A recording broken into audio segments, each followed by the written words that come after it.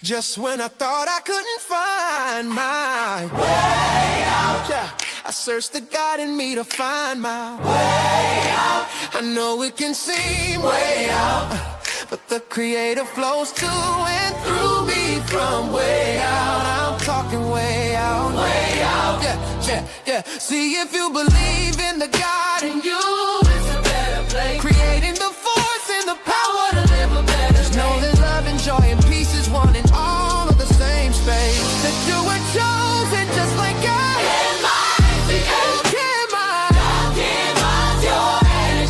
That's right. Only you can make the change. Shine your head at you. Shine so bright from darkness to light. Hey, hey, hey. From darkness to light. Yeah. And you'll find your way out. Yeah, yeah. Oh, it won't seem way out. Yeah, yeah, yeah. The power of God will flow through you from way out.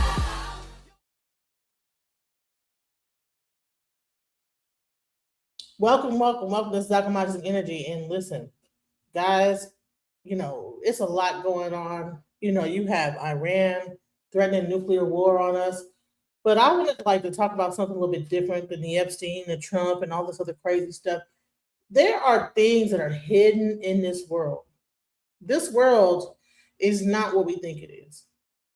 And as time goes on, I'm starting to really feel like there is something going on way deeper than what we all imagine, right? So I want to bring up this video. There's a IRL streamer that actually gets to talking about. He actually gets to go to Antarctica. It costs, by the way, $100,000, I think up to $1 million to actually take that trip. I think it's from South America to Antarctica. And it's interesting that why does it cost so much? Maybe why is it $100,000? You know what I'm saying? That's a lot of money.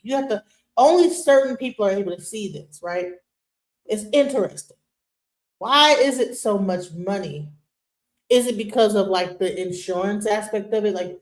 But yeah, it costs over $100,000, almost $250,000 to go down to South America and take this trip over to the Arctic.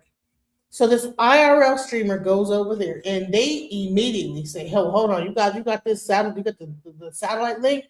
Oh no, we have to confiscate that." Why? So let's get into it. Because with all this other stuff going on, I'm bump it. I'm bump it. People keep cutting the whole situation. They're trying to stop my thing talking about politics. So let's just get into the other stuff. Y'all want to stop me talking about one thing, I'll start talking about something else. Let's go. All right. So let's get into what they found in Antarctica.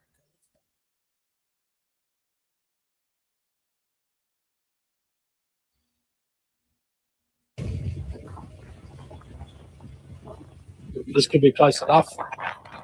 I think climbing up there. If you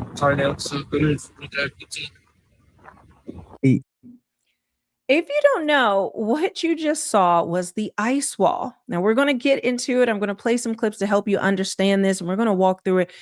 But for the first time ever, people are able to get footage of the ice wall never ever seen before. There's a couple different people doing it. But this is wild, guys, because you have to understand how important this is and how this ties into understanding that the Bible is true, that the word of God is true, and that NASA, not a space agency, has been lying and putting a great deception on all of us through indoctrination for years. You may not want to believe it. You may think this is crazy, but this is a fact. And to believe anything else is to say that the Bible is not true. But I'm going to show you some of this new footage. Some of it other people have talked about because it just came out, but then there's something that no one else, I haven't seen anybody else show this footage before that I'm going to show in a second. There's an ice wall around the whole world, and we're not allowed to go to it. Literally, if you went over there, they'd just arrest you. And that's because they don't want people to know that the world is surrounded by a 200-foot tall ice wall. And that's what we call Antarctica. So all of this stuff is really mind blowing when you think about it, but it's important to know. How about when you talk to all these satellites, okay, and you go up and they take pictures? Hey, what does it look like? Many have been interviewed. I had one guy that I had on, and he had broke the record for living in space for the longest time. I mean, he lived 250 something days. What does it look like? It's round, okay? You know, satellites out there, you know, maps, the way we can drive around is because of satellites. When you go, you do MapQuest, or you do maps on Google Maps, or, you know, Apple Maps.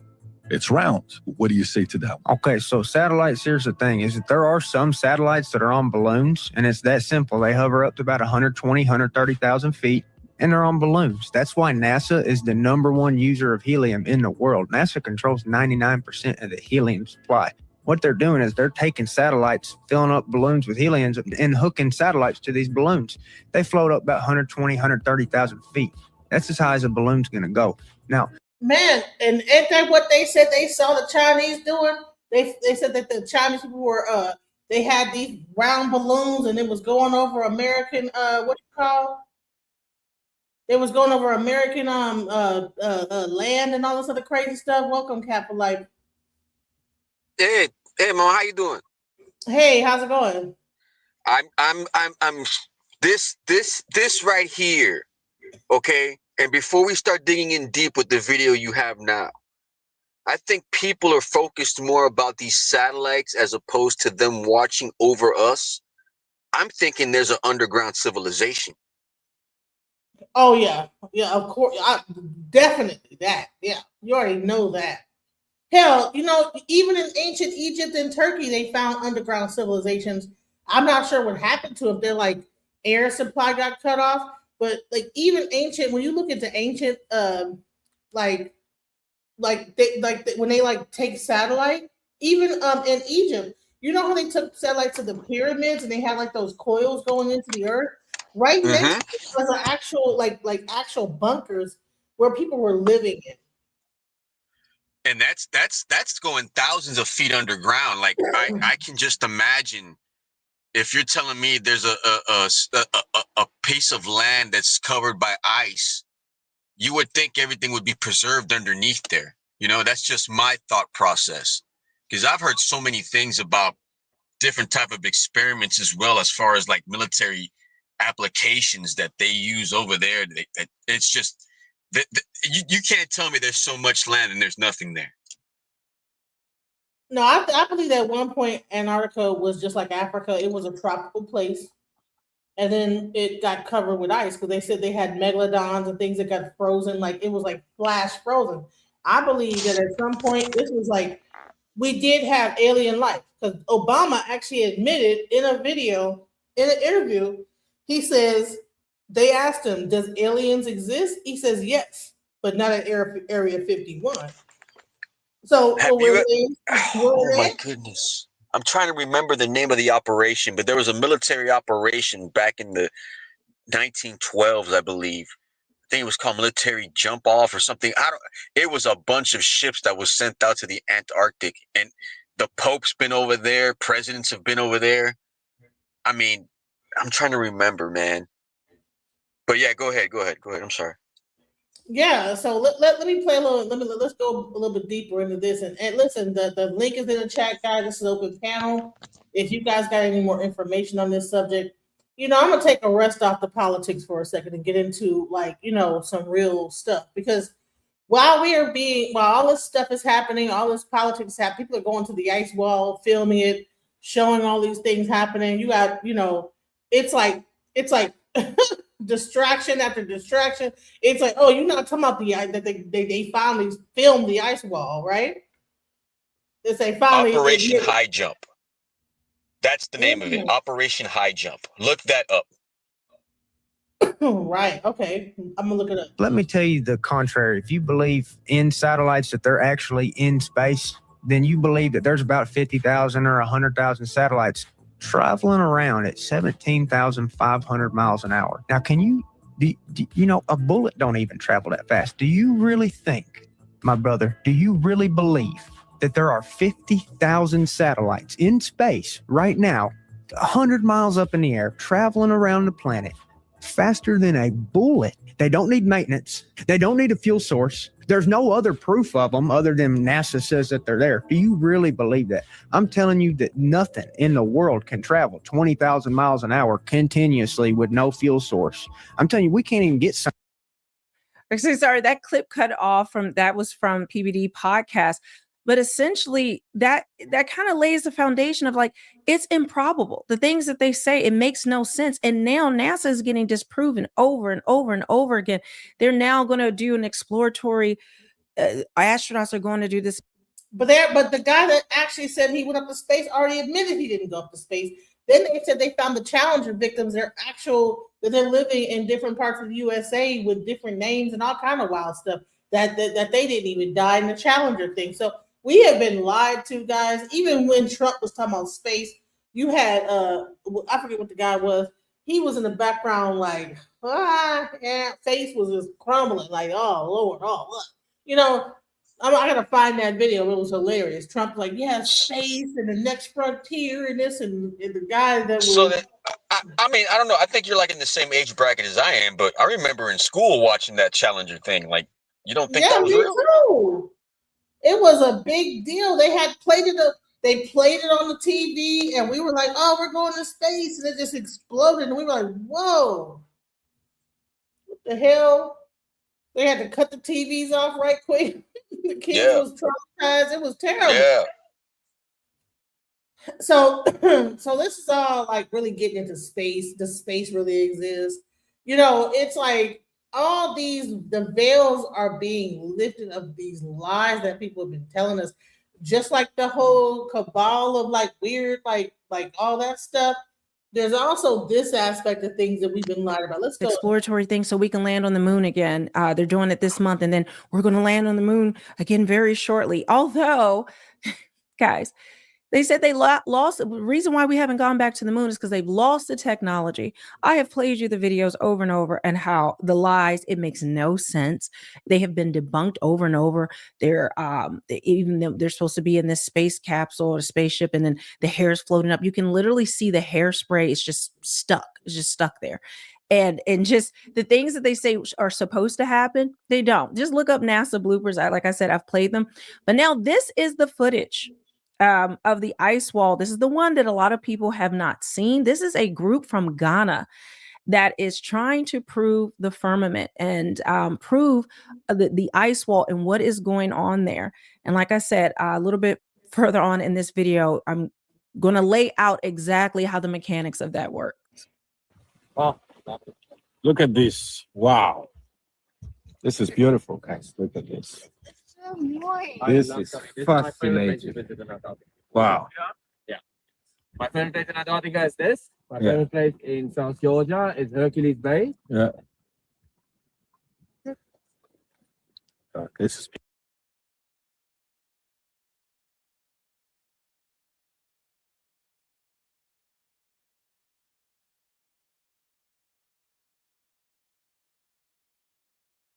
It must not be cold there because I'm like, aren't they supposed to be cold? Isn't it supposed to be like below 15, below zero? And I'm not hearing nobody shaking, shivering, nothing. It's almost like they're just taking pictures like they're in Alaska. beautiful. I want that marble Look at this. kitchen top like that. Wow. So expensive. With all the strings, huh? This is beautiful. This is absolutely gorgeous, guys. This is the place where we can get the closest to an ice wall like this. Exactly. Safest, yeah. Yeah. Oh my God, this is the closest I've been. Yeah. Beautiful. Me too. That's why I love it. And then you look back and you see that. Look at Wow. that. That looks unreal. Exactly. That looks like AI. Huh? But that's the Like real AI. thing. Yeah. Stand up for a Haters moment. will say it's AI. You can stand up for a moment if you want to. Wow. So we make sure This is I saw beautiful. in your video, please. That is absolutely beautiful. It looks like the cutout of the ship is just stuck on the photo. Exactly. That's stunning, guys. That's beautiful. Look at that.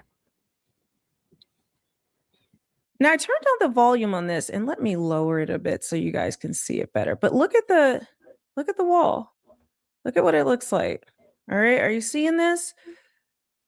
I mean, you're telling me this is a natural formation of ice? That's what this is? Mm. This is not man-made either. No, people didn't do this. Okay. And this gets into where the firmament is, because look But at how this. is it cut I'm gonna exactly? show Like this section. Let me lower this so you Does can see it it. does it look Look like a at this pyramid to you? giant. That is not a mountain. No, but I don't know what that is. But I'm just saying, like, why is it so razor sharp? Something cut That's- that. I'm saying, does it look like a pyramid? No, it doesn't. It looks like I don't know what. See, this is the okay. Look at this. What would cut this way? See how it's cut? Like Yeah, there's it's no like way. precision, laser precision. Yeah, like either that or something broke off. If something breaks off, then you can get sharp edge. Looks like that off of a cliff. It's possible that ice broke off of it. You know what I mean? I mean, that's interesting because look at these rocks underneath there. So why would that? What I don't know. Something. I don't know. And now Yeah. NASA is getting disproven over and over and over again. They're now going to do an exploratory Let's go back to this video because I'm like this. over and over. Even though they're supposed to be in this space capsule or spaceship, and then the hair's floating up. You can literally see the hairspray. It's just stuck. It's just stuck there. And just the things that they say are supposed to happen, they don't. Just look up NASA bloopers. Like I said, I've played them. But now this is the footage of the ice wall. This All right, so you're saying you don't get it. Why is this cut so precise? I don't know what would cause that. is the one that a lot of people have not seen. This is a group from Ghana that is trying to prove the firmament and prove the ice wall and what is going on there. And like I said, a little bit further on in this video, I'm going to lay out exactly how the mechanics of that works. Oh, look at this. Wow. This is beautiful, guys. Look at this. So more. This is fascinating. Wow. My favorite place in Antarctica is this. My Yeah. favorite place in South. But hold on, let me explain this. You can't go down there without less than 100,000 or 250,000. So whoever these people are got bread because you ain't allowed to go down there. You gotta have like at least. You saw the cruise. You saw that cruise ship in the distance. Yeah, Georgia is Hercules Bay. Yeah. and look how much money they making off that. 150 a piece. Oh, wow. This is beautiful. I want that marble kitchen top like that. Wow. Close, they got bread. To get that close, they got bread. There's no way that they're that close because just the trip to go to Antarctica is like 100 and some odd thousand. With all the strings, huh? This is beautiful. This is absolutely gorgeous, guys. This is the place where we can get the closest See to how that ice wall looks? like this. Exactly. That's- Yeah. Wow. Oh my God, this is the closest I've been to an iceberg. Yeah. Beautiful. Me too. But then they turn And then you around. look back and you It's see that. like, what? That looks unreal. Exactly. That looks like AI. There goes a cruise ship right there, and probably like 100,000 a piece. Everybody up in that. Are they coming off the cruise ship? No, I don't know. I don't know whether they like was on the cruise ship and then they took a boat to get. You know what I'm want to, if I can add on, it Wait, what's going does on? not cost that much to fly. I don't know about cruise ship, but it doesn't cost much to fly to Antarctica. It's just that 99% of the population of planet Earth probably will not do that. They don't think about it. It's not a tourist destination. That's it. Yeah, a lot of it's It, like cut off by the military too. costs like $2,000 to get there one way. Yeah, but when you get there, it's like where are you gonna go? And if you do get there, it's Exactly. like Exactly. a lot of the places are cut off. You're not allowed. Right. For So some strange reason. that cruise ship does not cost no 100,000. From where? Well, maybe they've been lying because when I- Nowhere. It's just you could look it up right now.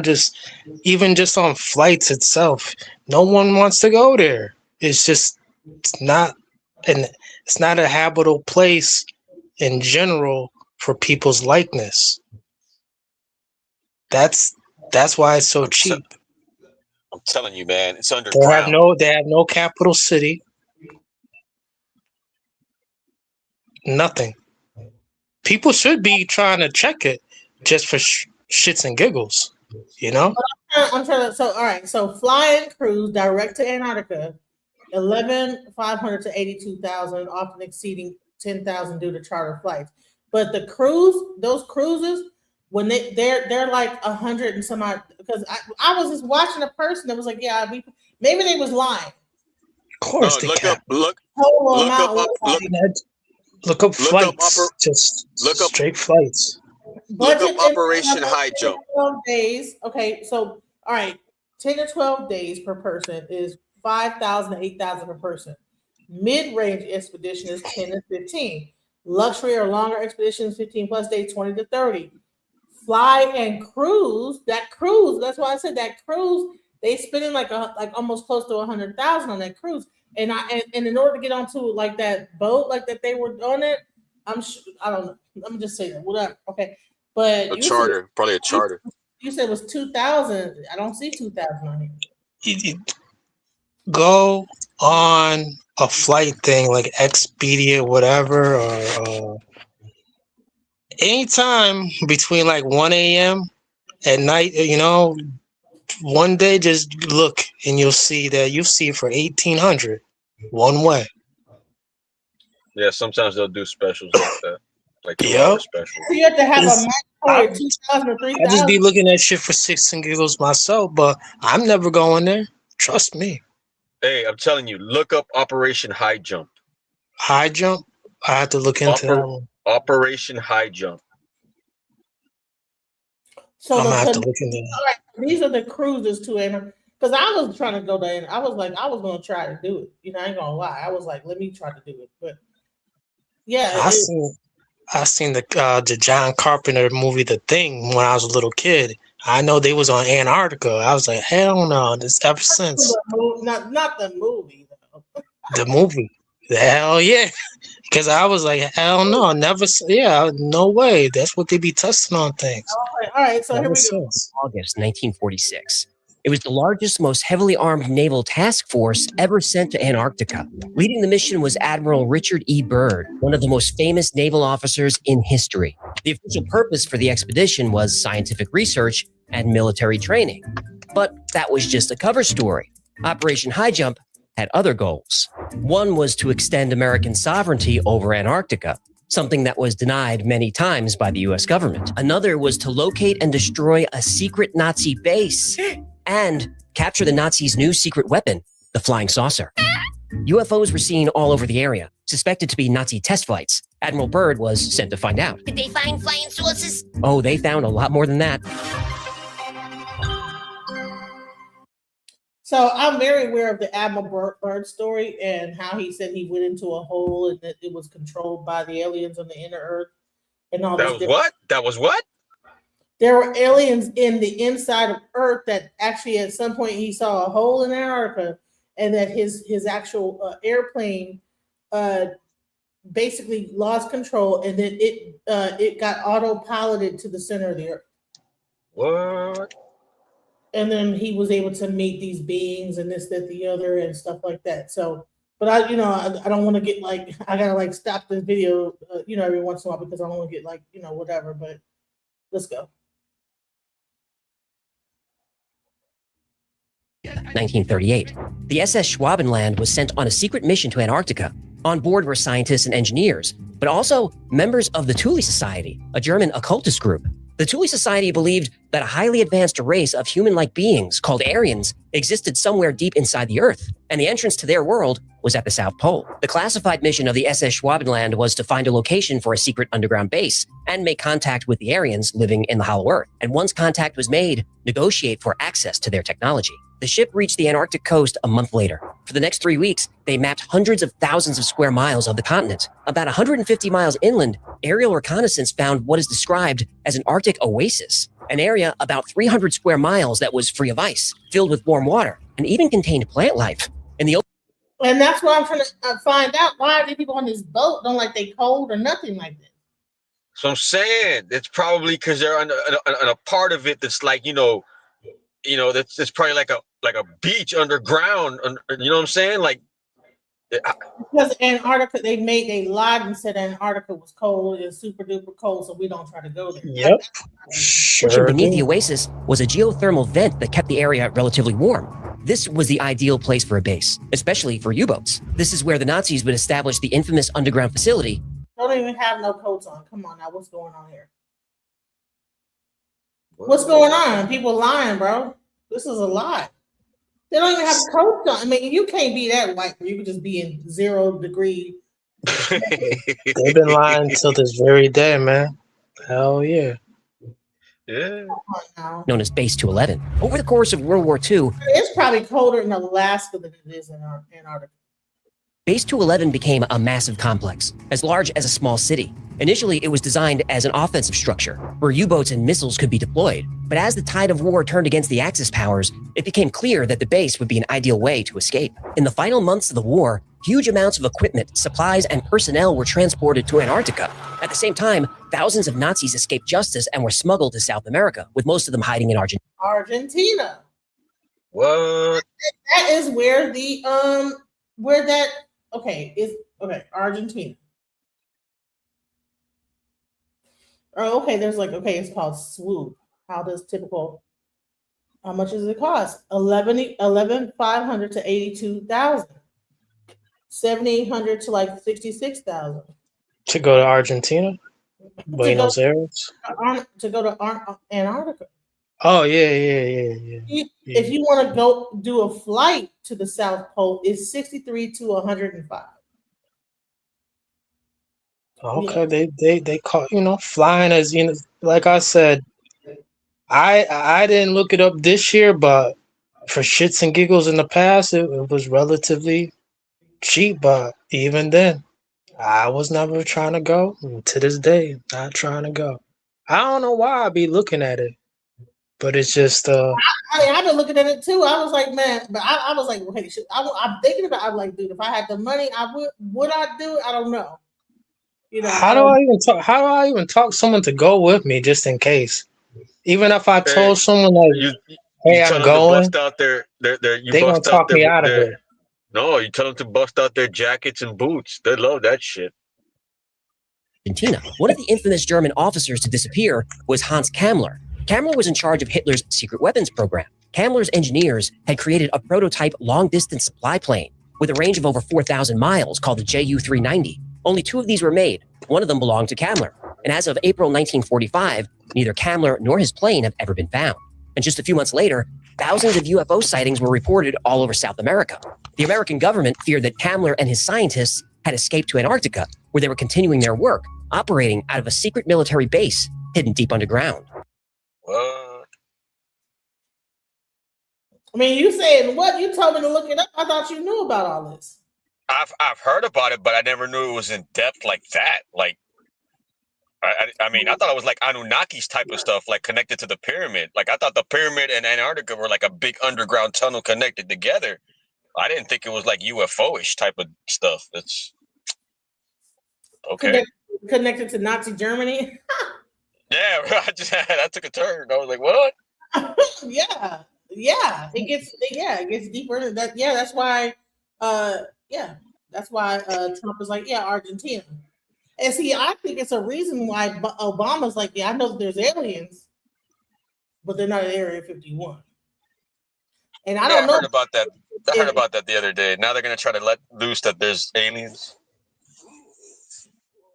That's gonna be like the ultimate distraction that we really gonna pay attention to. Yeah, right. That would definitely blow that Epstein stuff out the water, because this is something that it's in like our memories. Like we really want to know. So these people from Ghana, they had enough money to get down there, and they spent it, and they went and they got on the ship because they're trying to prove that the firmament exists. But they're saying that those things that right there are not mountains. Watch this. Huh? But that's the real thing. Yeah. Haters will say it's AI. You can stand up for a moment if you want to. Wow. So make sure I show in your video, please. That is absolutely beautiful. It looks like the cutout of the ship is just stuck on the photo. Yeah, exactly. stunning, guys. That's beautiful. Look at that. Now I turned down the volume on this, and let me lower it a bit so you guys can see it better. But look at the wall. Look at what it looks like. All right, are you seeing this? I mean, you're telling me this is a natural formation of ice? That's what this is? Look at the layers. This is not man-made either. Why is it? No, layered? people didn't do this. Okay, and this gets into where the firmament is, because look at this. I want to show. Okay, so this she's section. saying Let me lower this so it's you can not see an it. iceberg. Look at She's this saying it's giant. That ice. is not a mountain, right? That is a giant mountain of ice, Civilization. solid That's- ice back there. She's saying it's That's part snow. of the ice wall. She's saying So, it's snow. That's all snow. It's not even. It's not a mountain. It's ice. Yeah, she's That's what- like it's inhabitable. So it wasn't created like an iceberg. It's like somebody put that snow and made that type of formation. I don't know, but I'm just like, why is okay? If this right here is ice, why is that cut out like that? It's. I That's think it'd be, ice. I would think it'd be blue. That's too white. It is blue. Watch when you watch. One part of it, it looks like it's carved, almost like laser carved. Okay, that gets into fallen angel technology, and that gets into how God designed the firmament. But look at what we're seeing here, and there's just shadows on it there. But there's some better video of it in a second. So Okay. but this So they even say that the Grand Canal is not like it's not a man-made thing. I mean, not like a natural thing, right? Because the way that it's cut, right? It looked like a pyramid to me. Which one? the first The time we are The Grand Canyon? Or which one? That part there looks like straight up like ice. You know what I'm saying? That's huge. That's like some Game of Thrones type of like wall. You feel me? What breaks my heart is that even like right now, when I'm watching this and I've never seen this, I've been lied to for so long. I always thought you had to be a scientist to go there. Now I'm finding out the truth on this day. You could Yeah, bro. just be a Just- regular earthling Shit. and travel Yeah, bro. there. If you got money, They like around they got- 11,000 or 100,000, you can get even They got- closer. Probably got an even airport, right? They have to Yeah, have they an got this airport. place called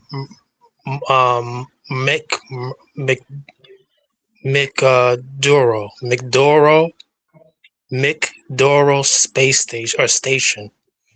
That's supposed to be their capital, but it's not a capital. It's called McDoro Station.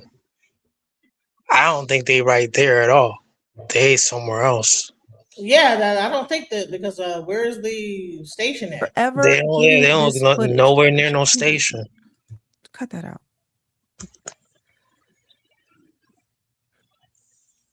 All right, so you're seeing the ice wall. This is the first time we've ever had footage of the ice wall this close up. You can even see the icicles on it. Where's the part of the icicles? I may have to, sorry. I got a couple clips in here.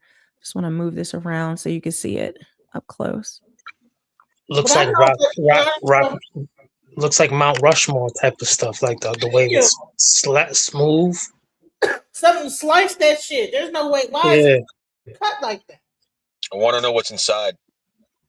Honey, I'm scared. I don't know. There's the icicles hanging off of it, so you know it's There's rocks underneath it. So it's like what? So that's just like ice piled up, rocks underneath it. No, bro. There's an oasis inside that wall. I'm telling you right now.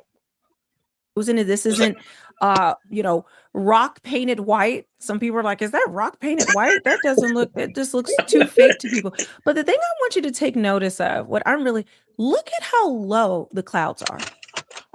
Why are the clouds that low? Well, because as you get to the edge of the firmament, okay, as you get to the edge, well, it gets lower and lower and lower, and they're not able to go up, but so high. I mean, these look like you can almost reach out and touch them. Look at this cloud. Look at how low they are, right? And there's a lot to prove that there is a firmament and that NASA has just lied about everything because it's all part of the indoctrination. We know that our school books were most of them came from McGraw-Hill, which Ghislaine Maxwell's father owned. Guys, they only have released 2% of the Epstein files, and we've got to get into the DNA manipulation, them looking for Nephilim DNA, all of the things that the Bible talks about have gone on in the past. You see them talking about it. So the footage isn't the best, but this cloud, my goodness, look at this. So look the at how clouds low are it is, but let's get to the next one. So Now, the low clouds are in the Epstein file? No, they said that they were trying to find what's that stuff called? I know what this is. This is this ice formation that formed out of nowhere. No. Yeah, this cave. Yeah, this cave just formed out of nowhere. It's a brand new cave. Right. So that was by a Nigerian person that filmed that. I mean, a Ghanaian person. What? That went to the ice wall. But hold on. What was the oh damn, it was damn, I forget the name. But Hillary Clinton in the Epstein files, so they were trying to revive somebody. I don't even know who it was. Some old starts with a G. What girl? I don't even know. But they were trying to revive whatever that thing is, trying to bring it back to life. And yeah, they talk about Nephilim in the Epstein files. They talk about all this stuff, giants, all these different things. And they were trying to revive what was Gilgamesh? Gilgamesh. Yes. Oh shit. What?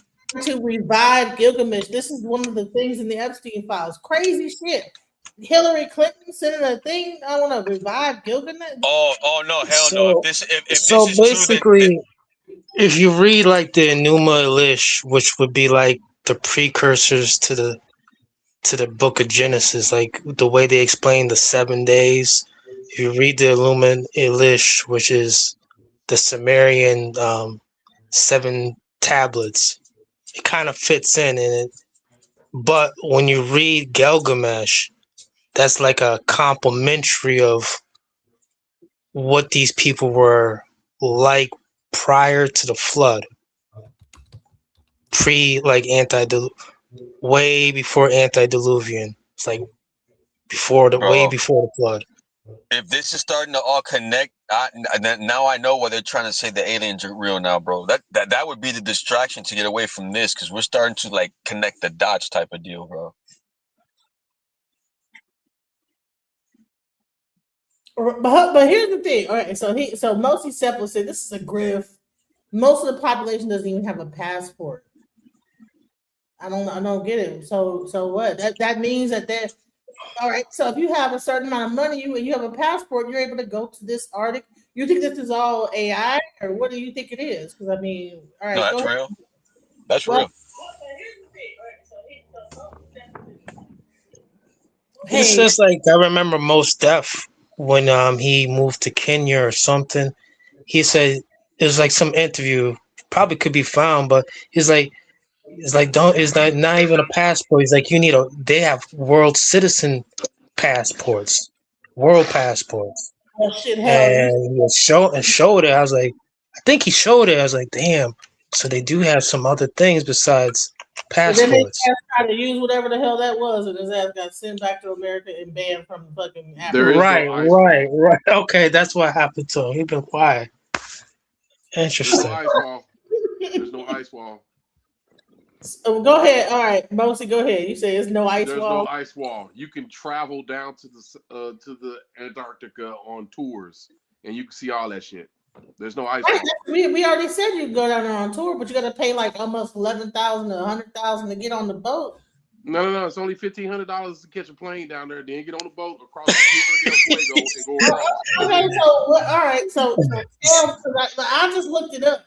They playing with the rates now. I think after that Ring of Fire, they playing with the rates now. People go down. You know what I mean? People go down there to skydive and all that shit. They go. Right. I just never met nobody. But I never heard anybody chill over there. Or whatever. But like I said, back in the day, I would always be seeing flights 2,000, 1,800. I'd be checking between sometimes 3 a.m., 4 a.m. just for shits and giggles. You can go down there. Doom scrolling, just doom scrolling.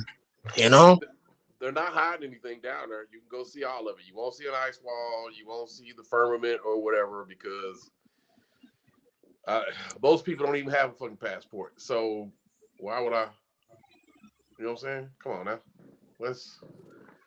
Okay, well, let's go. Let's listen to more of the video. I mean, hell, this is what she said. This is where people need a club to get a flight club. You know, let's all go together. So a week or two ago, there was a guy that was trying to film the ice wall. He had a Starlink and he was trying to live stream it. Well, they ended up confiscating his Starlink, confiscating his phone, took away his internet. This is what he has footage of them taking it. I think I may have some of that in here. But now this guy, Ice Poseidon, is allowed to film the ice wall. And take note, there is a cave going through the ice wall that is not man-made. And this is the first time they are allowing us to see it. Why is that? Why are they releasing, even partially the Epstein files? Why are now Barack Obama's coming out and saying there's aliens? Trump at any point is supposed to disclose there's aliens. They know the end is near. And right now, that truth, the Bible says truth will be revealed. I'm going to say this. I don't like to push that whole end of days and the end is near, all that stuff. Because everybody's end is near at different times. Your end might not be my end. So we're not going to keep pushing end is near. Number one thing they're going to say, it's aliens. Well, aliens abducted all these people. This is what Project Bluebeam is about, which I don't think Project Bluebeam is real. I think that is a psyop. I think the psyop is not that they're going to do that. I think that was what they put out or they leaked out. So people think that is what took place. You have to understand that the deception is so deep and so far. If you don't really ask for discernment from the Lord, these things will fool you. And I believe just the things. Okay, so if you pause that, so Project, she's saying Project Bluebeam, which I know is supposed to be like holographs and a deception to get us all freaking out. She's saying that's a grift, basically, because it's really real. Like whatever we're gonna see is really gonna be the real thing. Is that what I'm kind of hearing? I don't know what she's saying. She's saying, okay. What she's talking about Project Bluebeam, but Project Bluebeam is, like I said, because black people aren't listening anymore, so they're doing any and everything to throw out all stops. So yeah, they told us that aliens exist, but we got so many fucking problems, we didn't even care. So, cause I can't afford to be down this motherfucker. What do I give a fuck about a goddamn alien? Hell, we already know aliens exist. So what? What are you talking about, bro? You didn't see that alien land in Vegas? They tried that family, saw it, and then they tried to say that the family was crazy. Right, it was in their backyard and shit, right? Bro, you saw the thing. You saw it land. It was a green beam of light falling. Right. The cop cam had showed it, bro. All of a sudden, now nothing fell. Right. Yeah, it was a green meteor, but then they kept saying that it was almost like watching, what was that movie? The fourth kind. Third dimension. Yeah, I know what you're saying. Yeah, it bro. was like watching that. So I think that's okay. At this point, they're just playing with us. At this point, they're just playing with us. Okay, so let's go. Conspiracy theorists, so that they won't believe the truth that has happened. But I find it amazing that for the first time we're getting this footage. Of many. Oh yeah, this one might beat yesterday's because I like the cave and the tight opening. The columns, it's like a cathedral. This is natural. Wow, crazy looking. Because look at the way the ice spikes out. That looks like it's intended. I'm going to do in another video. You see how it's blue, how it's poking out blue? There is a different kind of ice that does not melt that they study in Antarctica. I have some footage of it. I have some information. People believe that it is ice that is specifically part of the same material that the firmament is made out of. And that is part of what they study. But I want you to notice normal ice does not have that blue tint just in the crevices and cracks, because I believe within it, what's keeping it cold, what's keeping it solid, and why this does not melt is because it is some of the same material that the firmament is made of. But here's the thing. Okay, so it just doesn't even melt. So is that the same thing that when it's snowing from Arctic, that Arctic snow, and then it snows down, and then they try to light it on fire, and it's like not lighting up, or I don't know. Yeah, I remember that. Was that a few years ago? Hey, that was just Yes. recently in Texas. I don't know what you're talking about. In Texas. Okay, well, I remember when they was doing those challenges and it wasn't melting and shit. So Yeah, they had the Arctic freeze that happened in Texas like about last month, and then Yep. they burned the ice and it wasn't burning. people were trying to do that too. Okay, damn, and it wasn't melting. Yeah, so I don't know whether it's coming from the firm. I don't even know what the fuck. All right, Hmm. it's not the exact That's same thing, crazy. but somehow it seems to. I don't have all the answers, but once we walk through it, you guys can give your opinion of it. But I just take note of that blue. That makes no sense. Yeah, The it blue, looks like that's a blue ice. cathedral. That's blue ice. No, it's natural though. There, that's a great picture.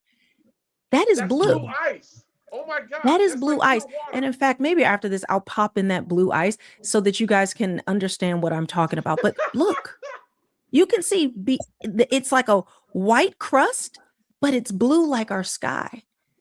Well, That they shit told never us the melted. reason why the sky is blue because it reflects the water, the water, and it turns it blue. No, because the firmament is blue. It's a blue ice crust.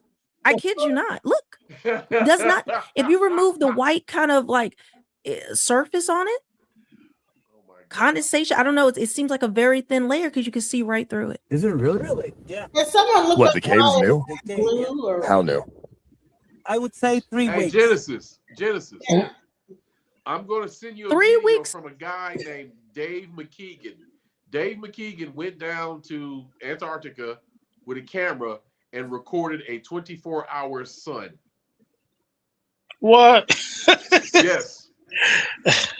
Yes. It was a 24-hour sun. He did it it did the whole thing, whatever. They basically debunked all this shit that she's talking about. But don't they have a 24-hour sun in Alaska sometimes too? Yeah, 30 days of night, 30 days of sun. Yeah. So I don't know. Like, listen, I don't How know. many times we seen a more like the Borealis thing, the Aurora Borealis, like all in the past years? We've seen so, in different areas of the it's United starting to, States. the Earth is shifting, so that's why you're seeing it further south. Earth is shifting. Yeah, we saw it in Oklahoma. That's where I'm at. We saw it all the way in Oklahoma. So, but you gotta go somewhere without light pollution. You gotta go somewhere without light pollution, though. And then the tornadoes, they happening early in Oklahoma now. Like, this happened. This shit happened mad early, right? Yeah, Texas and Oklahoma has North Texas anyway, and Texas and Oklahoma have bipolar cycles. So it could be winter and it'll be hot one day, and then you'll see a fucking tornado during the middle of December. So yeah. What? Yeah. Yeah, So- Texas is crazy with that weather. That's weird. It's the A weirdest. man-made cave that popped up. What came out of that? What created that hole in Antarctica? What is this? You haven't heard this reported on the news. You haven't heard anyone talk about it. But you see the guys are just basic guys working there, the tour guide trying to make a living. These are not scientists or anything. But he's saying this is only 3 weeks old. Not 3 weeks. So we're like one of the first people to see this. Yeah. Wow. Did it like open up, or was it always there? What the fuck? That's sick. So you have flowing water, waterfall. Wouldn't that be frozen? How is all of this happening? Right. Patagonia is truly. It's not that goddamn cold in Antarctica. They lying, bro. Like a cave right there. They lying about what Antarctica is, bro. They look at this. The ice walls, global warming. That's probably why Trump was saying the global warming is fake. He probably been down here and saw how hot it was and was like, man, if global warming was true, then all this shit would not be like this been green and caves and everything going on. The most beautiful landscape I've ever. Nope, we were never supposed to see these, as these biblical stones are coming out everywhere, and what this means for our world is terrifying. People were shocked after it was discovered blue stones, or referred to as sky ice in Antarctica, were found, and they resemble the exact same objects that Ezekiel mentions in the Bible, claiming what the firmament or the dome of earth is made out of, saying the firmament material would appear like sapphire or blue stone. But how this was found is even more... Well, hold on. If that's the case, then when they send those, well, hold on. It might be because every time they send them balloons up It into, comes back down. they hit something, bow, and then come right on back and spiral on down. So maybe it is something hard. I don't know. Hey, we can never leave, right? More insane, as decades ago, a scientist had leaked they found sky ice after years of research in Antarctica, claiming that the government has sealed all this away, knowing could lead to terrifying changes about our planet and science. With him saying that the government had found an entire ice wall made out of the biblical sky ice, the same ice wall that the pancake Earth believers say is in Antarctica, possibly proving that the Earth may be a lot bigger with many more continents than we could ever know on the other side. All right, so multicephaly, right? So okay, so even if it's not a flat Earth, okay, he's gone. I was gonna ask. See, he came up here, but now I got a question for him because he's like, it ain't no this, it ain't no that. But is it far fetched that maybe the Earth is bigger than we thought? If it's not, I don't think it's far fetched, right? No more, right? I think it's bigger than we thought it was. Oh yeah, yes, yes. It's much bigger than what we think it is. Yeah. It might not be flat, but it might be big, like this big, huge, super duper Earth. And when I'm seeing this video, DJ Genesis, it seems to me that there's a lot more safe spaces in the world than we're led to believe. That blue ice, that might be the ozone layer. I don't know, but no, the ozone layer repaired itself. It actually repaired itself. You know, Has anyone ever seen blue hail? I've never seen blue hailstones. So, I don't know. That's our protective shield, bro. Have you? That's like our protective shield. But hold on. Tell me this. Okay, it might not be a flat Earth like they're saying, but could it be a huge, enormous, super duper sized thing, bigger than what we thought it was, encircled by ice in certain sections or whatever? Yeah, you're talking about how they think that the planet is a hell of a lot bigger, and we're just in one section with the ice wall, and that's not even true because NASA shows us the planet all the time. Right, but NASA be lying though, bro. NASA be lying. Why would they? Okay, how can you make 400,000 people lie? I don't get that. That's the problem. Man, it's easy. I'm going to have to quote Karl Marx on this one. He said, religion is the opiate of the masses, and I think it's easy to have human beings just deal with the script. But hold on. Listen, a camera can only take a certain amount of film. And every time they hit a certain thing, they fucking catapult down. So they're only able to see a certain aspect of what's going on, and then it spirals down. So the camera can't even they're not able to go high enough to see the full picture. So yeah, of course NASA would be like, oh yeah, there's no, it's this, it's that. But if you were, have you been able to go really high enough to really see the full Earth? I don't know. You can.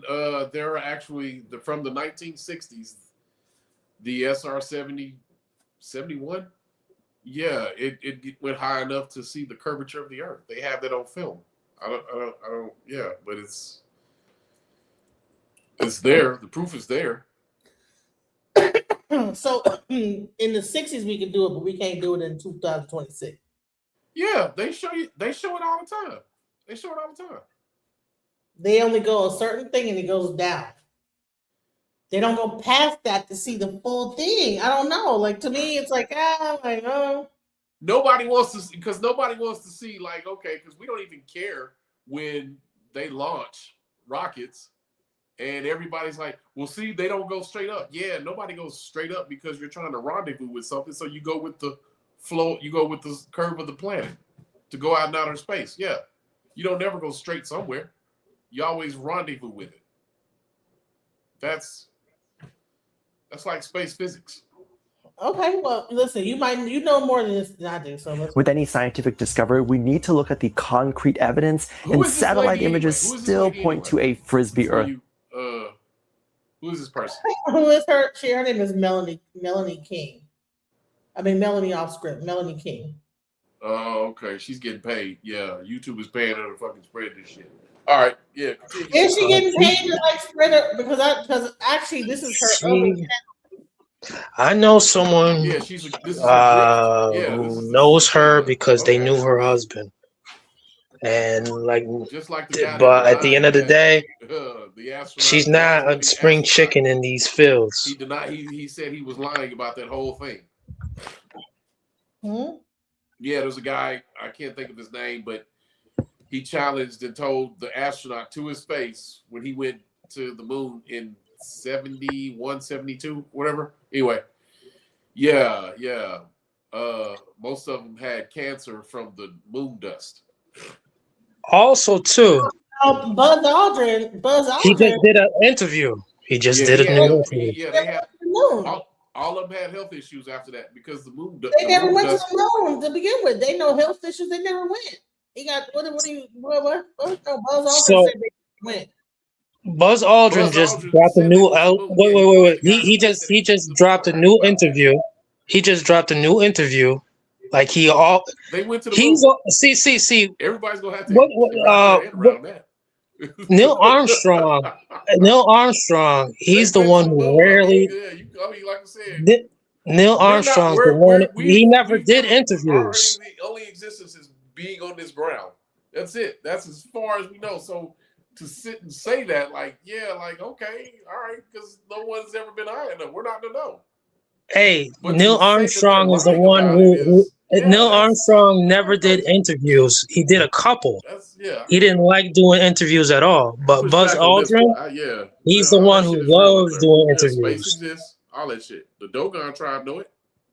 Watch this. Why has nobody been to the moon in such a long time? You That's got not sound on it? an 8-year-old's question. That's my question. I want to know, but I think I know. Because we didn't go there, and that's Neil. And that's Right. why it happened. And if it didn't happen, it's nice to know why it didn't happen. So in the future, if we want to keep doing Is he senile? He's old as fuck. I didn't hear. So he's saying we didn't go to the moon, bro. He's saying we didn't. So now he's saying this. Buzz Aldrin's now saying this now. Look at the photo. You say that's me? Okay. Check out the name badge. It says Aldrin. Looks like you're right. But notice the helmet. Can you see my face? No. This is a secret I've been keeping for almost half a century. On July 20th. They put like a laugh track behind it, but why? Okay. All right, fun fact. This is Googleable. In 1968, Stanley Kubrick came out with A Space Odyssey 2001. However, the moon landing supposedly happened 1969, and he shot that. He also shot the film Eyes Wide Shut, which coincides with today. What's going on with the Epstein files?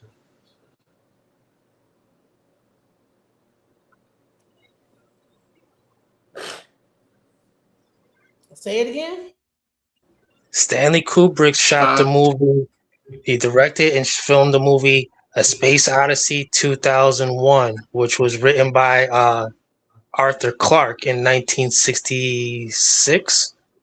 However, the moon landing only happened in you ain't got no 19. sound on the video, so I The moon landing happened in 1969. Oh, you All can't hear right. the sound on the video? I can't hear. I didn't hear any sound from that video with the little girl. Because you gotta press play on it. You gotta press play on it on your end. Okay, hold on. It happens to me.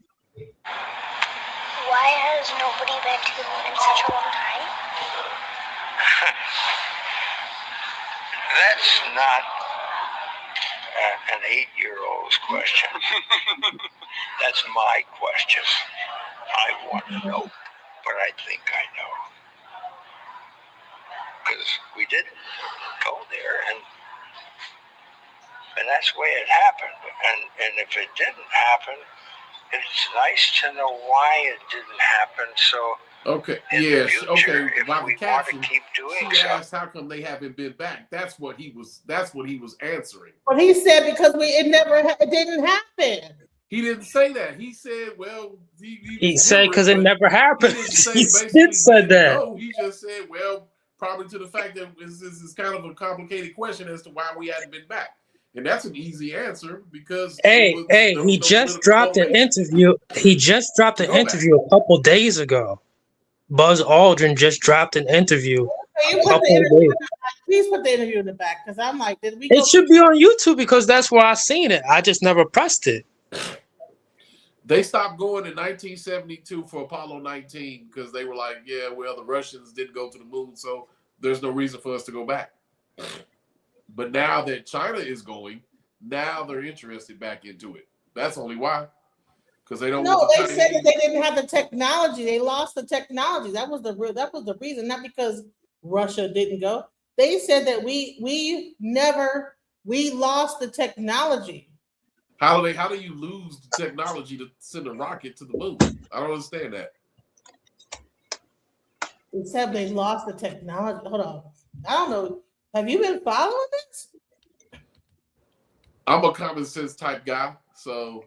So you believe that we went to the moon?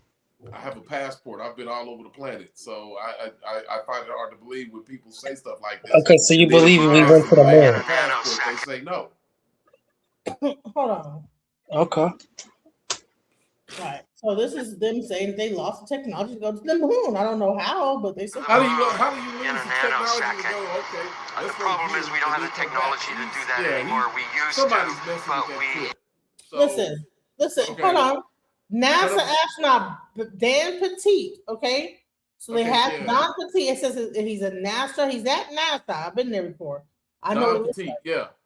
Don Petit. The moon in a nanosecond. The problem is we don't have the technology to do that anymore. We used to, but we destroyed that technology, and it's a painful process to build it back again. But going.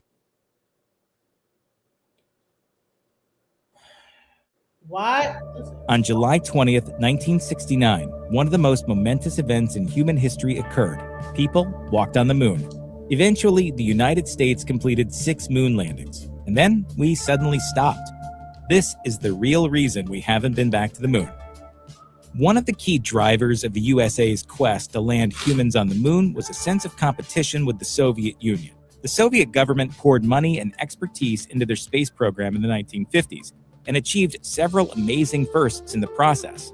Sputnik was the first artificial satellite orbiting Earth in 1957, and in 1961, Soviet pilot Yuri Gagarin became the first human being. Yuri Gagarin. Now, hold on. Who took a picture of that? So Sputnik is orbiting, and someone taking a picture of Sputnik. So that means it had to be another satellite out there taking a picture of Sputnik. No. That was an animation. Oh, okay. I'm like, yeah, what? That was an animation. Okay. Like I said, because remember, Russia got up there first.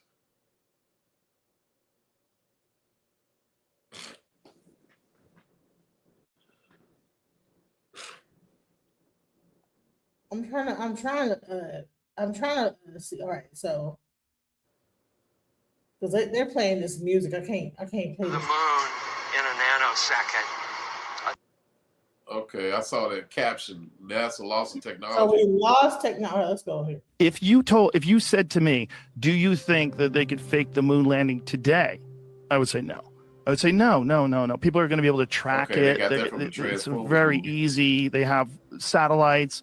They're going to know everything. Yeah. But in 1969, the technology was so crude that when they first showed the Apollo 11 landing, they didn't even show a direct feed to the networks. So like if you're on CBS News, you don't get a direct feed. What you do is you point a camera at a projection screen. So that's why the film looks so shitty. The camera is pointed to a projection screen where you see the astronauts jumping around on the moon. And you see this weird, grainy, third generation image, right?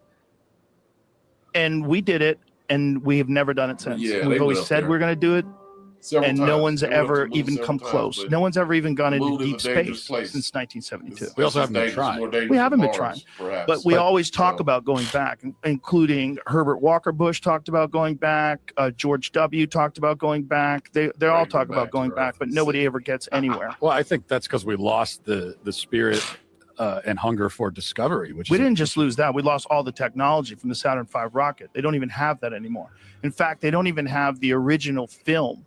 They erased all the original footage of the Apollo missions. So But you you- just have copies of everything. You could develop the technology again. You can do all that. Sure you could. If you can get through. What's that? What are you looking for? Why would they erase all the original footage of the thing? What is going on? Like this, I don't know. Like, I mean, if you could send me some videos explaining why they erased the original footage, I would be 100% on your side. Because I'm like, no. Dogon did say that, huh?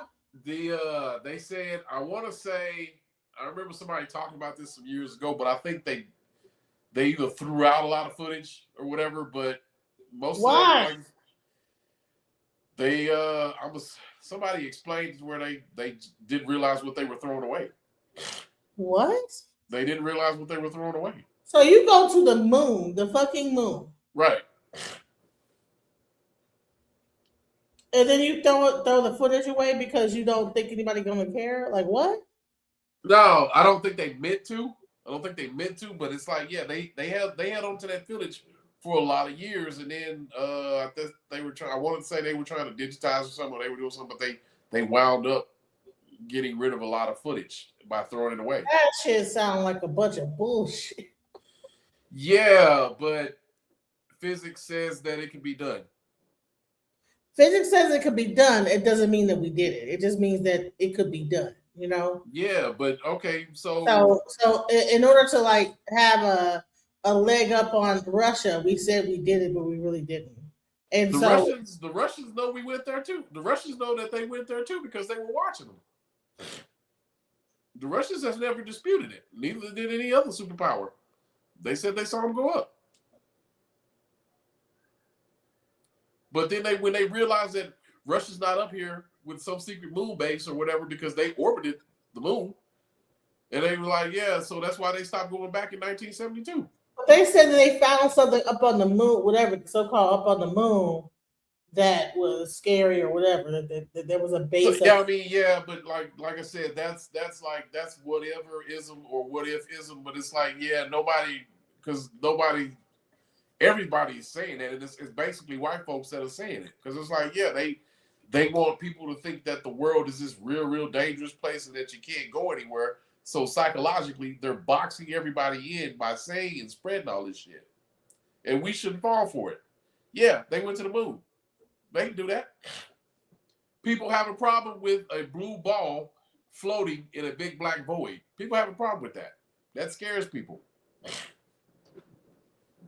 It scares people because it's like, yeah, you don't have no control over it. Okay, all right. That scares people. I'm like, I don't know why. So, you know what I'm saying? If anything was going to happen, there's nothing we can do about it. Right. So, okay. So let's go. Let's finish this video. Let's see. All right. And likely nothing beyond an ice.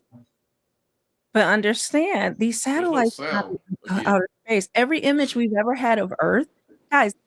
There's no sound. I don't hear her talking like before. I just see her talking. It's loud. Does everybody else have sound? Can everybody else hear it? I hear it loud and clear. It's crazy. Well, we even come back because there's something wrong with your audio. Because everybody else can hear it. All right, let me get out. And come Fix back. your sinus too, bro. Oh, stop talking like that. It's crazy. That is CGI. It's all CGI. We'll do a video on it so you can understand. It's all fake.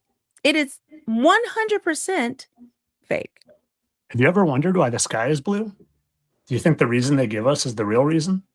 Could there potentially be something up there that's blue colored that's making us see blue?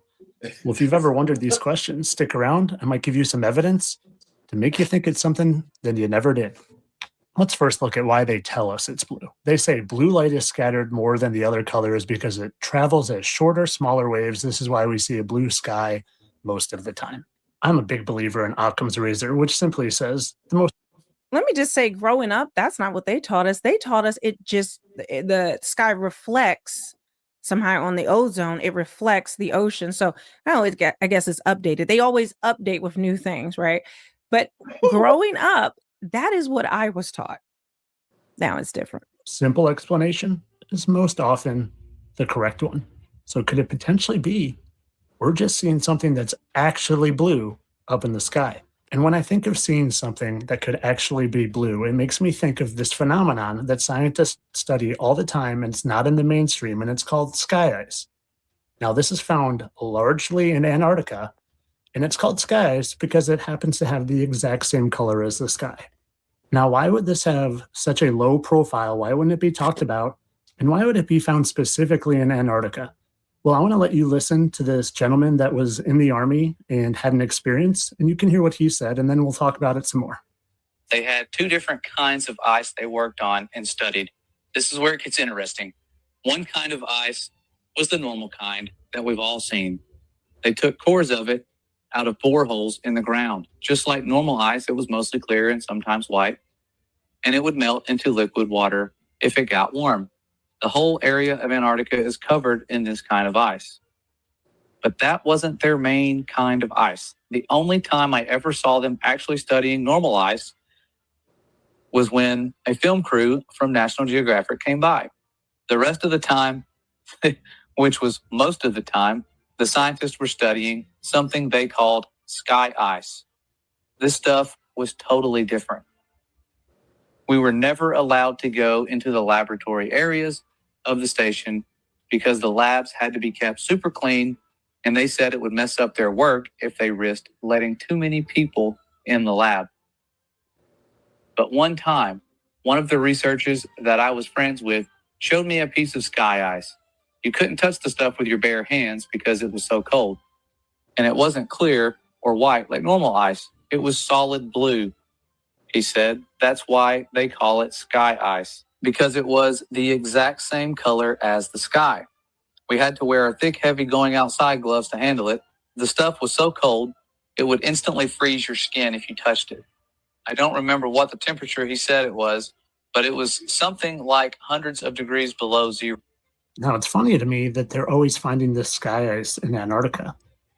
And what it makes me think of is how Antarctica, in my world, and a lot of people's worlds, is actually the ice wall that surrounds the known lands that would connect to what we call the firmament.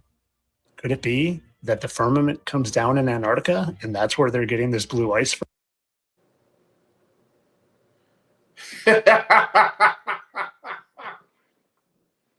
I don't think that I don't believe in the firmament, sir. I think that what happened is that for some reason it falls there. You know what I'm saying? He's been debunked several times, so he's just another white guy that just wants attention. And hey, listen to me. I got something important to say. That's basically him. Because there's other theories saying that there's multiple like when you go past them little caves, it opens up to a tropical thing and it goes further and further and further. So I don't know what to believe. And then if you look at the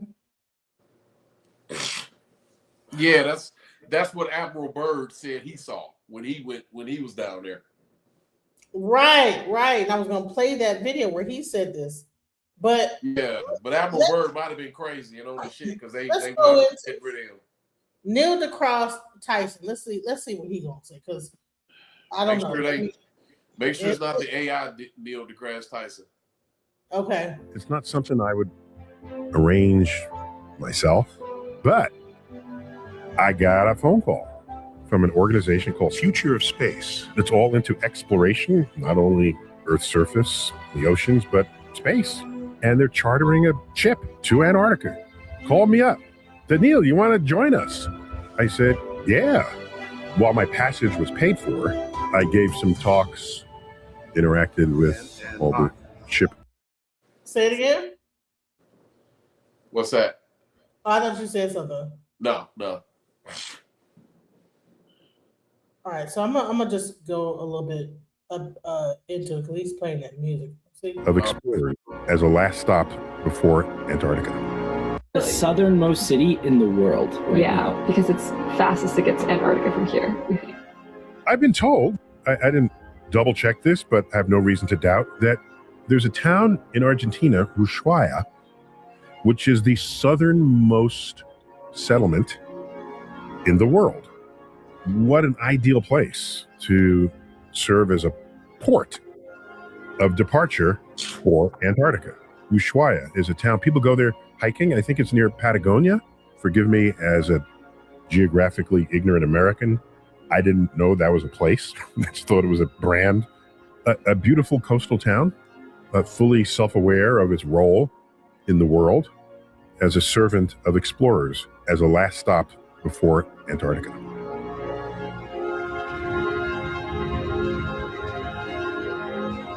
He got this stupid ass music playing, but you know. So let me get this correct. In order for you and I to really go to Antarctica, Argentina is the layover. Yeah, like that's where they all stop before they go across. Okay. Yeah. Just want to be clear. Yeah. Interesting. Yeah.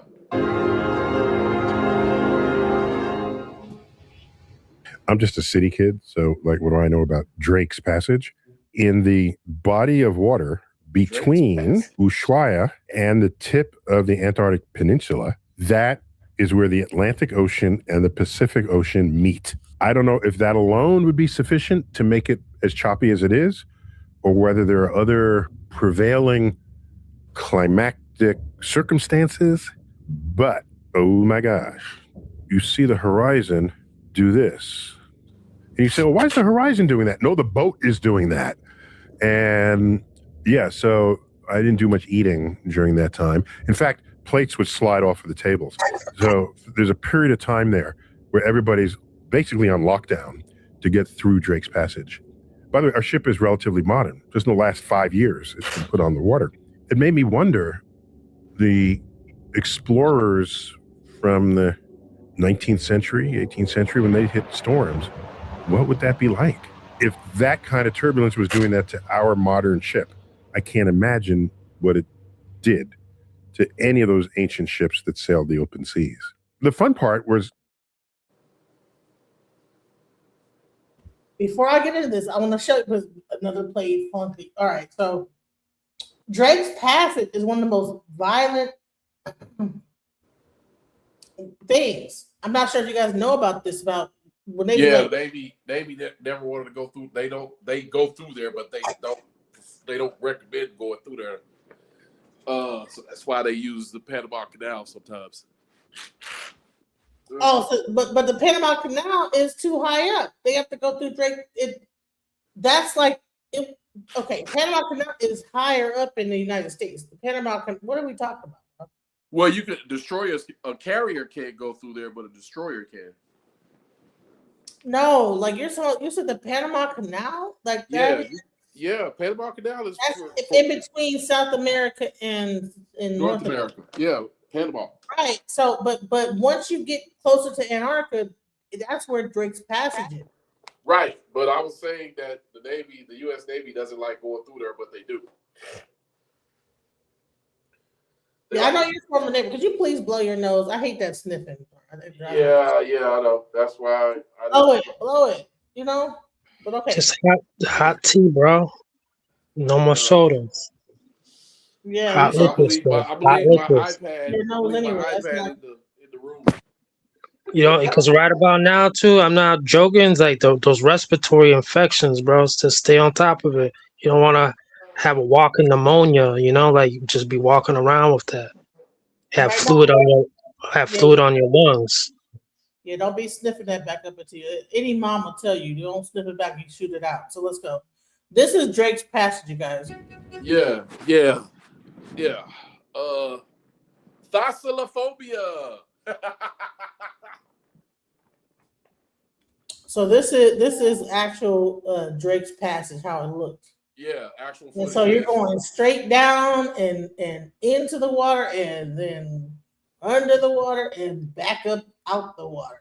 Yeah, yeah. People have a fear of that how huge that is. So Yeah, I'm one of them because goddamn, like what the fuck? I don't know what kind of boat. So in order to so that's why it's so much to go because you gotta go under and up and whatever. So but people say, oh, that okay, Neil deGrasse is a paid flunky, whatever, but he talks about the Drake. Let's go. Conversations that I was able to have with some of the other people who served as part of the attraction of the boat. We actually recorded a Star Talk Live. My two guests for that were William Shatner and Scott Kelly. We love him. He's a twin, you may remember, and we've actually interviewed him before for Star Talk. He is just fun to hear his stories about spending as much time as he did in space, almost a year in space, in orbit, in the space station, International Space Station. We talked about exploration and discovery, compared and contrasted people who came to Antarctica on the frontier of exploration of Earth's surface and how the environment was so hostile to All right, so let's get into let's fast forward. Let's go. because of our curiosity. Because on Christmas Eve, 1968, Apollo 8 was orbiting the moon. It was the first time astronauts were launched with a destination in mind. Destination Moon. Apollo 8. They're orbiting the moon. They come around the backside, and lo and behold, there's Earthrise. They took that famous picture of Earthrise over They said that this was a CGI. they didn't have CGI back then. Okay. the lunar landscape that we all recognize.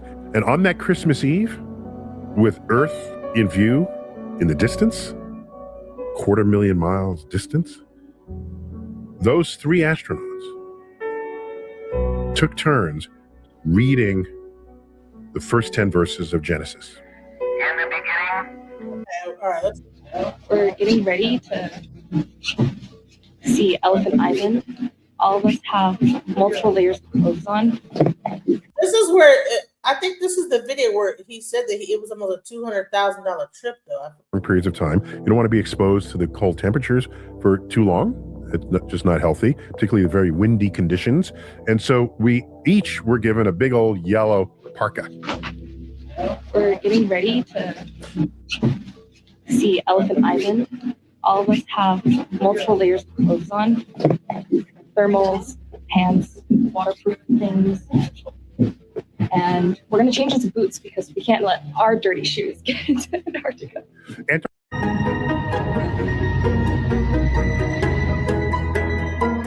Jesus, the music. They just want to do the music. Damn.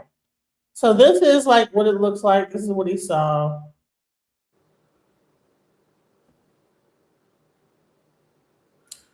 But it doesn't look that fucking cold to me.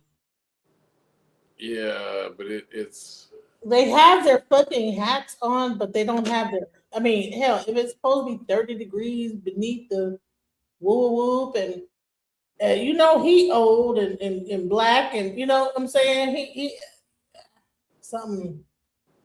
So these are some of the images he took. You know. yeah, he doesn't believe in a flat. He tells everybody that the Earth is not flat. It's a oblong ball floating around in a black void.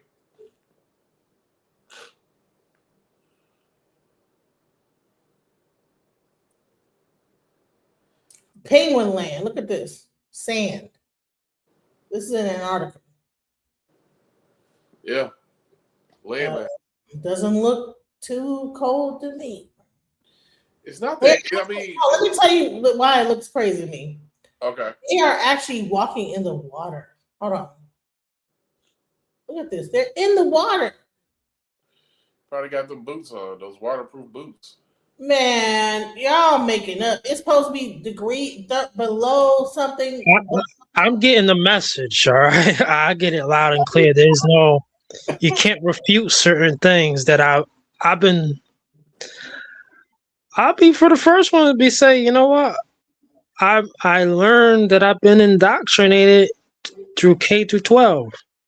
You know, and there's a reason why they spoke little about Antarctica and they kept on with the same old shit. Something to me, and listen, hold on. Let's go into this IRL streamer. He's in Antarctica. He don't even have a hat on, bro. Look at this. It's not always cold down there. It's February. It's not always cold down there. It's not. Bro, it's February, man. Hello, how's it going?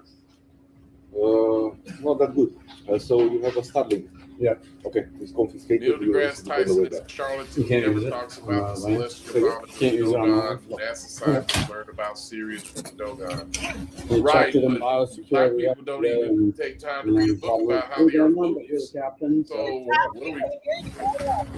are we talking about? Wait, repeat what you said because we didn't hear anything you said. Go ahead. Okay, look, black people we don't even like read books anymore. So stop this bullshit. We don't like I'm sorry, but by and large we don't. When we graduate college, that's when we stop. When did you stop? I still read. Nigga, I read.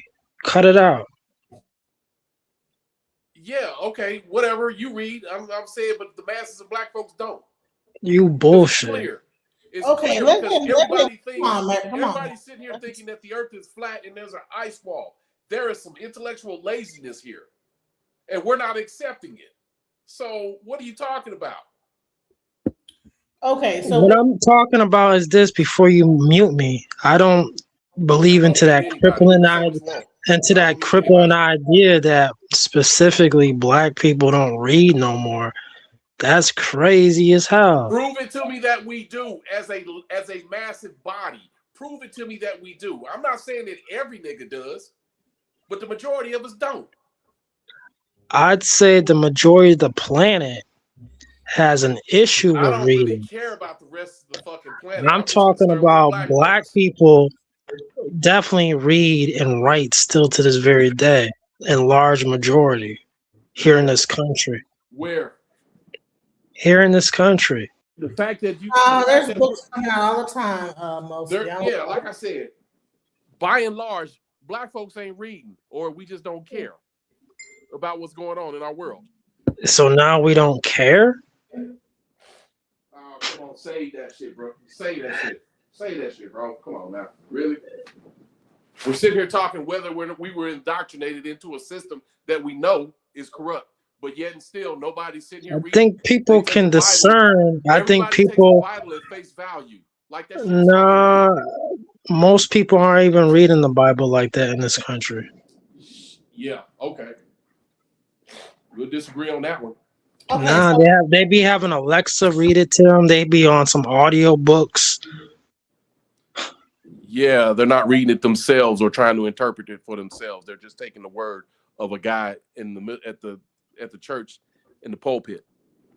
Right. That's what we're doing. Now, I'm not talking about now. You saying what we doing? I'm talking about. Hold on, man. Yeah. I really want to hear what Mosey Sepple is dry. I want to let him land his plane on that. We are not listening. We are not reading. We don't understand. Let's go into it. Let's go. Okay, so yeah, I still read books. I got a ton of them in my room. Yeah. I need to What's one? Right now I'm reading George Jackson, Blood in My Eye.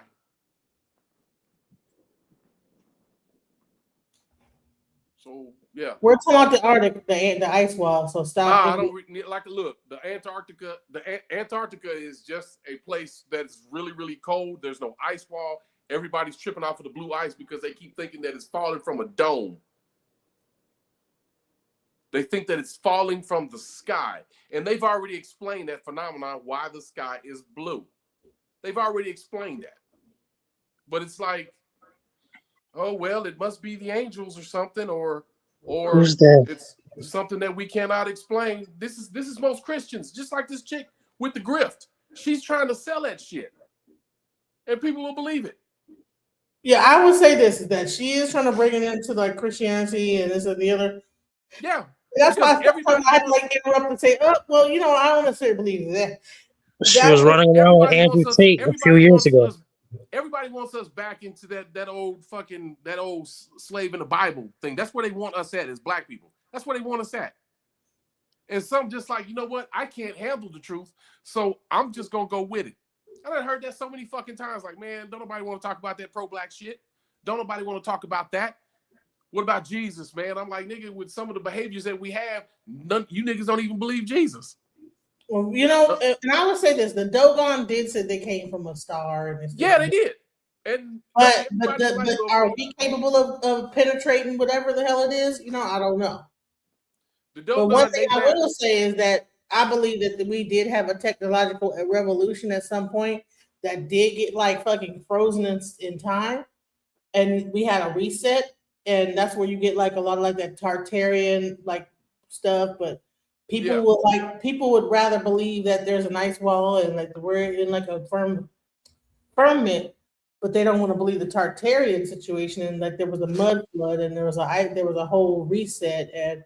But at the same time, we want to say that these buildings were built by these people, and you can tell that they did not build these buildings.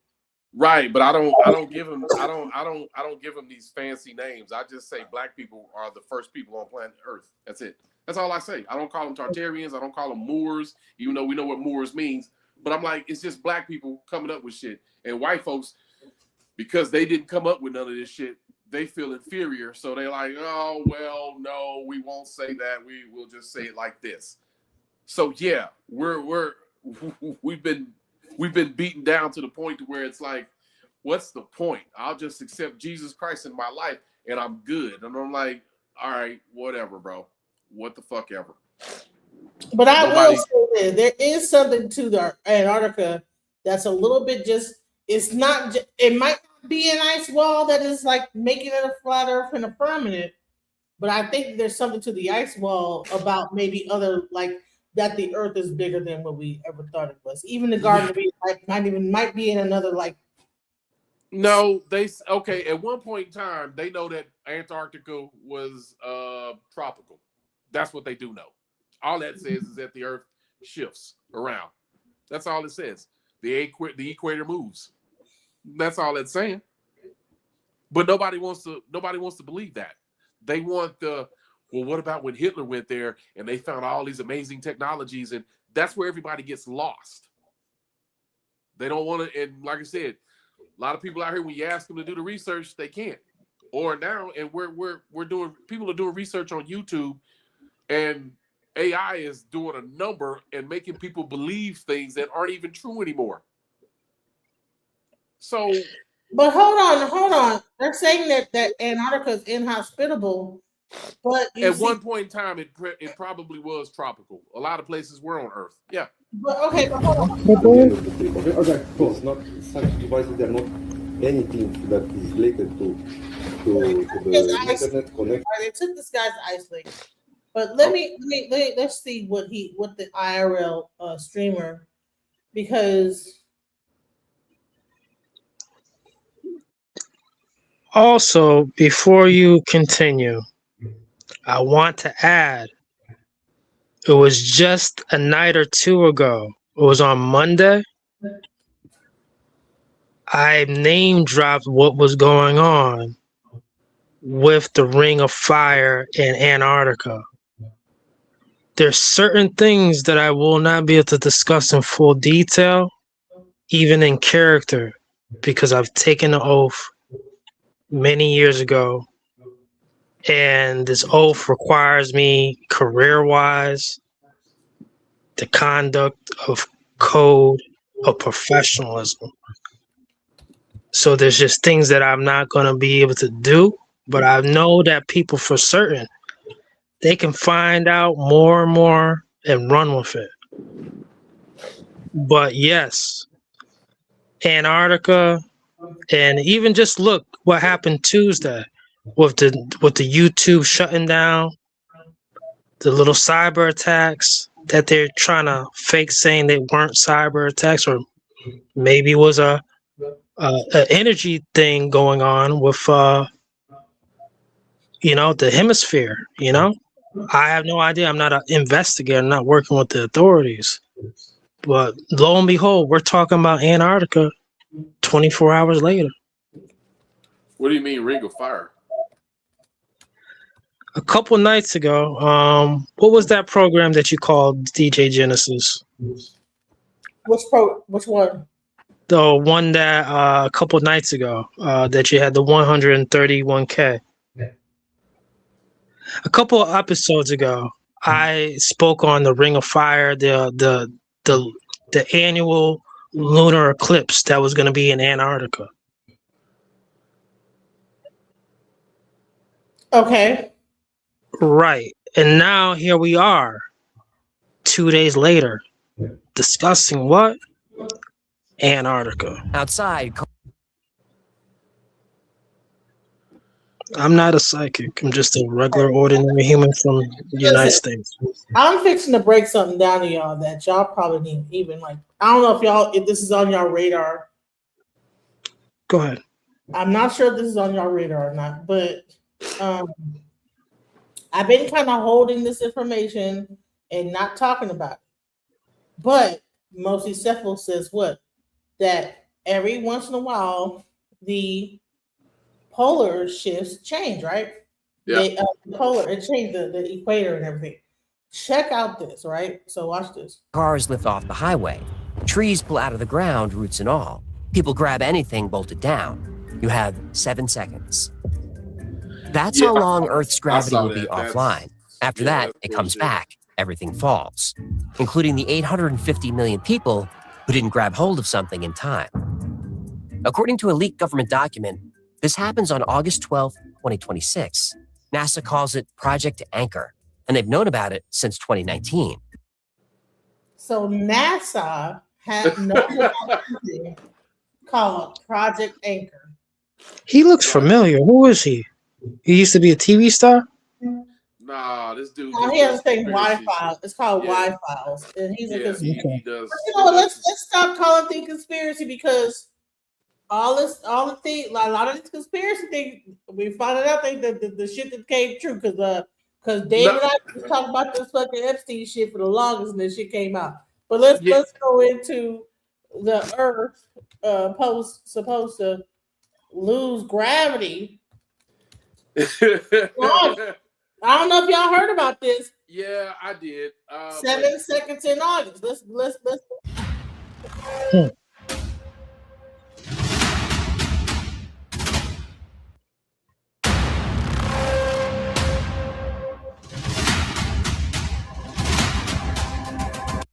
So there's like a gravity glitch supposed to have. The people that got this damn music and stuff like that. Oh man, like I said, they'll throw this in. Let me just play it. All right, let's go. The Earth is going to lose its gravity August 12th, 2026. That's my birthday, and I'm kind of excited to go over all that would entail. Well, not all of it, but a little bit of it. So a lot of people are like, oh, there's going to be 2 black holes, and they're going to somehow like sword fight or something and pull the gravity, and then we're not going to have gravity for 7 seconds or 6 seconds. Earth is going to lose gravity. That's what they're saying. It's not true. Anyways, what would happen during such a cataclysmic event? Oh, we would just float around and be all like, wee, this is fun. No, the world ends. Well, maybe. I mean, for 7 seconds, it might not completely end, but everything would lose gravity. So you know that core that we have? I know there's hollow earth, but there's also core theory, where basically the earth is pressing down on this core and there is a molten core in the middle of it. Now that's where like all the magma and stuff kind of goes through and all that. Well, there's an immense amount of pressure. So as soon as earth loses gravity, we don't just like float up off the earth. The earth kind of floats apart and all that pressure gets to push out. Now, granted, there is rock and stuff holding it together. However, it is going to find tiny little cracks and crevices where it's just going to just shoot that lava straight on out. Now, that's cool, except for our air's also going to float away because like our atmosphere and oxygen and stuff that we breathe gets held down by gravity. So it's just kind of going to go away, but that's fine. That's fine. Now, like I said, 7 seconds, it'll come back probably, maybe. We are going to float up a little bit, and the earth is so heavy that it's going to have this rotational thing where it just keeps spinning. It's called inertia. Mass. or whatever. We don't have as much of that. So we're going to float up and the earth is going to continue spinning extremely fast and we're going to kind of slow down. Now, if you're on the equator, you're screwed. If you're in Alaska or Antarctica, you'll probably be just a little less screwed up, except for the ocean. Crazy thing is the ocean will also lose gravity. All the gravity. It's just going to float up. It's just going to float in the air. It's bubble on up because there's nothing holding it down. So let's say after 7 seconds, it turns back on. And if the Earth's crust doesn't lift up at the same time to where it's, we're going to have earthquakes either way. It's going to happen. But let's say everything goes perfectly fine, except where the water doesn't get held down. It's going to be amazing because you're going to have an entire ocean, rivers, lakes, all of it. It's all going to just rise up and then it's going to crash down immediately. Like gravity's going to turn on, and as fast as you can drop an ocean, it's just going to, and there's going to be tsunamis. Oh my God, the tsunamis. The tsunamis would be miraculously big. It would be, oh my God, it would be so cool. This would be the coolest movie ever. Dude, remember that movie? There was a movie called that. What was it called? It wasn't about Earth gravity, but it had like Tom Cruise in that shit, and it was about like, what was that shit called? Oblivion. No, it was like something like the next day after or some shit like that. What? Was it like the next day after or the day before some shit like that? It was like, what the man? And it was about like some thing, and it was like showing how the earth was all moving because the poles had shift or some shit like that, and everything was all fucking up. Y'all never seen that? Oh damn, what was that Tom Cruise movie? Hold on. Was it Tom Cruise in that shit the next day later? Or hold on. What do you mean? Like you talking about 2012, the movie 2012? Was it 2012? The day after next or something like that? Oh, that's the one. That's another one was Morgan Freeman. Day After Tomorrow. Yeah. Climate change. Tom Cruise wasn't in that. That was Jake Gyllenhaal. It was something about not the end of tomorrow, the day after tomorrow. The Day After Tomorrow. That was with Morgan Freeman, right? Nah, he was in Deep Impact where he was president. No, wasn't he in that one too? I find the damn movie. Danny Glover was in 2012. He was the president too, in the movie. No, where they froze in those buildings, like they froze, like it looked like they was in New York City or something. They froze. That was with Jake Gyllenhaal and Dennis Quaid. Yeah. Okay, that was the day after. Okay. Yeah, the day after. Okay. Yeah, it was Dennis Quaid. He was getting some work back then. Okay. That all that climate change came in the middle of 2 hours. So that was right. Yeah. Okay. It wasn't Tom Cruise, the pole shift. He was in a movie called Oblivion with Morgan Freeman. That's what the name of that movie was, Oblivion. And it was about people stealing water from Earth and saying that aliens attacked. That's what it was about. Yeah, and this dude talking about if gravity stopped, that means that the Earth stops moving, stops spinning, in order for that to work.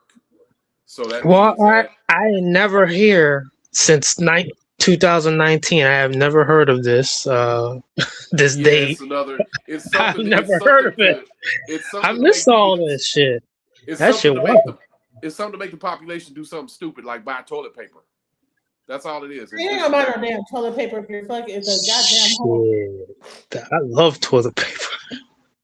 Okay, well, I can't wait. I'm gonna be the only one, and it's like $20 a roll. $20 a roll, bro. I got mad. Explain why in 2020 everybody went out and bought toilet paper for COVID. It's called The Day After Tomorrow, you guys. That's the movie. Yeah. And who's in it? Dennis Quaid? Dennis Quaid and Jake Gyllenhaal, to name a few. Yeah. Was Elijah Wood in that too? Nah, he wasn't. Oh, Elijah okay. Wood was in Deep Impact with Morgan Freeman and Ah, shit. See, they came out with a bunch of them around the same time. All right, but I seen both of them though. Hold on, let me Yeah, they hold was on. both. They were both good action films. I liked them. Yeah. This is the one. It's called The Day After Tomorrow. I finally found it. Here we go. yeah, Hollywood loves disaster movies. So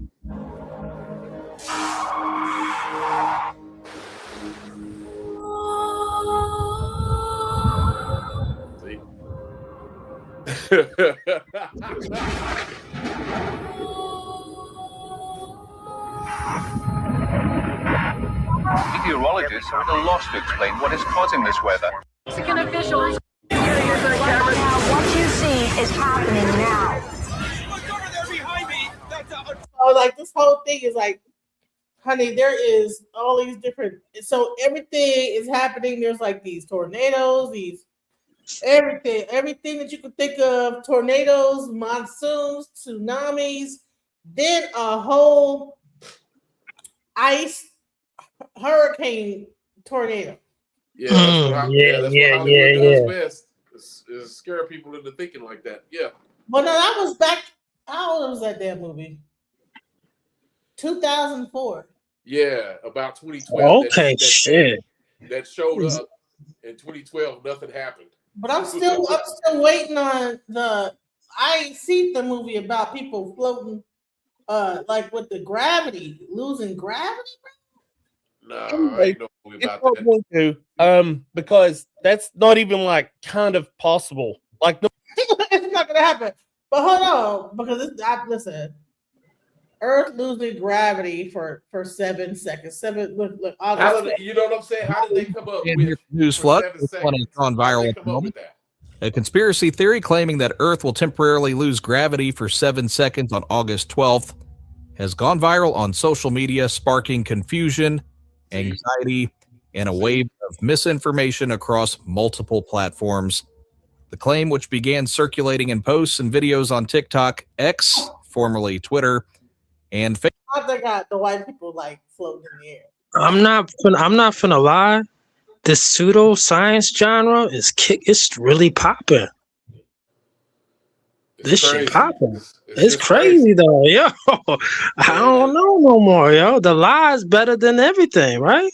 Yeah, this is what they got us doing. Like, yeah, This shit wow. I mean, it might not be 7. Maybe it's 2 seconds. What the lose gravity like for 2 all I seconds? know is that in order for gravity to be gone, the Earth would have to stop spinning. And you know what happens when Earth stops spinning? Everybody's gonna head toward the West Coast at 900 miles an hour. That means everybody's dead.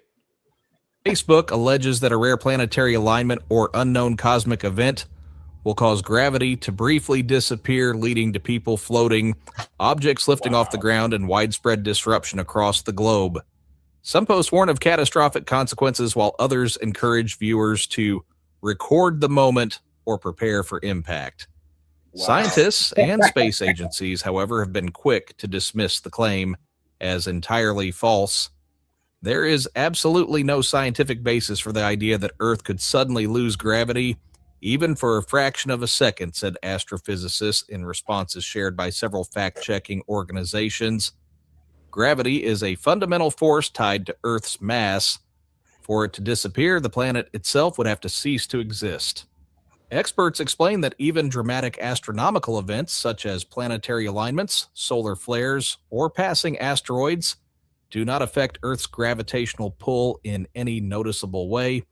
No known natural phenomenon could cause a sudden global loss of gravity without catastrophic and permanent consequences. Despite these explanations, the theory gained traction through sensational videos using computer-generated imagery, misleading scientific jargon, and references to past hoaxes. Some posts falsely cite NASA or unnamed space agencies as sources, though no credible organization has issued any warning or statement supporting the claim. That's how it starts. That's how it starts. A secretly released report from NASA that they're hiding from. It always starts like that. It's something that always starts like that. I'm like, all right, whatever. Yeah. what Kemet saying right there, Kemetic, when he mentioned Delroy Lindo, I know that author. I never read any of his book, but he was a little disturbed though. I could see people taking pages out of certain books that were popping on some conspiracy stuff and just, hey, let's keep this in the algorithm. Yeah, but here's the crazy part. Our whole thing is controlled by a black hole at the center of our galaxy, Sirius B. Or didn't they say the black hole was actually expanding and about to suck up the Earth and all this? No, every galaxy. Man, y'all like listen. Y'all haven't heard about the black hole expanding? The black hole. Yeah, there's a black hole expanding right here in the United States. No, there's a black hole expanding in. Like, hold on, see y'all like. Listen, I've been watching all this crazy shit. They said the black hole that's at the center of the thing is expanding. Okay. And some odd thousand, whatever years, it's supposed to like suck up everything. Black We hole. won't even. By the time that happens, that's like in what, maybe 5 billion years. I'm sorry, but we're not going to be here for it if it does. Yeah, it's like I think they say it's 2 of them. It's like 2 different ones. Well, I know Andromeda and the Milky Way are going to collide with each other in 4 billion years. We won't be here for that either. Yeah, I was speaking about the one in Utah. What's called in Utah? the Black Rift. People be standing right in between it. They just be going there, you know. It's a big endless hole. People. It's a wild thing. It's a real thing, but it's wild. It's like an endless fall pit, like split in the middle of the ground. You're talking about. It's called the Black Rift. That sounds like another internet hoax. Nah, this one's is a real thing. Bro, I'm gonna have Hello and welcome. It is February 18th, You can look it up 2026. right there. Man, they killed us with these AI. Honey, they getting good with the AI. This is how you know it's AI because they eyeballs blink backwards. Look And at 48 hours ago, NASA's Deep Space Network logged an event that has a probability of natural occurrence of less than 0.004%. I am not talking about a trajectory shift, and I am not talking about a signal. I am talking about a physical transformation that violates the Roche limit. Picture this. You're looking at he a stuttering fake person. But anyway, listen. I'm tired. I've been up all day doing, you know, I've been back working, so I got like, you know, I be doing like my software engineering thing. Let's get some final thoughts and we've been here for almost 2 hours. Let's give some final thoughts. Okay. The planet is not going to lose gravity for 7 seconds. That's too accurate. Also, to Kemet TV, the desert gets cold at nighttime. I used to live in Las Vegas. That is a normal thing that the desert, even though it's hot during the daytime, it gets cold at night. Snows out there too. So there's that. You can go down to Antarctica. You can take a trip down there. They have skydiving packages. They have all that. People camp out. People party down there. All that shit. So it's like, you know, we have to stop believing all this shit that we see on the internet. Black people, we take in too much media. We take in too much. So we got to stop with all that. And that's my 2 cents. Okay. All right. Man in the High Castle.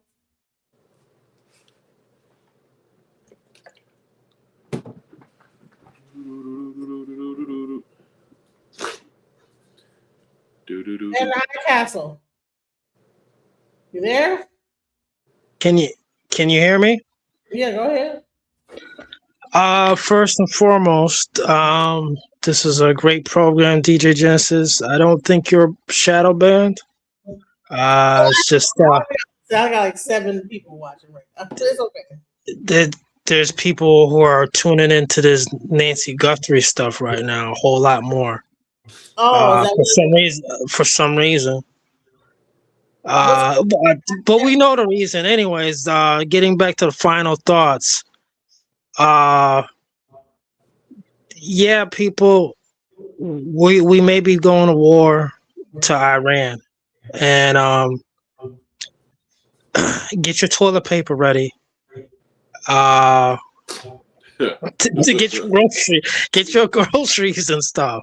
Stay stocked up. Don't be underprepared, Americans. You know they out here to fuck up our lives. And when I say they, I mean the cable company. Damn, they overcharging, right? Isn't that shit crazy? Anyways, I want y'all to have a great night and be safe and stay alive. All right. Also, you can look at the Black Rift on YouTube. It is a real thing. It's not that serious, but it is crazy. It's a big crevice in the earth, and there's an endless drop. Well, no, I heard about that mountain or whatever they say is like shooting out energy. And honey, I watch so much crazy ass bullshit on YouTube, on TikTok and YouTube. Man, it'll make your fucking head spin. The shit I be watching, and I don't be wanting to watch it, but it just shows up on my timeline. There's a big mountain at the top of like the earth. It has a hole going down, and it's emitting this energy and all this other stuff, and like we're in a stimulation and all this other crazy stuff. So all day, and it just like they're playing the caveman, keep on messing with the satellites. Look at those people on Lake Tahoe, you know, with the avalanche. They playing with the satellites out here way too much. I mean, DARPA. Listen, when 6G is using our bodies. Oh, listen, guys, 6G is using our bodies and stuff. But let me tell you, like, this is how crazy I've been about this. Hold on. Let me show y'all this real quick. Before we go, I'm going to show you how deep down the rabbit hole I have gone. Okay? Okay. All right. Okay. All right. FLF. All right. Check this out. And this shit. All right. Watch this. Hold on. I've gone this deep down the whole rabbit hole. Here we go. So let's talk a little bit about what is the FLFE service. At its core, just like the service work we did during 2012, it's the activation of a high consciousness field or environment. And in case of the service, it's in a home, in a business, around a cell phone, or around an object. And that's really anywhere in the world. Yes, and the way we measure the influence of this high consciousness field in many ways. One of the primary ways is the Hawkins scale of consciousness. If you look up Dr. David Hawkins, you'll come across his probably most popular book, Power versus Force. In there, he describes a scale of consciousness, or a map, and he describes the protocols in the back of the book on how to measure consciousness. So the FLFE service is in the universal love or unconditional love zone on the map of consciousness. And we'll talk a lot more about the kind of standardized 3D world research a little later on. Free trial or as a subscriber, and it happens instantaneously or nearly instantaneously.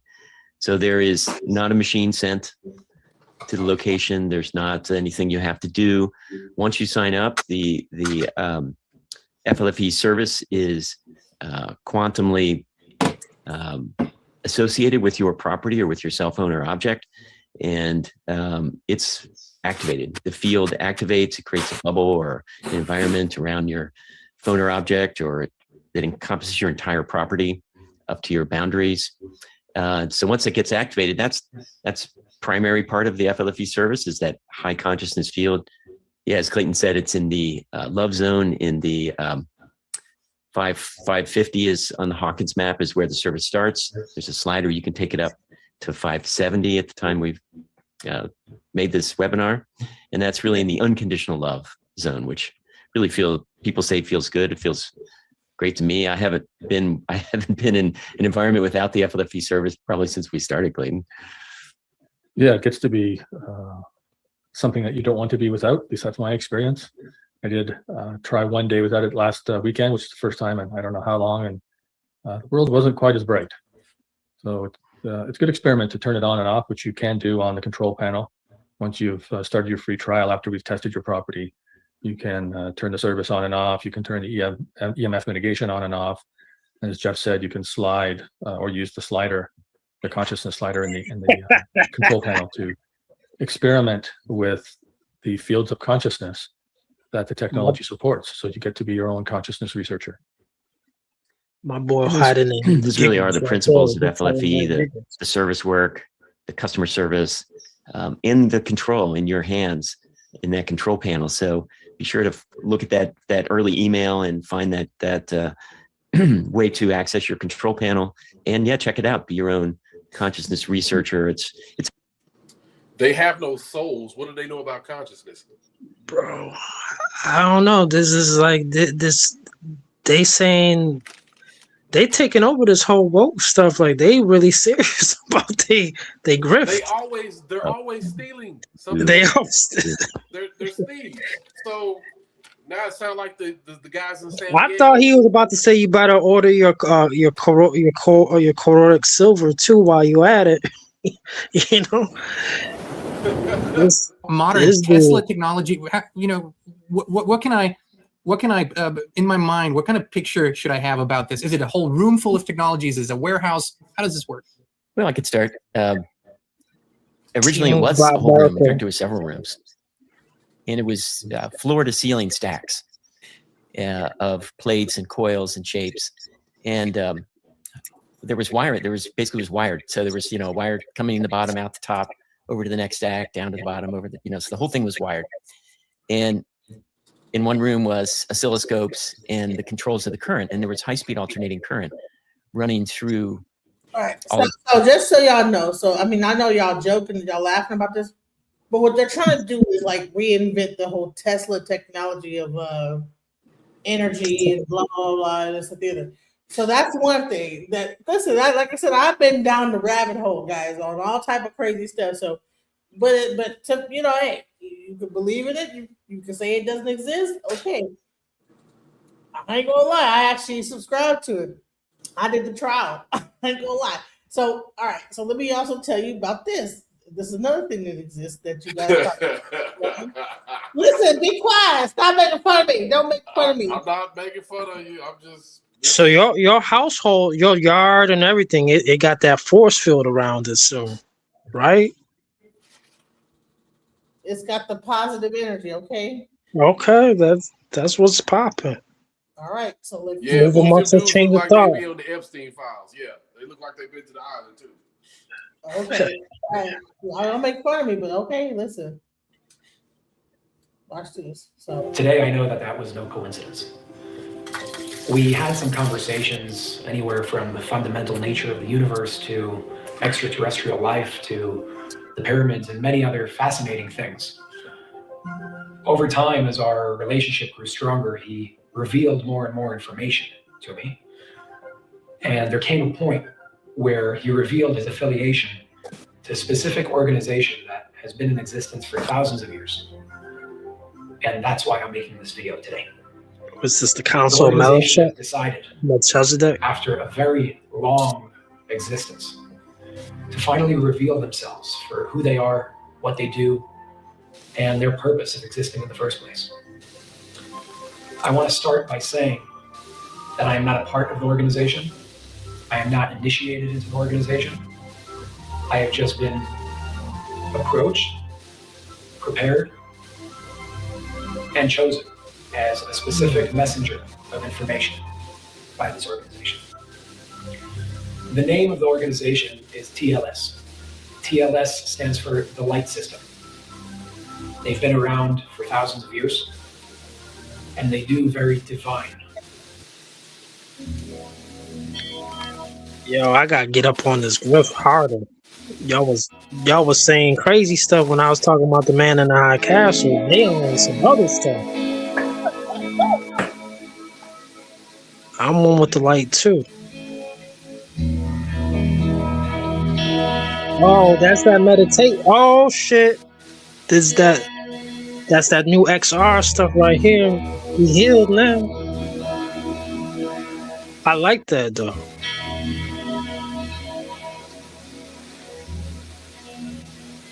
Oh, I gotta get on this for soon. Before it starts trending. Look. They got the different kinds of it. So I'm saying, like, y'all, like, if you make fun of people or whatever, but yeah, they got the different. Nah, they right on this one. Oh shit, that one dope right there. I'm not gonna lie, that one fire right there. I gotta check this website. It's called TLS. Listen, y'all want to make fun of me, but I haven't checked. Nah, I can't make. It's called the light system. So the last people are related to these ones, to this guy, or is it different? It's a whole other thing. They got there's so many different systems of changing your like the energy and all this other stuff into your surroundings, and they're using like these computers. I'm like, this stuff is going on to a whole nother like level of like feeling off, low energy, feeling scared. You put this thing out the cube, but let me tell you something. This shit is like thousands of dollars. You understand what I'm saying? Listen, they got the spear, like the cube, the pyramid, chair, and this stuff is not fucking cheap. Okay, but they're saying that when they do it, it actually does something. So it helps them or whatever. You know what I'm saying? So I was like, damn. I mean, I can't afford it. It's interesting to me that right over here, the light system technology. This is the light system cube. He's recently studied this technology in depth, including a very fascinating comparative study between the light system and other technologies that he's analyzed over the years. Dr. Glenn Ryan also gave me a very powerful letter that outlines this research and so much more, which we'll get into throughout this podcast. We're going to dive into some of this in the following podcast. Get ready. It's about to get a lot of in the electrical system in the body. 50 years. Just for those who don't know you, why did you get into this work? How did you get into this work? Yeah, that's a great question. So I started my career as a biochemist because I thought biochemistry was the fundamental core of all biomedical research and disease. That it was all happening at the biochemical level. And then I read an article by a PhD scientist who happened to be a nun, and she happened to be studying effects of healing energy on enzymes in a test tube. And she was showing that the energy could affect the biochemistry. And I'm going, holy cow, if that's not exactly the word I use, but if that's the case, if energy can heal like that, then why am I wasting my time studying drugs and chemicals? They're just far more interesting and far more fundamental. So then I started to get involved with bioelectromagnetism. Can you explain that a little bit? Which is a discipline of science, a scientific discipline, which is composed of biologists and electrical engineers studying the effects of electromagnetic fields on the body. Now it's split between two, harmful effects and beneficial effects, but electromagnetic fields clearly do affect the body, and it can go in either direction. Cell phone radiation is a good example of harmful. Right, so you have EMF. So what they did, they found out about EMF, and then now I guess they just figured out like some way to use light to transmit the EMF in a different way. I don't know. And all these PEMF devices out there are a good example of beneficial. I want to ask you on part of your methodology, some of the methods that you've sort of developed over the years. One of them I see is called, according to your letter here, electrochemical impedance spectroscopy. And I understand that you use that in one of your studies that you did recently with the light system. Right. Before we get into that, your findings and results and so on and so forth, not getting can enough you vitamin explain D? what EIS is for short, electrochemical impedance spectroscopy? Yeah, it's a fancy name for but it's electrodiagnosis. It basically, it's measuring the electrical system in the body. So the body is composed of many different kinds of energies. And I, being trained as a biochemist, I going like, well, I don't want to measure the biochemistry. Everybody's measuring the biochemistry. I want to measure the energy of the system. So in order to do that, the most logical kind of energy to measure is electrical energy, because the body is bioelectric. The nerves are electrical, the whole brain obviously is electrical. So and EEG measures the electricity in the brain, and GSR, galvanic skin response, measures the electricity in the whole body. But the way I do it is a special way. I use standard impedance spectroscopy, which basically just means you're measuring the electrical properties of the body, whether it's impedance, resistance, which they're related, or conductivity, which you've heard of before. They're all mathematically related. It's all electrical energy, which the body predominates. And it turns out electrical energy is very easy, not easy, to rephrase that. Western science is really good at measuring electrical energy because everything is electrical. This Now, is when their it comes to Dr. the Phil subtle energies of the Valentine right body, there. that's where the science is a little. What'd you say?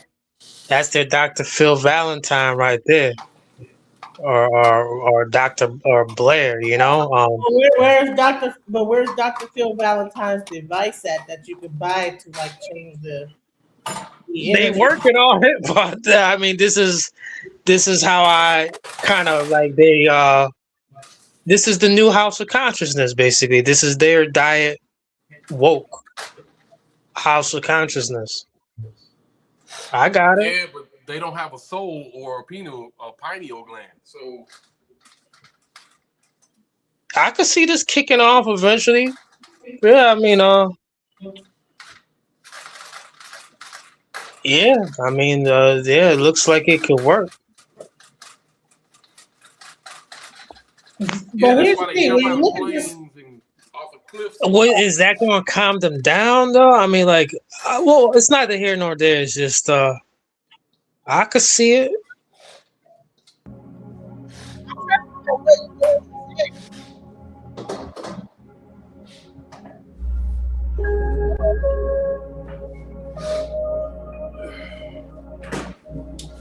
Yep. Give that child some, some hot bubble bath. Put them to bed with this stuff. Your own child. Your own child. Your own child. Put that baby albino in the bathtub with some Epsom salt. Night.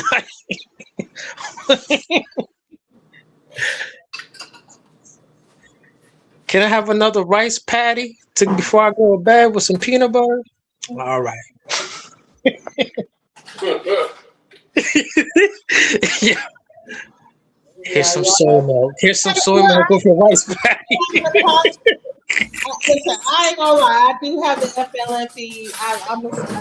I bought into the snake oil and I said, okay, let me just try it. And actually, I said, okay, well, I don't know. I don't know if I'm feeling the effects of it or not. It's not.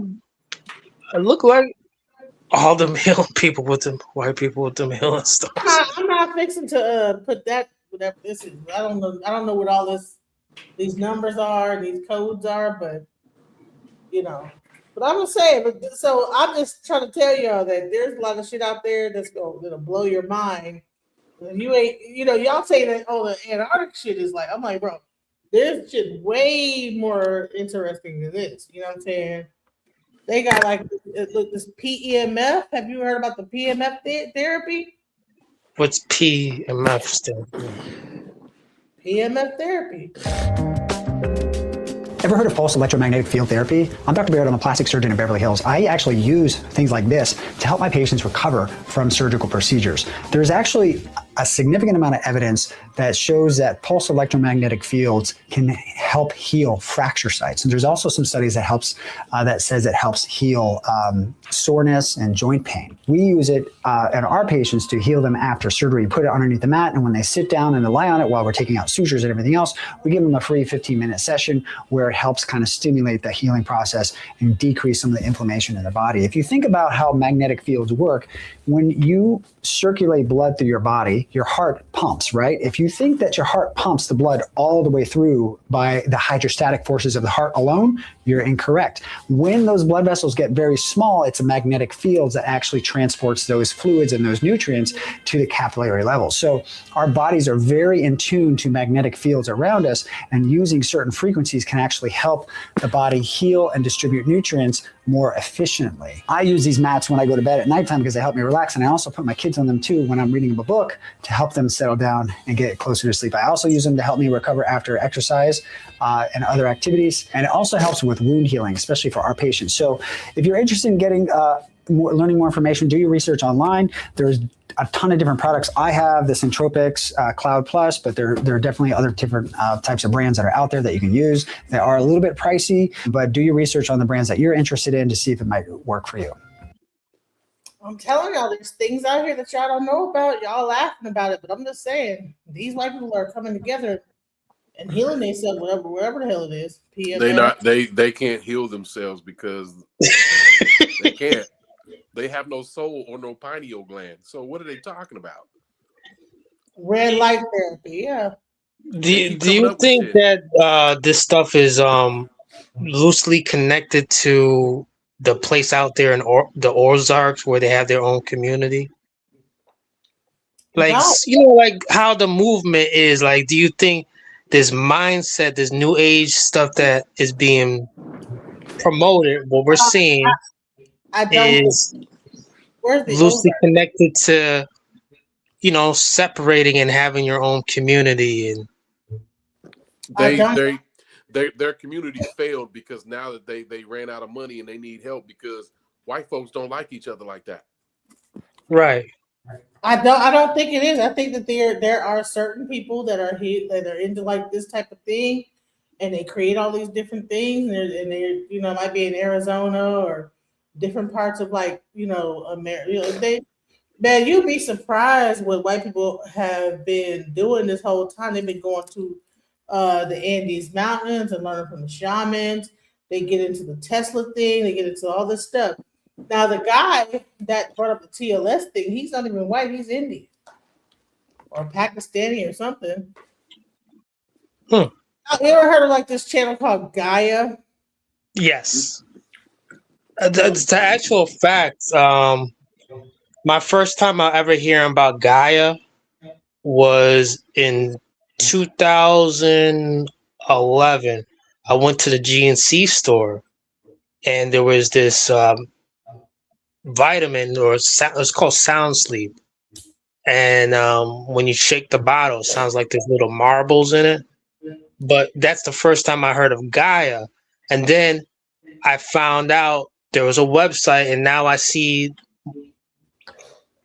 12 years later, 13 years later, that they have, I see it on Amazon TV, things of this nature. Like I see how they were loosely connected to Jordan Maxwell, and I seen the progression.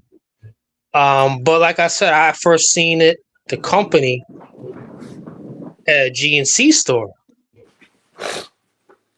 But this is the same company.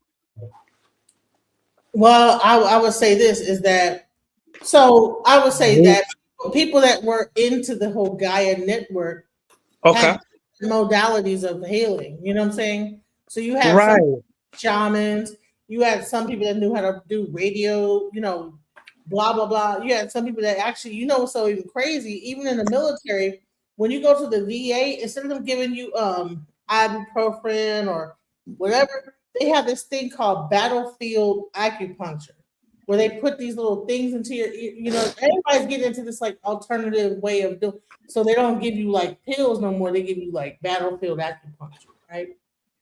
Mm-hmm.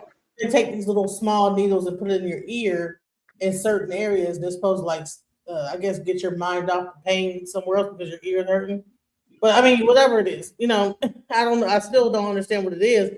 But it's called BFE, battlefield acupuncture. So BFA. So and this is stuff that's even happening, and they might be just testing it out on us in the VA, this military shit they're doing. But I ain't sleep on this stuff. Listen. No, you can't. But I'm glad you kind of brought up Gaia and saying like the network. You kind of more made it clear to even like my pathway of connection to where I remember and how I see the brand. Still, it wasn't some. I seen it from a herbal GNC store sense, but now when you put it together, like this whole network has always been promoting the pathway of spirituality. Yeah, exactly. And they do, it has that they have a sting to it where I mean like they are talking also like about the bunkers and all that other stuff too, if you look at it. Right? Mm-hmm. So I'm not finna lie. I have followed that company. Yep, I have followed that company because, I'm someone when studying herbs and medicine. What are you saying? I would early on, way before kids, I would say to myself, you know what? Let me try valerian root. And I tried the pill form, but then I learned that, hey, there's a bark form, like a real tree root form that will make you sluggish if you drink too much of it the very next day. So I started to learn more and more when I started to receive Papa Ozane. I was never initiated. But at the end of the day, so Gaia was one of my things that I came across because I did have issues with getting real sound sleep at one time. And but now I think I found my own menu like other people have.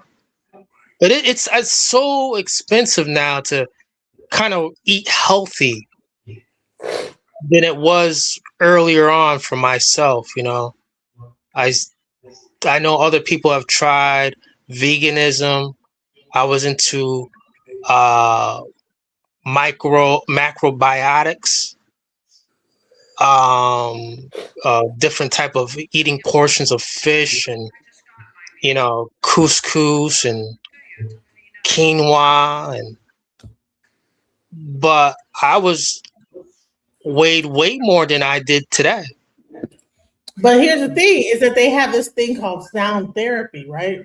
So, right, Hertz and stuff like this. Now, like Black folks are not talking about like sound therapy. I did a whole show with 607, right? And what all that the shaman was doing on that show was she was ringing a bell that was at a certain hertz and then using a certain like percussive thing. And you combine those two things, then you get like you get the clear energy. And then she used like the feather to clear the energy. But here's the thing: people say that's pseudo, but until you do it, then you see exactly what's happening. You know what I'm saying? Because all it's doing is it's playing a certain sound. And we're all made of matter is, vibration. So like bells, they got rid of all the bells in the world, right? And so white people are all into all this vibration and sound and all these like tuning forks and bowls and all these different like levels of sound. We think it's funny, we joke about it, but they're heavily into it, And we're I don't know about the heavily part, but I know they're into it. Yes, they're heavily into it. There's a whole listen. How many people? Listen, there's a large community of people that's really into this stuff. And they call it it's new age, but there's nothing new age about it. Sound creates frequency there, and you can heal through sound. I mean, that's what they knew in Africa. And that's why when they do like these ceremonies, they use the drum and they use like the the bells and they use all these different things and they sing a certain frequency because the best instrument is song, you know. And when you go to the so-called club, that's why that certain like songs will have people fighting. Some will want to have sex. Certain ones will make you want, because people already knew that. And then the people that were in charge of the industry knew that this vibration did certain things to people. That's why they were able to manipulate people. But the thing is that now what's happening is that you have like certain people that probably would never listen to the music that we listen to and only listen to like healing binaural beats. Have you ever heard of binaural beats? Yes. Yes. And that's when you like that whole hemi sync. But the thing is that we don't talk about that in our community. We only talk about bullshit. You know what I'm saying? And then when we bring this type of stuff up, it's like kind of laughed at. But I'm like, hey, you know, I mean, I'm for it. I'd rather like know about it and look at all this shit and see what's up and okay, you know what I'm saying? But I mean, people just want to just say, okay, what do you think is happening in the church when you're singing to Jesus? You think it's Jesus that's making you feel better, or do you think the vibration of the fire and the organ, which is why they call it an organ, right? Why is it called an organ? Before, organs used to be big old pipe things that they played, and people would go to church to be healed by the organ, and it would heal their organs. The bells used to play, and it would create a certain, but they cut off all the bells when medical. But here's the thing: I'm not gonna get too deep, but I'm gonna say this. As much as people laugh about the stuff I'm showing y'all, you might want to look into it. You know, that's all I gotta say. I agree. You know, I agree with what you're saying. Even to the extent that when I saw that video, I said to myself, even though I'm aware of these things, I was like, you know what? It made so much sense. I was like, you know what? They're already now pushing this stuff. They're pushing at this stuff, and I see that this is like the right time more than ever. Where actually not pushing it because everybody's not. No, what they're the stuff they're pushing is Epstein. They have the websites up. No, that's what I mean. Well, no, but here's the thing. I heard about the light system. I heard about that shit like before the website was ever up. Okay. That's why it came to my feed, because I was watching this shit on Gaia. You know what I'm saying? Everybody's not getting that in their feed. You understand what I'm saying? Can I ask you about when so Gaia there's a way now are they giving more product for like freely, or people have to like subscribe now more, like pay for it? Oh, for the full videos. Say it for what? Say it again. People have to now pay for the full videos, like become members now to see the full videos. For which full video? For like Gaia, GAI, you know, like a free trial, but then eventually you have to pay for it. Gotcha. No, I mean, I'm not gonna knock the achievement or community. But if I had to reference again, like I said, I read a book around the same time called Selling Sickness, and about like the pharmaceutical companies and what they were doing. And then that's when I was like, you know what? I'm going to the GNC store. And that was the company that I saw was Gaia.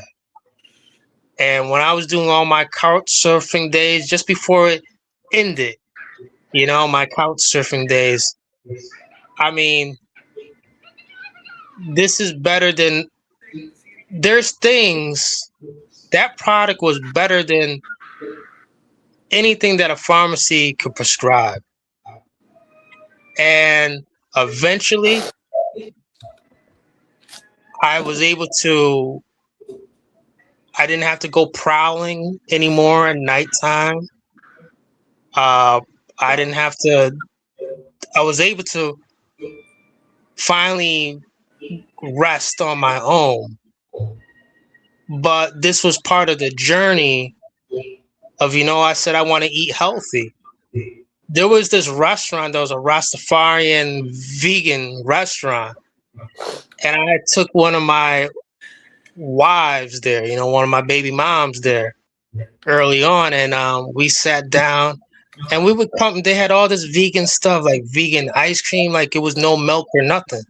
But long story short, every time we would go there, and this is a Black-owned restaurant, supposedly, right?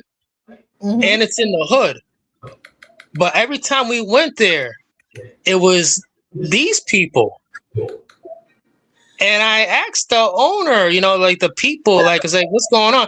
They said, these people, these white people, they come from all over. They're not even from Connecticut. They have a whole directory, and our restaurant happened to be on it.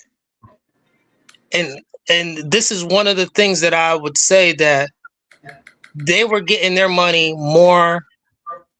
The community give their money to the Chinese restaurant, but would less frequent that Rastafarian restaurant. It was these people. I'm trying to tell you. I read about this restaurant in a newspaper because you know what? They gave it a 5-star review saying, "Oh, they serve black rice." I was like, "What's black rice? I want to try it." And then that's the restaurant where I went to, but it was always them who were there. I'm trying to tell you is that y'all need to look into what these white people are doing. Please. They were called Aki vegan eggs. They were literally like, this was so many years ago, but it's like they have been on these things and keeping it to themselves. And it didn't. And like I said, this was a Black-owned restaurant, and I was just had to figure. I was like, why isn't we were the only ones up in here? And they're like, yeah, they have a directory. Like these people come from Maine, they come from Rhode Island. Yep. But listen, I'm not. The only reason why I even like sharing this is I got like 7 people in the chat, and I ain't trying to listen. If you listen, only people that's meant to know is going to know. But I'm gonna tell you this: y'all need. If I don't care what y'all think, y'all might think, "Oh no, that shit is pseudo."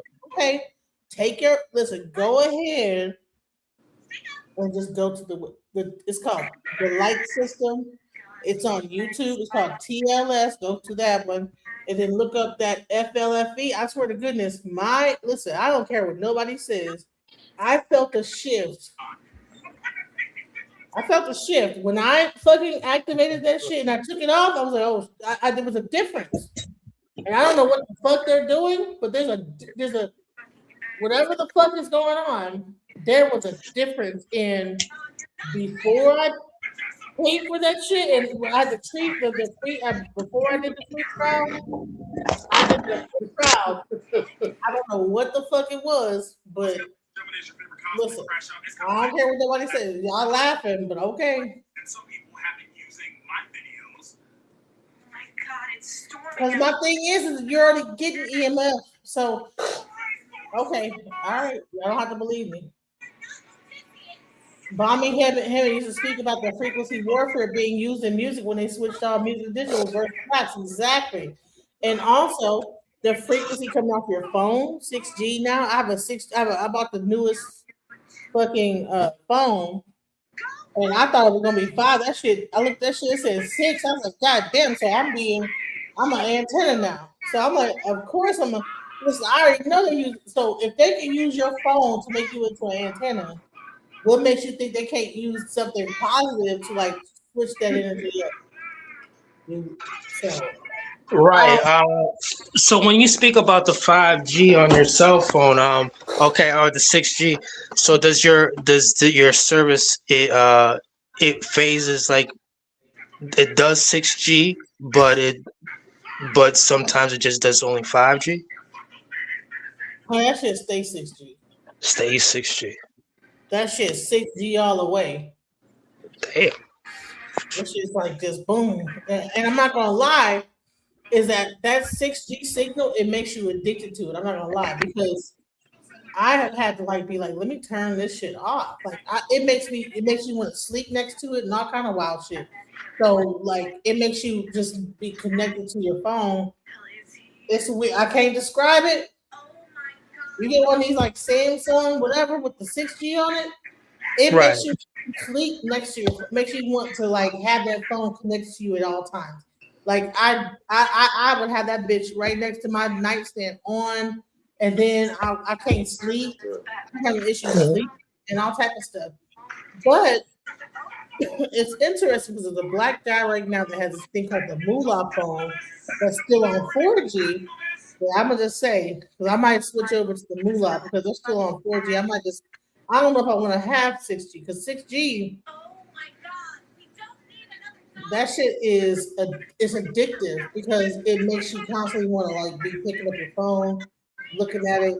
I can't describe what the feeling. The resolution is crazy.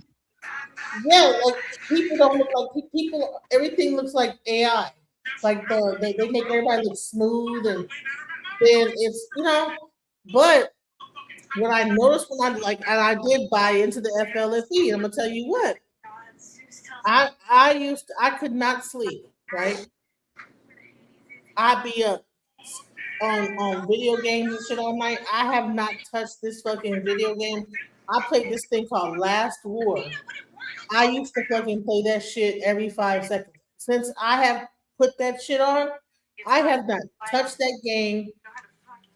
You see, I wasn't even on yesterday. It almost makes you like not even want to even get on the phone as much. And like even me broadcasting, it's like it kind of like just I don't know. I can't describe it. I don't know what the fuck it is, but there's something to it. Y'all can like laugh all y'all want, but I did subscribe to that shit to see what would happen, and there is a difference. I moved my altar that was on the outside of my office that's in here into my office. Once I like started doing that, I moved my actual ancestor altar that was in the to the actual office that I'm in. I actually set up my divination system. I don't know. I can't describe what's going on because. So I'm gonna ask you a question. I was procrastinating. All right, so no, that's fine. I get no, because I was okay. So your ancestor altar is not where you're sleeping, right? It's you moved it to your office as well. It was in the front of my house. I have a foyer type of, when you come into my house, I have like this area when you first come in. It was there. And I always was intending to, something had told me to move it into my office right here where I'm at. So now my ancestor altar is right here inside my office right now, behind me. Interesting. Wow, why? I mean, no, like it compelled you to have like more clear space. Like no. No, it's a little deeper than that. I can get into it, but it's from it'll be too hard to explain, but it is out of sight, out of mind. I just put it like that. Out of sight, out of mind. Insight in mind. If I'm always here, I need to have that there because as a child of Oya, that's my origin. When's the last time you done smudging? I don't do smudging. That's not really an African thing. That if I do it, it might be because someone might have a bacteria or something like that. It might be sick, and so for that area, I will use like sage to clean the bacteria out of the air. But where my ancestors are, I don't want to clear their energy. Sage clears all energy out. So you don't use sage. I would even have to use the term smudging, but do you ever use sage? Period. I do, but not for what I found out because when you do that, it clears everything. It clears everything. Everybody. It ends everything. And so it opens up for like anything to come in because you don't have that protection. So you don't use sage. You might use it, like I said, you use it for like antibacterial purposes. Like if I have like a bathroom or whatever, I would put sage in that bath. Like say if my water was off, right? I burnt sage in that bathroom to keep the bacteria down until I put my water off because sage is an antibacterial when you burn it. I'm not gonna lie, because I smelled sage burning in my hallways in my tenements not too long ago. But the only reason why I brought that up is because I would love, like, I'm hybrid. I like doing showers and baths till to this day, but I love doing baths, lights out sometimes, and just chilling. And it's been a long overdue. I haven't done it, but it's one of the most relaxing echo chambers. I take baths every single day. And right. I do the night ones in the dark and in the daytime in the morning. I do it in the without the dark, because of course, Right. But right. But if you like put the salt into the bath, you combine salt and the water, and then you speak into it. You can also put cinnamon in your bath. Also, it's called there's a thing called efun. It's like this white chalky thing that looks like egg white. But you put that into the bath. Also, you can like use goat's milk. You can like take white flowers and all that. There's a whole bunch of different like spiritual baths you can take to cleanse energy. One of the biggest ones I know is honey, sunflowers, efun.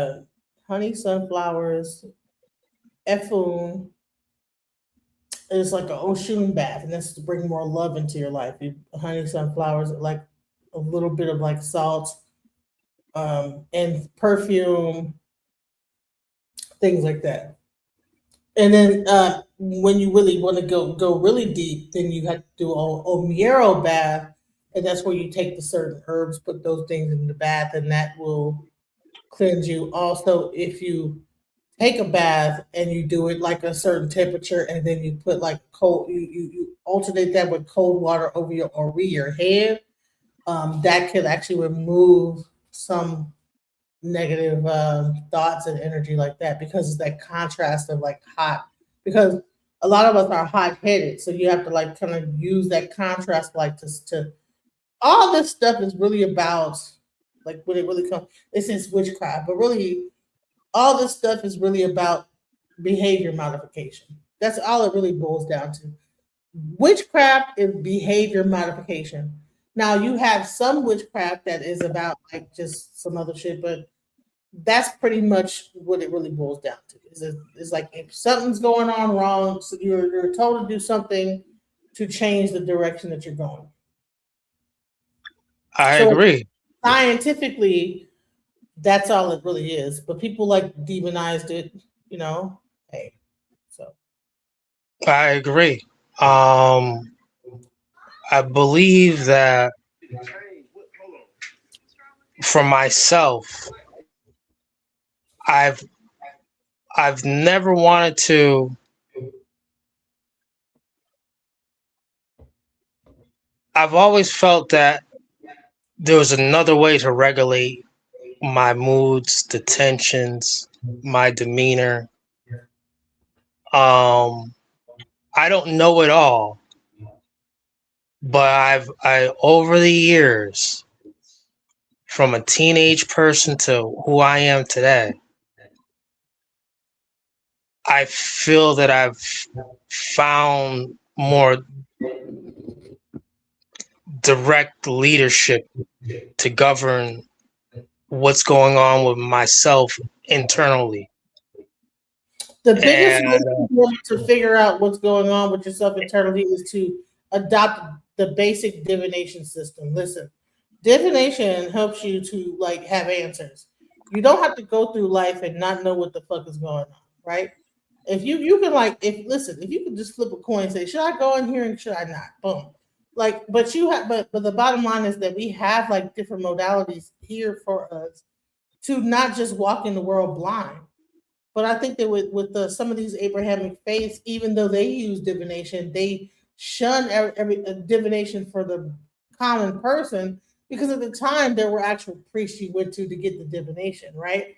But they don't talk about that. They say, oh, no, you're not supposed to do divination, it's evil, right? But there were some specific priests that you would go to for divination. But when you go into like different aspects of Africa, you'll find out that even children had a divination method. You don't just walk through this world blind as a bat and don't know what the hell's going on. So as much as like, and then here's the thing, AI is really divination. Let me just break that down to you. AI is just really, it's divination. You ask it a question, it gives you an answer. That's all it really is. You could actually ask AI, what should I do about my day about this? And it'll give you an answer. Well, what you should do. It's like a Ouija board, right? Not even a Ouija board. This is just a divination method, but you have to understand what the true meaning of divination is. So all y'all Christians that are out here using Chat GPT, you're really using a divining tool and don't even know it. Your smart device is your Pachet, which is the Ouija board Q.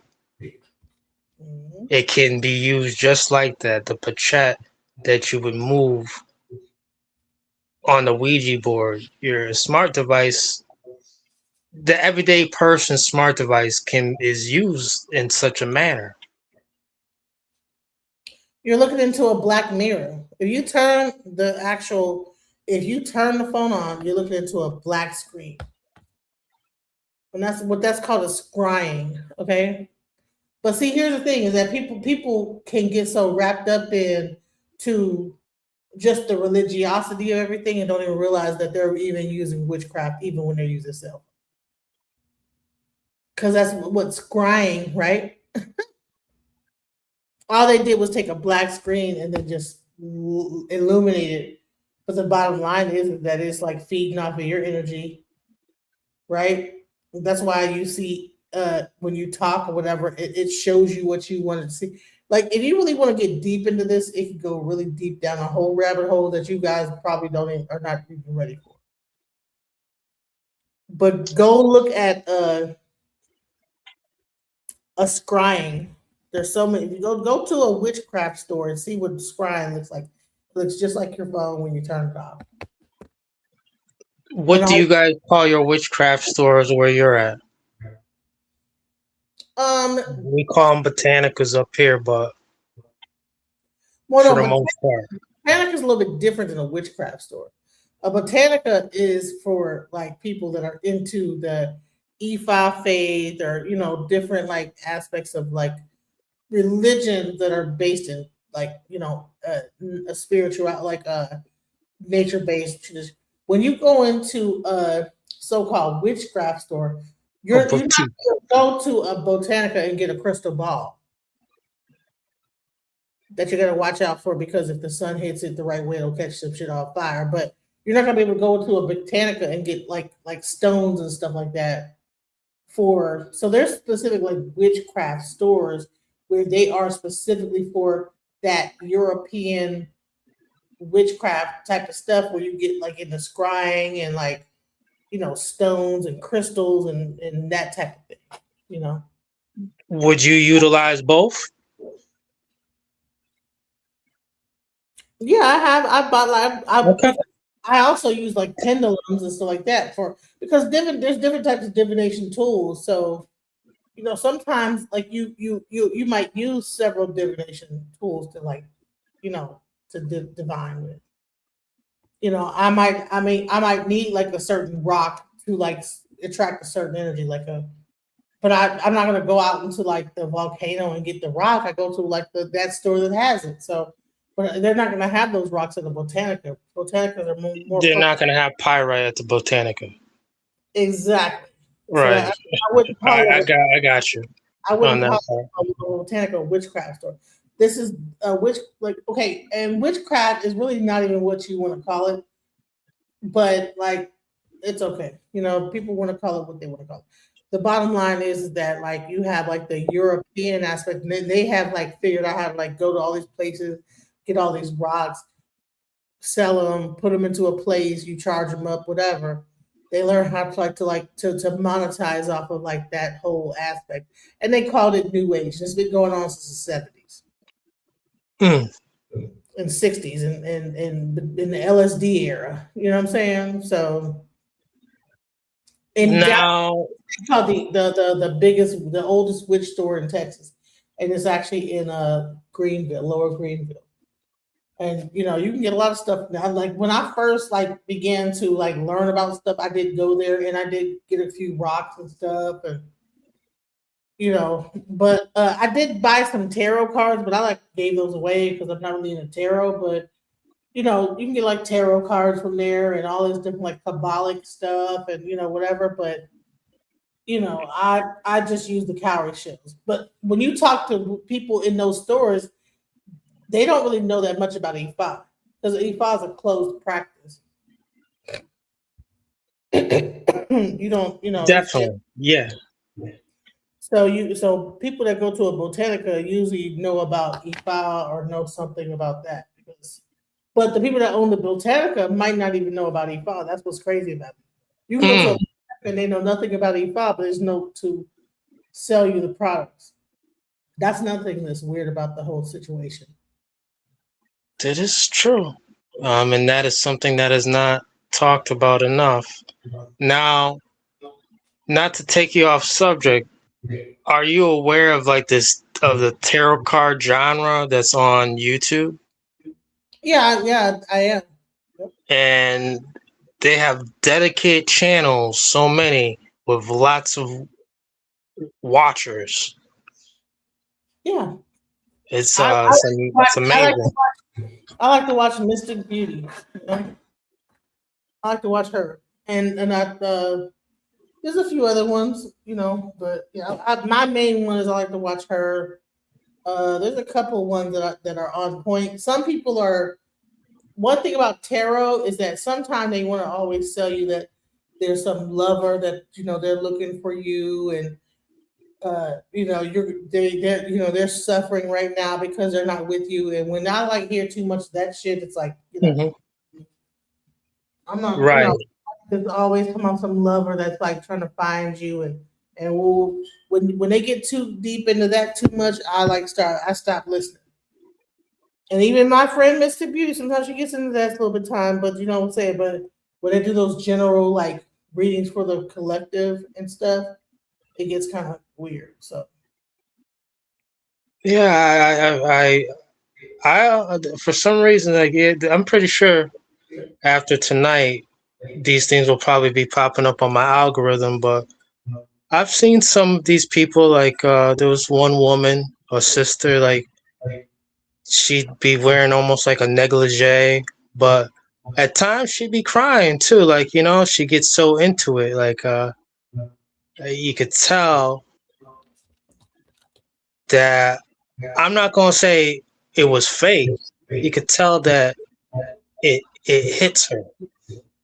And, but also too, you know, like I see these genres even with the ASMR. You know, like they're not going away. These people would say, I don't know, pseudoscience still, but they're not going away. They're only gonna gain more momentum. And I feel like the more I begin to talk about this, I might lose my little audience, but it's okay. It's gonna come back again. What do you think about that shutout last night? Were you because you weren't on it, but YouTube, there was at least 400,000 subscribers that you could get on, but you couldn't enter your homepage. It would say try again. Oh, is that what Roku was out, Amazon was out. That's Iran. It was for like 45 minutes, maybe the most. What? That's yeah. Iran. That's Iran. And now that's what they were talking about, that there was a hack. Hold on, give me 1 second. I think they were Roku, Cloudflare was fucked up as well, all at the same time. AWS, Amazon. Hold on. And this happened around like 8 o'clock East Coast for me. I was affected too, but I could watch YouTube, but I would have to watch videos that were already playing, already streaming, or were already in live stream. But I couldn't enter the home page and just type up something. It would just say try again. I wasn't even on YouTube yesterday. I was at home. That's what's crazy about it, because I was not even paying attention. I was in my bed chilling. But let me play this real quick. I'm gonna play this. And that's interesting. Wow. So let's get into it. If you want to know about it, want to talk about it, let's hear it. Let's hear it go. Iran, perhaps, have the millions of Epstein files that the Trump regime continues to conceal? Have they been hacked by a foreign government? Iran, perhaps. Have foreign governments, Iran, perhaps, have they hacked into the emails of Donald Trump, of people in Donald Trump's regime, of other people who are identified in very grotesque and despicable ways in the Epstein files? We know that Iran has a history of hacking Donald Trump and people in his regime. And Ayatollah Khomeini, the supreme leader of... Let me just say this. So he you see how he's wording this. He's letting you know that there was a hack. They say that they did it, the hack, but I'm just reading between the lines about this. Watch Iran has hinted that he possibly has information that could bring down Donald Trump and the regime. Here's what Khomeini says: this island of corruption is only one example. There is much more of this. Just as this was not apparent and then became exposed, there are many other things that will soon come to light. Everything we had ever heard about their corruption is one thing. This affair of that morally corrupt island is another altogether. These are indicative of what Western civilization and liberal democracy are.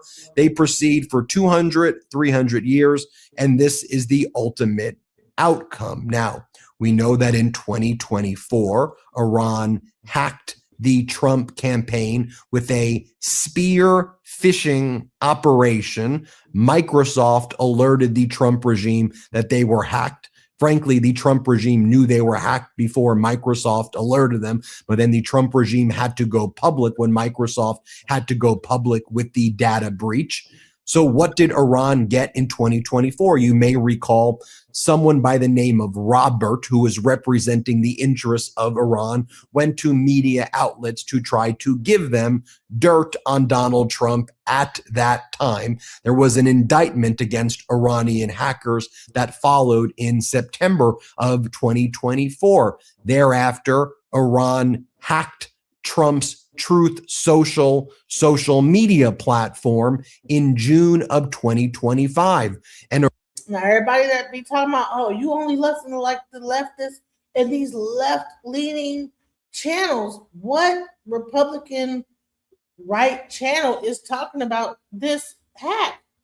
So sometimes I gotta listen to these channels because I don't see it over there. What's going on? Iran said that they got a lot of sensitive information by hacking Truth Social. Whether that's true or not, we don't yet know what they got in that hack, but it is undisputed that they hacked Truth Social when Trump struck Iran, when he attacked Iran's nuclear facilities back last June. Iran utilizes very sophisticated hacker groups. The 313 team is. But I'm gonna tell you something that's even worse, right? Because Israel did just give Google like several $billions.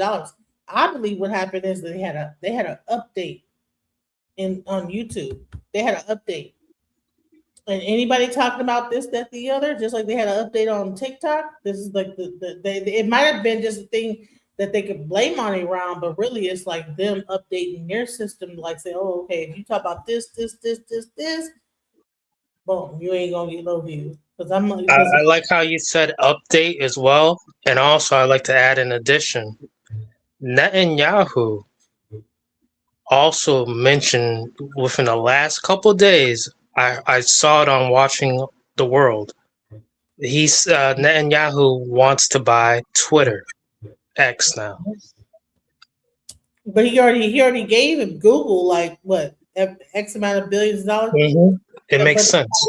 So they had to like put that update, and so sometimes when they like do like when they do a push of the new update, it might go down for a second and then come back up. So that might have been a push, right? But it also could have been at the same time that Iran. So there's something going. I don't know whether it might have been Iran fooling around, or maybe they did do something and they gave them a reason to like put that new push on there with the security updates and this. And I'm glad that you're bringing this up, because after that 45-minute experience like resolved itself, I didn't even try to look into it, like really what happened. I was just like, yeah, it was probably a cyber attack, but no one was saying anything. Mm-hmm.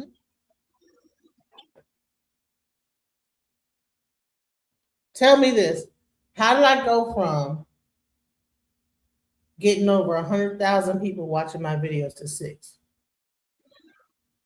Okay, I'll just answer that real quick. When you mentioned Hillary Clinton, that definitely could have been it. Also, Hillary, the one thing that I would say, the reason why she wants live TV, she is a Yale law student, and she was also between 1988 and 1991 ranked one of 100 best, most influential lawyers between those years.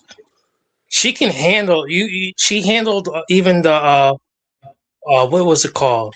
The Whitewater scandal. She handled that on her own. So what I'm saying is there's a reason why she wants to go live testimony, because she can handle that pressure. She's a lawyer. She's married to her first cousin. And she's not a regular floozy look. She's skilled. Feel me? Mm-hmm. She's married to her first cousin. But listen, here's the thing. A lot of other people were talking about this story that did not that are not getting bottlenecked right now. So I like how you use that term bottleneck in your situation, or yeah, that would be it. Yeah. You know what I'm saying? So the bandwidth was bottlenecked with while it's suppressed still to right now.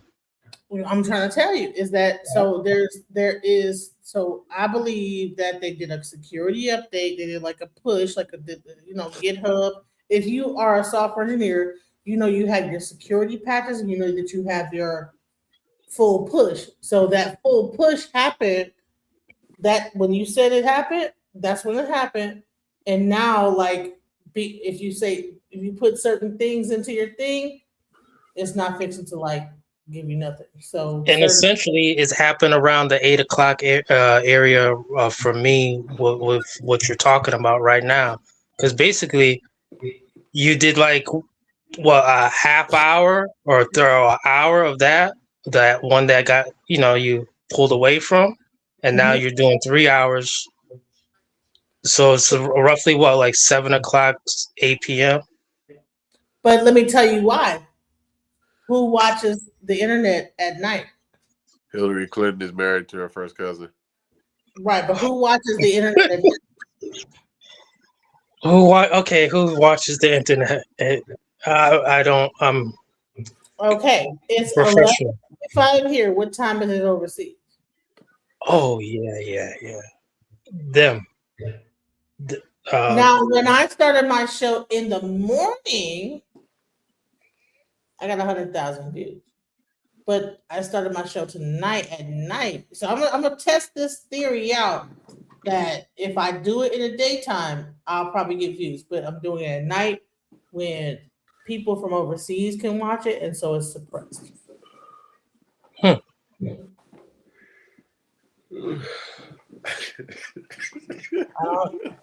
Listen, what's so funny?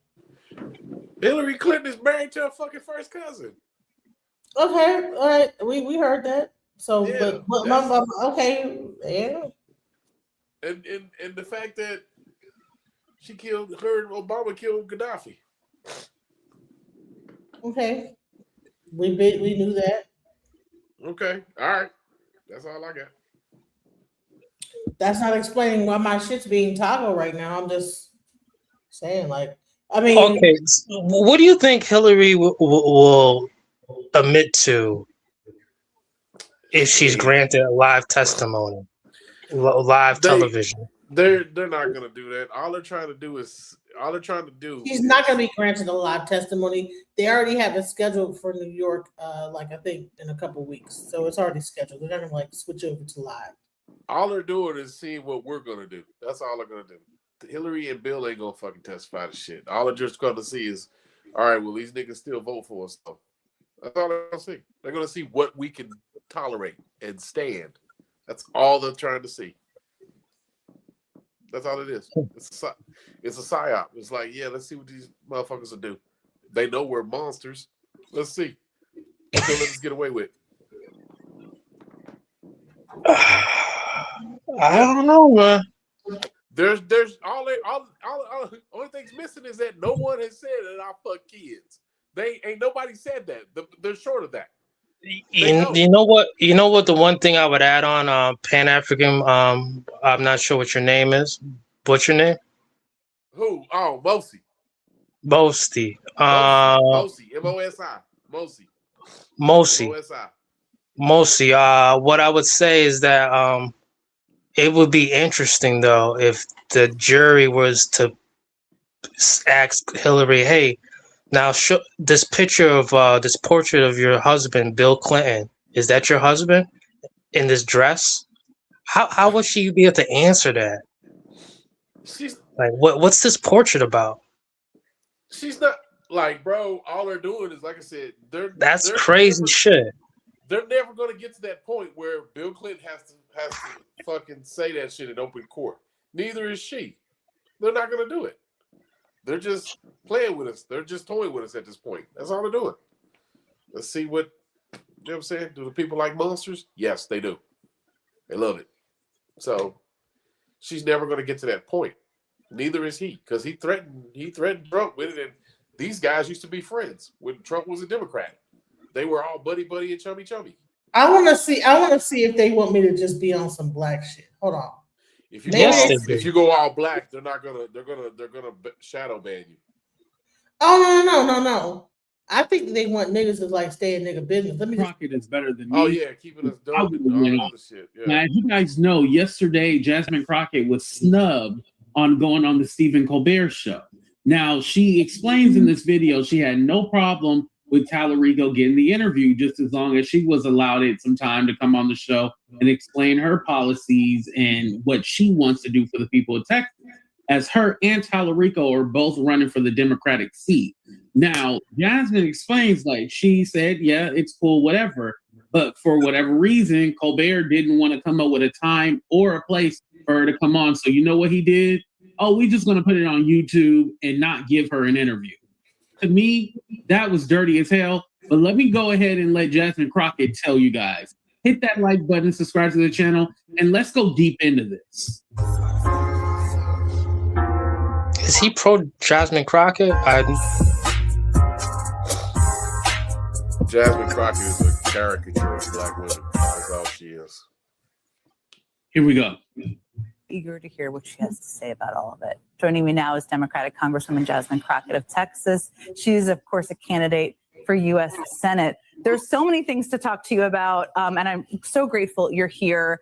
Let me just start with some of the news from today, which I just outlined. I mean, in CBS's statement on what happened with Colbert's show last night, they name checked you. I mean, they said this: the show was provided legal guidance that the broadcast could trigger the FCC equal time rule for 2 other candidates, including Congresswoman Jasmine Crockett. What do you make of that explanation? We actually received a phone call, and that was a little bit earlier today. And in that call, they explained that they actually told CBS that they could go ahead and move forward with the interview of James Tallarico. They just needed to offer me equal time. I did not get a request from the Colbert Show to go on. As you know, I've been on Colbert multiple times. And frankly, if we would have gotten an offer, that would have been great, but we're in the middle of early voting. So I'm kind of focused on being in Texas at this moment. I don't know what to believe, that's for sure, but I got that phone call as I was out talking to voters. That's it. So there's so many things to talk to you about again, but they called you today, but they decided not to air the interview last night. You've been on Colbert a number of times, as you just said. Did you have any issue when they were going to air the interview last night, when they promoted it, or when it was supposed to air, or did anyone from your campaign? No, we didn't have an issue. I mean, we've never run into an issue with Colbert. And even as you talked about The View, supposedly this FCC complaint came about because I had more time than Mr. Tallarico when I went on there after I declared my candidacy. Listen, I will tell you that I have no love for Bari Weiss. I have no love for Brendan Carr whatsoever. But I do think that, as you also mentioned, Kimmel, it is important that we resist in this moment. And so there were a number of options that could be put on the table. And frankly, the Late Show decided that this was the option. And I think that it was a good strategy. I mean, look at what happened when they tried to censor CCOT. We found out that you could get a lot more views. So I think it probably gave my opponent the boost he was looking for. So I think it's probably better that he didn't get on. Ding, ding, ding, ding, ding. And that was the point. Let me go ahead and create this controversy and say Trump and CBS are stopping us. They don't want us to do this interview because, Tallarico on his Twitter was talking about it, how, Trump is scared and this and that. I promise you, the man that doesn't even want to impeach Trump nor step on anybody's toes if he gets in the Senate, I'm pretty sure they're not worried about you. I can almost guarantee you, John Fetterman Jr., that they are not worried about no damn Tallarico. We've seen how Kristen Sinema, Joe Manchin, John Fetterman, these were all leftists. These were, supposedly leftists. And they were all like, they're against the establishment. Look how well that worked. Because every time Democrats try to do something, they were fighting 3 individuals. And they're still fighting John Fetterman, So with that being said, Trump is not afraid of him. And I think Stephen Colbert framed it that way. Well, both. It was definitely strategic. It was framed that way. And then they were like, you know what? We're going to put the interview out on YouTube. Great publicity right there, But the fact that they came to him and was all like, hey, you can do the show, but, you need to allow some time for Jasmine Crockett. And the fact that he didn't want to do that, and mind you, Jasmine said, like she did, she said that, there was a conflict when she went on The View and they were upset about how much time Tallarico got on the show. Mind you, Tallarico did go on the show, but they said he didn't get enough time or as much time as Jasmine. So that was a controversy, right? And so with this, she's not even welcome to even do the show for her to even, give her platform a statement. Now, a lot of people are saying, Jasmine's been on there. Yes, but she was not running for Senate. That's the difference. If she was running for Senate and she had been on the show, there'd be no issue, right? But she has not been on there since she announced that she's running for Senate. Stephen Colbert didn't want to make any time for her. He's seen this as a publicity stunt that he could use to further himself and also to help Tallarico. You can't tell me that he's a good-hearted person because at the end of the day, they like Jasmine, being as they would call it, a loudmouth black woman, giving it to MAGA. Ooh, we like her. Ooh, yeah. But When it comes to their own, they don't like that. Let's go ahead and get into Jasmine Crockett and Jen Psaki talking about Trump, how he doesn't want to endorse any of the Republican candidates. I wonder why. Here we go. And that they went straight to streaming because we know that when we resist and when we know that it seems like they're trying to change the rules and bend to the knee of or bend the knee to this president, that it backfires in historic fashion. Spectacularly over and over again. And you have been no stranger to them going after you as well. I know. Let me ask you about something. And I mentioned this a little bit in the opening. Trump was asked about the Republican candidates in the Texas race on Air Force One last night. And he kind of said, I like them all, and refused to really endorse any of them. What did you make of that? Why do you think that is? I love it. There's a couple of things about this, right? A lot of people are like, there's no way Texas can do this. And I'm here to tell you that even on day one of early voting, we are exploding with participation right now. And we just had 2 special elections, one that swung 30 points, another one that swung 17 points. We are really ready to do this in Texas. And frankly, right now, I will tell you what the insiders tell me. They tell me that he really doesn't like John Cornyn, so he just doesn't want to endorse him. We know that the Republicans have already spent $50 million trying to boost Senator Cornyn in this primary, yet he is still trailing Ken Paxton, who only raised $1 million last quarter. We also know that supposedly his chief of staff does not like Ken Paxton. So there's that. And then Wesley Hunt doesn't really have a shot. So he doesn't really know what to do. There are people that are pulling at him in different ways, trying to tell him what's most strategic to do. But there was a poll that actually dropped today that had me ahead of all 3 of them. So whichever way they decide to go, we're ready to win this thing. I'm sure Donald Trump loves Congresswoman Jasmine Crockett, who may be the And mind you, Greg Abbott is spending over $1 million on attack ads on Jasmine Crockett. If they weren't worried and they were more concerned with Tallarico, wouldn't they spend ads attacking Tallarico? Yeah. There's a reason why Jasmine Crockett is the butt of the joke, you know, with JD Vance or with Trump. They love to mention her because they are worried about her. They think basically, oh, we put this Black woman out there, people are going to be turned off. And so, yeah, we'll use her as a joke. But what they don't realize is, yeah, there's ignorant people out there and they love that, right? But there's also people who are looking for a fighter. Jasmine Crockett is a fighter. You can't look at Jasmine Crockett and say that this woman isn't a fighter. When I look at Tallarico, he can tell me a Bible scripture and that's nice and stuff like that, but he doesn't give me fighter. He gives me complacent. He gives me, he's just going to be the standard and the status quo because again, they have a whole website, that AIPAC Tracker website. So the AIPAC Tracker website is actually ran by a white woman and a white man who used to work for John McCain, by the way. So I was correct. That whole AIPAC Tracker, they're racist. So listen. All right. So I'm doing a test here, you guys. So just work with me here. All right. Just bear with me. Now I'm gonna play something about Tariq Nasheed rage quitting. I'm gonna see if I get more views when I do this. Let's go. Stuff I don't care, to be honest. That's a lie. That's usually a deflection. Just a simple anthropological lesson here. So in anthropology, a lineage is a unilateral descent group that traces its ancestry to a demonstrably shared ancestor. What is the demonstrably shared ancestor? In the case of Black Americans, that ancestor, both matrilineal and patrilineal, sit in the continent of Africa. Now, a lot of the times the Tariq group will mix this with ethnicity. We have to accept that they are new people, they are a new group, even though a majority of their DNA would show either Nigeria, Ghana, Senegal, Sierra Leone, Benin, Togo, in some cases in Angola and the Democratic Republic of Congo.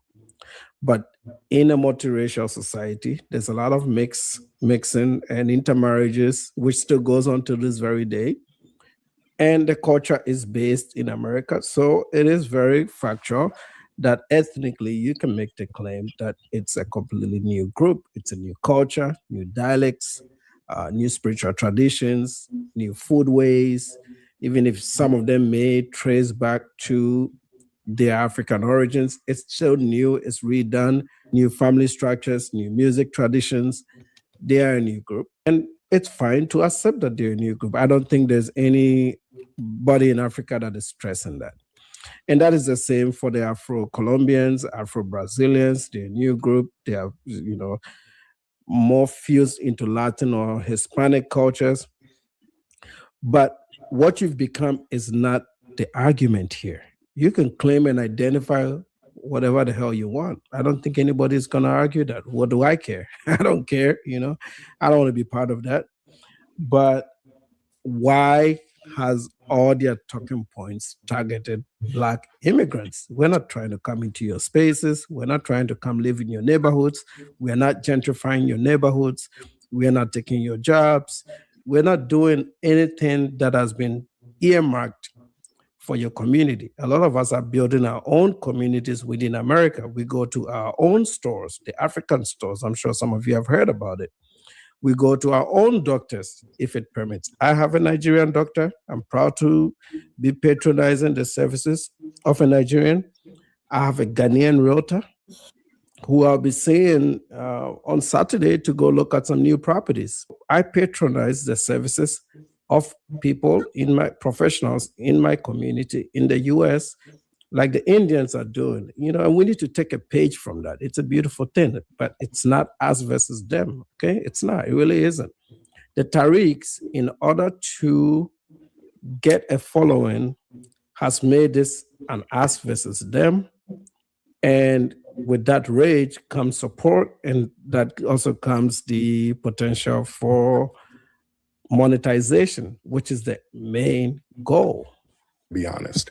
FBA is a lineage. It is numbers. Your time and date goes to a specific place at a specific time on this land. That's the only... Doesn't go far enough. That's the whole point. 400 years is not far enough. You are the newest group of Africans that live outside of Africa. I'm not saying you should claim to be Africans, because you're not. Clearly, it's a different group of African ancestry. But nobody is saying that you should claim to be Africans, because you're not. You're Americans. You live in America. No big deal. The only thing that makes you a foundational Black American. All this stuff about the great replacement and COINTELPRO and the politics, and that don't mean nothing. I don't care about none of that. I'm all about lineage. That's it. If it's a lineage, then why would you word mark it or trademark it?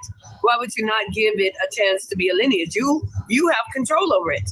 No one can. Okay, so I want you to say it right here, right now. So if they were to go and make T-shirts, make mugs, make hoodies, and put Foundational Black American on it, if they were to go and do a GoFundMe, you're cool with that, right? For the record, you're okay with them capitalizing on the... No, it's not. Because I just made a video about this, which you guys can check on the channel. He has trademarked this. So it is, I show you the exact trademark, the numbers, the day it was filed. He's capitalized this. This is his thing, okay? I don't care what anybody says. The proof is always in the action. The action shows that he has purposefully taken the time out to apply to wordmark this for commercial purposes. He actually states that. On the name Foundational Black American. Are you okay with that? Yeah, because people already do it. This closed hatch. He used to deny it. I guess now he's accepting of the fact that he is actually monetizing it. Shirts, FBA stuff all over by the thousands. I have nothing to do with it. I don't go around suing people. Don't work like that. African American is trademarked. Igbo is trademarked. Yoruba is trademarked. That's a bad faith argument. No, if you could trademark something and be the leader and control a group, you think it's that easy? That's ridiculous. That's not even an adult conversation. That's childlike and that's trollish. And this is why African American is not trademarked. We've had this conversation many times.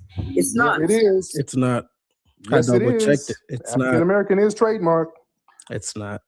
That's been proven. You can go look it up. Lying about it doesn't change that fact. Fun about it, sir. We've had this conversation many times. You claim that but you have even said that you cannot trademark a lineage. You said you cannot trademark. So if you cannot trademark the lineage, you can trademark a name for products that's associated with a lineage, just like African American. That's what you're not done. trademarking the African American ethnic group or racial group. You're trademarking a shirt with the name of an ethnic group. okay, See my how only that works? question for you is: are you the founder? My only other question for you is: are you the founder of Melanoid Nation Foundation? Don't matter. Now No, you no, no, rolling no. off it. Doesn't Are you matter. the- Don't ask me no, stuff sir. about Are you that. We're the talking founder about of lineage. Melanoid Nation? Not Melanoid Nation. Remember Carbonation and Melanin? The Melanin Nation from Nature Boy? He made the Melanoid Nation? Child, he pulling from Nature Boy. None of Yep, we have proven that in some previous videos, and I have a history of all his tax records that he is the founder of Melanoid Foundation. He likes to run away from this because people found out that he raises the money, and from my count, it's over $7 million raised under the foundation, and he has skipped a few years of taxes. We're going to do a deep dive into his tax returns. Of course, I have to do this with a bit of caution. He has a thing called Melanoid Nation. Nature Boy had Melanation. Then he switched it to Carbonation. So Tariq is like totally biting off of Nature Boy with Melanation and Melanoid Nation. What? Because we don't want to dox. We just want to get to, so I have to do a lot of reductions so that we don't dox him, because that's not what we're about. We just want to look at the information and see if there's any discrepancies in his taxes. None of your business of what I'm doing, No, ma'am. it That's is. personal. It is. All Okay, right. so you can't. All right, You if cannot, we're getting into, ma'am, so you can't answer the question. Are you the founder of Melanoid Nation Foundation? doesn't matter. Why not? Why would you say it doesn't matter? That's Because not. that has that's nothing to do with lineage. It has nothing to do with lineage. That's concerning. That's It very has nothing concerning. to do with lineage. You should be. No. Where is your All right. transparency? Now we get. All right, Okay, we're I'm getting gonna into just tether. ask you. We're getting into tether trolling, and this is why people do lineage, ladies and gentlemen. All right. Okay. Bro, hold up, though. Listen. Nature Boy refers to Eligio Bishop, the leader of the group called Melanation, also known as Carbonation. He is the controversial figure who convinced thousands of followers online to join him, often moving them to remote areas like the jungles of Costa Rica, promoting back to nature. So he created a thing called Melanoid Nation. Tariq Nasheed made a whole thing, Melanoid. He just add oid on it and said, he has a thing called Melanoid Nation, bro. And Melanation is a part of like a fucking cult called Carbonation. No one is finding anything weird about that? Like, what? Oh, Lord, what? So that means, listen, you can't tell me something is not that's a cult. That's cult-like behavior. All right. All right. He not gonna. Okay, real quick. Thank y'all so much. Real quick. Thank you so much, everybody. I don't do trolling. Thank you. You don't troll. Listen, all right. Have a good night. Nah, hold on, real quick. So real quick. All right. He ran off. He's gone. There he is. He's gone right here. He took off. He didn't want to answer it, but we'll answer it for him. Of course, he's the founder of Melanoid Foundation. I have all the tax records right here. I have a complete folder here. I have an entire Tariq folder on my laptop. I'll show it to you. It's all of Melanoid Foundation's tax returns from 2016 all the way down to 2022, and there's 7 years that he hasn't filed taxes that we're going to review in a few days. From 2016. So Tariq was biting off a fucking Nature Boy the whole time since 2016? He was biting off Nature Boy with Melanoid Nation. So he heard Nature Boy say Melanation, and Carbonation, and he created a thing called Melanoid Nation at the same time Nature Boy was out here with his cult. What in the fuck is going on? I did not know this before I even played this video. What the fuck is going on? What's up, Tariq Nasheed, with this bullshit? Come on now. But yeah, this is why he doesn't want to answer the question, because he's not been filing his taxes and he's been making a lot of money from this Melanoid Foundations. Well, anyways, so let me play the next thing. I'm gonna try something else. All right, so let's go into Umar Johnson. Maybe. Okay, Tariq Nasheed didn't do nothing. Let's see Umar. Now I'm trying. So where is this? I'm trying to figure out what this ban is entailing, because I know I'm shadow banned. I'm trying to see what if I played what videos. Back with more scams. So he came back this week with good news, but from my perspective, this good news is just a setup to what I believe is going to be more scamming.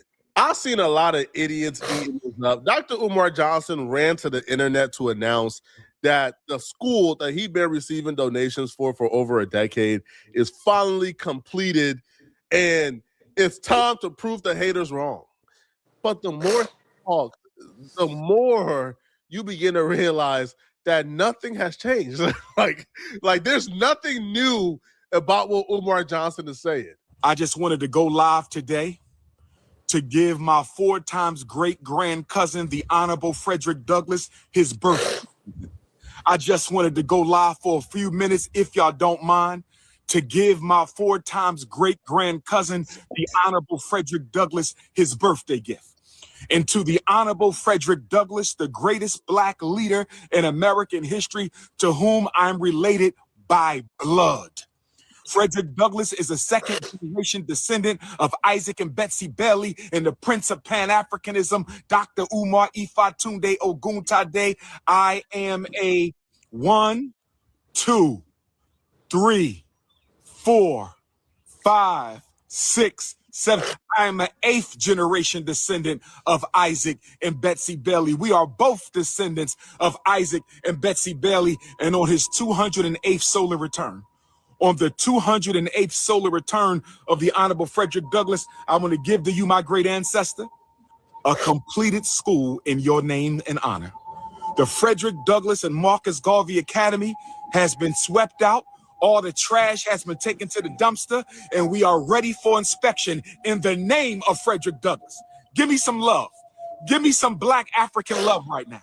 Give me some Black African love. We completed all the repairs on the centennial of Negro History Week, February 7th, 2026. And today, on Frederick Douglass's birthday, the Black man who escaped from Baltimore through Wilmington, Delaware, Frederick Douglass, I am pleased to report to you, my great ancestor, that the school has been swept out. I feel so terrible for every one of y'all who got hoodwinked into this Umar Johnson debacle. Think about it for a second, man. Y'all done gave this man $2+ million, and after a decade, the man goes live to make a public service announcement that the school has been swept out, right? That all the trash is out the school finally. No. This is an atrocity, bro. This is not cool. But he has more to say. Now, pay attention to the words that are coming out of Umar Johnson's mouth, because these words are very intentional. He proceeds to talk about what the next steps are for the school. He used specific words. Pay attention and try to catch on. The day after Monday, which is Tuesday the 17th, which is the eclipse in Aquarius, solar eclipse. Where my Leos at one time? Where my Leos at? Where my Aquarius at one time? So on the solar eclipse day, we will contact the city respectfully and humbly and ask for them to come out and inspect the Honorable Frederick Douglass and Honorable Marcus Garvey Elementary School and the Nat Turner John Jacques Dessalines Gymnasium, because we are ready to get to work. Are we not, brothers and sisters? Are we ready to get to work? Are we ready to start decorating our school? Are we ready to get ready for the grand opening? Our time has come. Where the school at? I'm going to get some t-shirts made. Where the school at? And I'm going to mail them to all my haters, brothers and sisters. I'm going to mail where the school at t-shirts to all my haters, brothers and sisters. The reason why I feel like I'm kind of pretty okay at this content creation stuff is because I listen to people's words and I listen closely. When Umar Johnson was speaking, the one word that stuck out to me was decorations, because I heard him say that before. That's when it all hit me, man. Bro, Umar Johnson has no plans on ever making this school a real thing. Umar Johnson's entire goal here is to prove the haters wrong, and he believes that if he fixes up the school, he gets the renovations done, then he can tell the haters, I have a school. Man, y'all people need to cut that bullshit out, bro. If he was able to finally get that school open, kudos to him. I'm sorry. Listen. We need a timeout. If this guy, if he have tether, or whatever, I'm about to like. Now I'm getting in. Yeah, he's from outside. He's a tether. I think he's Ghanaian too. Yep. I'm not down with that. Listen, it's hard to get a school open. Period. Especially the way he's doing it. Listen, like this nigga. Where's your fucking school at? God damn it. What the now, fuck? when's Dr. Umar's enrollment? Man, it don't even matter. The fact that he was able to finally try to open up the. But do you know he had like two blocks of a school? Like, well, that's a big taking on to like do that. Like, bro, that's not. Nah, we're not fixing to. If he's able to make that shit happen, kudos to him. We not fixing to like do that. His name is actually on the property. That's the crazy part. It's public record. Yeah, I'm not down with how he talking like this. Sometimes these actions or whatever the hell they saying, it's like they be jealous. School. Well, no, that's not a school. That's a building. Understand this. This nigga's goofy though. This nigga's goofy. What the fuck, bro? This nigga's goofy. Aren't schools inside buildings, bro? Like, what the fuck? Goal here is to prove the haters wrong, and he believes that if he fixes up the school, he gets the renovations done, then he can tell the haters, I have a school. When no, that's not a school, that's a building. Understand this, man. When you raise over $2 million and it's been about a decade, I feel like a building that can be occupied by humans is the first. That's the literal. Honey, it takes a lot to open up a building. Not just see, $2 million is like maybe a school at a house inside a really nice sized house. But he's opening up a building with 2 blocks of like building, whatever. I don't even like it's one on one side across the street. There's another building over here. Like, shut up, bro. I don't agree with this. Ground level, base, first step. You got us a building that humans can occupy. Umar Johnson is treating this as the last step. But not only as the last step, because Umar Johnson is now using this as a way to stifle more donations from out of you. See, the reason why decorations stuck out to me was because I heard Umar Johnson say decorations before. See, a week or two before this live stream, Umar Johnson was on live telling people that renovations being complete is the last step. But after he announced the renovations are complete, he needs y'all to send in more money so he could decorate the building. So we have gotten acquisition, renovation, acquisition, rehabilitation of the school. We will be going for our final building inspections this month, God willing. And then we have 2 more stages, decorations and renovations. Are y'all ready for decorations? We've accomplished acquisition. We purchased the school. We accomplished renovations. We're ready for our final inspection. Now we got to go to decorations, brothers and sisters. We got to raise money for the decorations, the school furniture, the library books. Doesn't it sound like that's what would be needed to open up a school? That you would need furniture? Like the kids gonna sit on the floor? Like, I don't know. Like, okay. The furniture and equipment, it's time to decorate. If you have a decoration you want to donate to the school, an African mask, an African painting, an African statue, your black book collection, text me a picture of your possible donation, and I will let you know if we can use it or not. You understand? He didn't say give me money. He said, can you send some decorations and some African? Come on now. If you have a painting that you think would be beautiful in our school, if you have a statue, if you have a drum, if you got some books that you think would go nice inside of the school, text me a picture of the donation and I'll let you know. Let me say this, because you know he went through that whole tragedy. Look up Umar Johnson interview on Lord Jamar's podcast. Is that new? I don't want to hear no old shit, because that girl, like, she trashed him and he still kept moving, and he almost lost the school. To me, when a person is able to like get past all that, and I'm sorry, like black men that's trying. I'm not down with everybody going down on. I'm not going down on black men. That's the pause. I'm not down with y'all going down on black men. I'm sorry. Sorry, y'all. But I'm not down with everybody like beating the black man down. He went through a hardship. The girl said what she said about him. He kept persevering. He was able to find funding. He was able to buy the school. He still has the school. Like, at some point, just chill out, bro. Like, let him live, bro. I'm not down with everybody just constantly just beating down black men all the time. That's not cool, bro.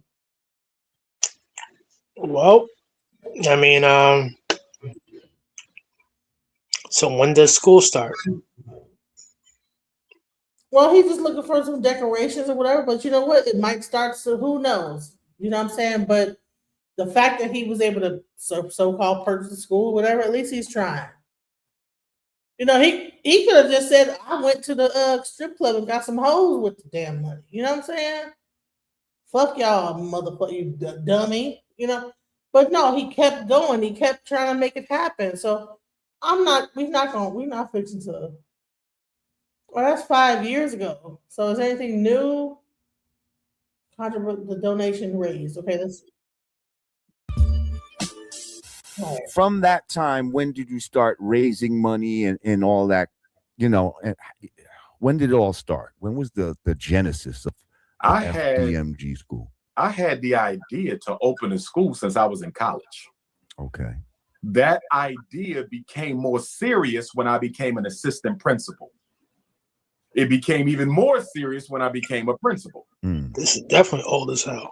It was further intensified by being a school psychologist because wrap that up. Like, what are we talking about here? We're talking about right now. We're not talking about like 16 years ago or whatever, or 5 years ago, or whatever this was. How many years ago? Whatever. We're talking about like what's happening now. And I'm saying that he went through all that controversy. You know what I'm saying? The girl said what she said. He got a small peen, and all of a sudden he ain't taking care of his mom. But he still pushed on. And so, to me, I honor perseverance. So we're not fixing to push a person down when they keep pushing on. You know? Now, if he would have failed and faltered on it, I would have said, you know, he a weak ass nigga. But the fact that he just kept going and he's able to say he's fixing to open up his school. Now, I don't know if it's true or not. If he just standing outside that bitch saying that shit, it's still yet to be seen. His girlfriend running for mayor of Atlanta. Oh, okay. But I'm just saying, like, you know who his girlfriend is? No, I don't. Suki Hana. She's running for mayor of Atlanta. Are you serious? Hell yeah, she is. I seen the video. But you know what? I'm gonna say this: if she is, that's crazy. But she actually is not a dumb girl. She's from Connecticut. She actually is very smart. So if you actually listen to other interviews of her, I think that she was doing all that stuff just to be famous. But if you actually listen to what she has to say, she's not stupid. You know what I'm saying? You listen to her, so she might be able to be a whatever. You know what I'm saying? We can't just go off because she was guzzling D and crying and throwing up and whatever the hell it is. if she actually has she ain't stupid. She's not no dumb woman. So if she's able to make that happen, shouts out to her. Know if we can use it at the school. 215-989-9858 is my direct cell. 215-989-9858 is my direct cell. 215-989-9858 is my. Oh, is that what happened? So he refused the help from Lord Jamar? Why? Let's see. At what point? Listen, I can't play that because tell me at what point he refused this. Now, not play it exactly because it's like a long ass video. Just tell me at what number so we can like address that. He flipped out. When Lord Jamar asked him to give him some money, he went off on him. Tell me what number. Tell me what time stamp because that's too long of a video. I'm not trying to play that whole video. My direct cell. Sister Melanie McCullough, I can get funding. I'm not looking for funding, baby. In case you don't know who I am. In case you don't know who I am. In case you don't, I am a revolutionary Pan-Africanist, my sister. We do not take donations from other people. We solve our problems ourselves. The absolute irony of Umar Johnson telling somebody, revolutionaries don't take donations from other people. We do it ourselves. That should apply to not just white folks. That should apply to black folks too. We should sit on the timeline, right? We should not have to give our money to your pet project, man. All right. Now, make no mistake about it. When I heard Umar Johnson say, renovation is done, send me more money for decorations, it all came to me. Okay, He did not say send me more. He said send me items for decorations. The girl said she wanted to send him some money. He said we don't take money. He said that revolutionaries don't. He's already good. He already bought the building. See, this is the thing is that sometimes these reporters, you know what I'm saying, they be bull with the words and stuff. Like, so let's go. This is what the scam is. The money has slowed down. Donations have slowed down. Umar Johnson now wants to sell you guys a new pipe dream. He now wants to regalvanize. He ain't even gonna say allegedly. He's just gonna say this and then just be able to leave it at that. Y'all. He regalvanized y'all now by letting y'all know renovations is done. This is the last step, people. Where renovations are the first step. The last step is a curriculum, staff, teachers, I don't know, things that are crucial to a school running, such as how the application process is going to go. How do people apply? He said the renovations were done. He said that he owns the actual property. He said now he wants to decorate and make the school, if you have any like artifacts or whatever you want to put in the school books, whatever. This guy's not listening. How much the fees is going to be? How is the school going to sustain itself and run? Things of that sort. But no, the renovations is done. The trash is out the building. Humans can occupy the building without falling ill to mold and strange, airborne illnesses. So give me more money. Stop it, man. When Umar Johnson ran to that live stream, Umar Johnson went back to his roots. See, Umar Johnson targeted Black women heavily in the very early stages of him raising money for the school. When he hopped back on that live, Umar Johnson, in an attempt to get the donations flowing again, he went right back to his roots, targeting Black women. But let me do this. Not only am I dedicating this school to Frederick Douglass on his born day, not only have we completely cleaned up. All right, so he gave me like the timestamp of when Umar Johnson turned down help from Lord Jamar. Let's see what happened. And he said he flipped out. He just went off. Let's go. The money, a little bit left is going to repair. What transparency? You got the books, I got the articles, I got the resume for you. Absolutely. You understand? So some people just woke up though. Everybody not. But listen to me. Even if you're not in the conscious community, you know who I am. I don't belong to the conscious community. I belong to the African race. I'm the most requested Black scholar in the world, hands down. That's mainstream. Yeah, but you got to understand how many people don't even but they're not know about scholars. Like that's what I mean. Are Some so people, far removed they're from not asking the negative questions, Jamar. They're not. The new people are not asking the negative questions. The negative questions are the haters. But so it just so happens that my wife's family has a lot of educators in it. Her sister is a principal of a school right now. Her mother was a teacher, and her Okay, so you said 1052 or hold on. 1052 or 28 on the 28. Hold on. 28 minutes. All right, so I'm trying to find the part. All right, maybe I'll just find it. I agree with you, Queen. But to that, I'll say this quickly. I'm the most accessible Black scholar in the world. My cell number is public. I get it. Okay, I understand that. So we on the square together. But those are coming from haters. You can't afford to make a consistent donation. They can go to the Cash App, $FDMG School, or the PayPal. And I understand where Brother Jamar coming from because he's just being the vessel to bring it to me. I get it. Okay, I understand that. So we on the square together. But those are coming from haters. You got to understand something. I'm probably the most influential and accomplished Black school psychologist in American history. Not probably, I am. If you got a child in special ed, they've been ADHD, conduct disorder, I'm the person you came to. I've been doing this work for over 20 years. My name is etched in stone. There is no such thing as I just woke up and heard about you. You're going to get some people like that, but most of our people know who I am because I help them save their kids or their children went to my school. I didn't just wake up yesterday. People know who I am. I got the books, I got the articles, I got the resume for that. Absolutely. You understand? So some people just woke up though. Everybody not. But listen to me. Even if you're not in the conscious community, you know who I am. I don't belong to the conscious community. I belong to the African race. I'm the most requested Black scholar in the world, hands down. That's mainstream. Yeah, but you got to understand how many people are not. All right, so you're saying 1052. Let's go. Has a lot of educators in it. Her sister is a principal of a school right now. Her mother was a teacher, and her father was and is a principal who actually ended up making his own school in East New York, Brooklyn. It's called the Trey Whitfield School. You can look it up. So he's been doing this since like 1983. And how he started was he started small.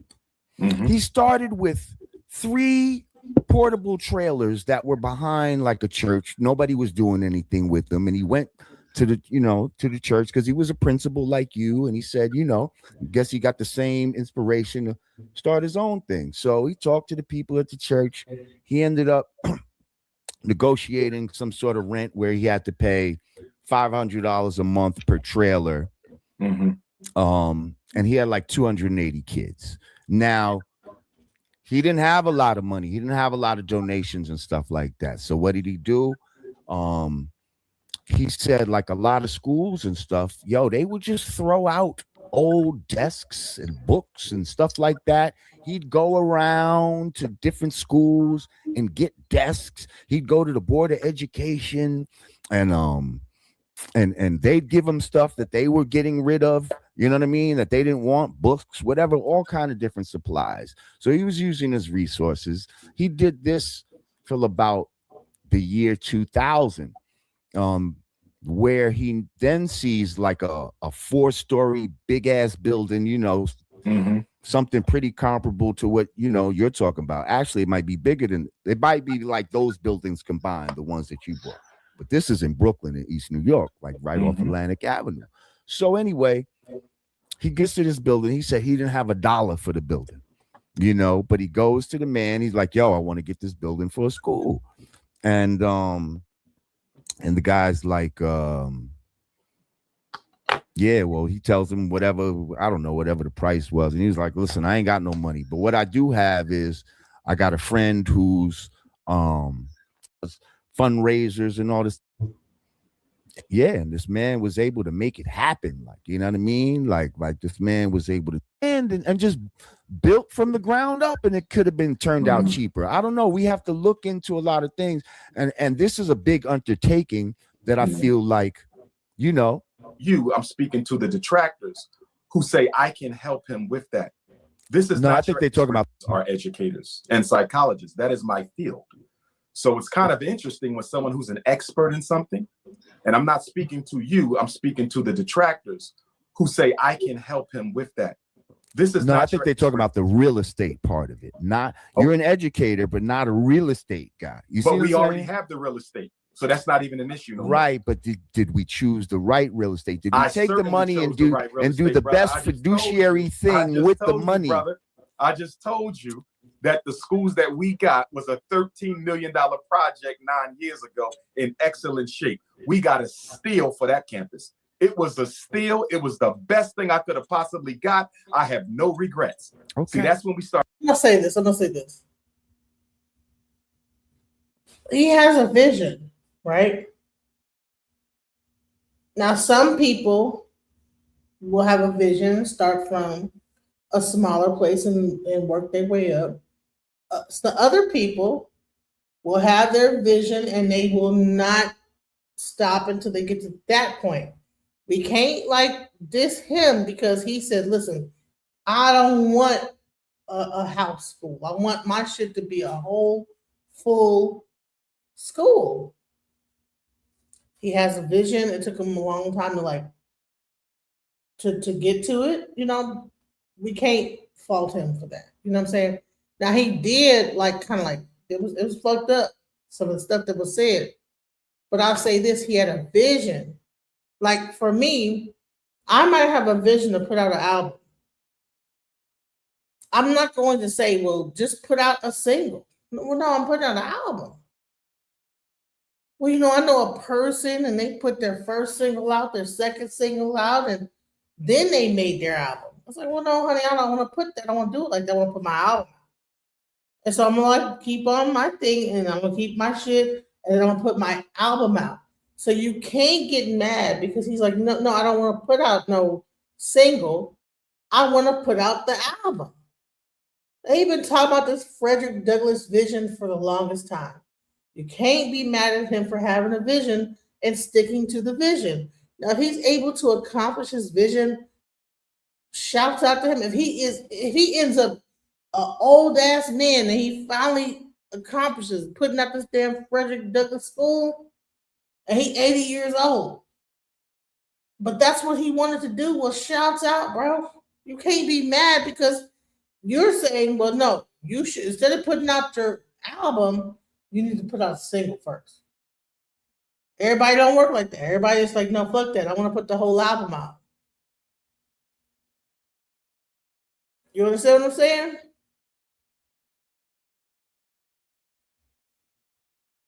Before you become a truck driver, you should like drive cars first. You know what? I don't want to drive cars. I want to be a truck driver. I want to skip the step of driving car. Listen, everybody's path is not the same. You can't be mad because he chose a path that just the hardest fucking thing you could ever do. That's what he chose to do. Like, so you can't tell him about your uncle. I mean, he gave this long ass speech about how his uncle started off and, you know, and he first was teaching 2 people, then 3, and then 4. Everybody's path is not to do that. He doesn't want to be a teacher. He wants to be a principal. Get it? He's not trying. That's like a person. It's like me. I might want to open up an auto shop. And you say, well, listen, and I just want to open up an auto shop and hire mechanics to work my auto shop. But you're saying, well, no, you need to become a mechanic and then work your way up and then build there. No, honey, I'm going to get a building and I'm going to hire mechanics. You understand what I'm saying? You can't get mad because he does not want to be a mechanic. He just want to own the building with the mechanic. You understand what I'm saying? People need to understand, like, think past just basic shit. Well, no, you know what? You should start off from scratch and get your mechanic license and this, that. No, fuck, I'm not trying to be a mechanic. I'm trying to be the owner of the mechanic shop.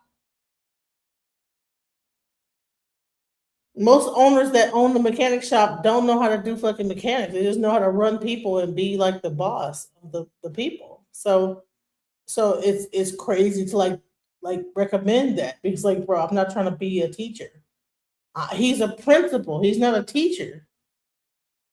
Now he does teach in the community, but you know he's not he was a principal. He's a vice principal. His force, his sight is not the same. Now I'm not saying that you know the shit's not weird. I'm just saying I get where he's coming from. Everybody don't want to be a teacher that built it up from ground up. Some people just want to be the principal and hire the teachers.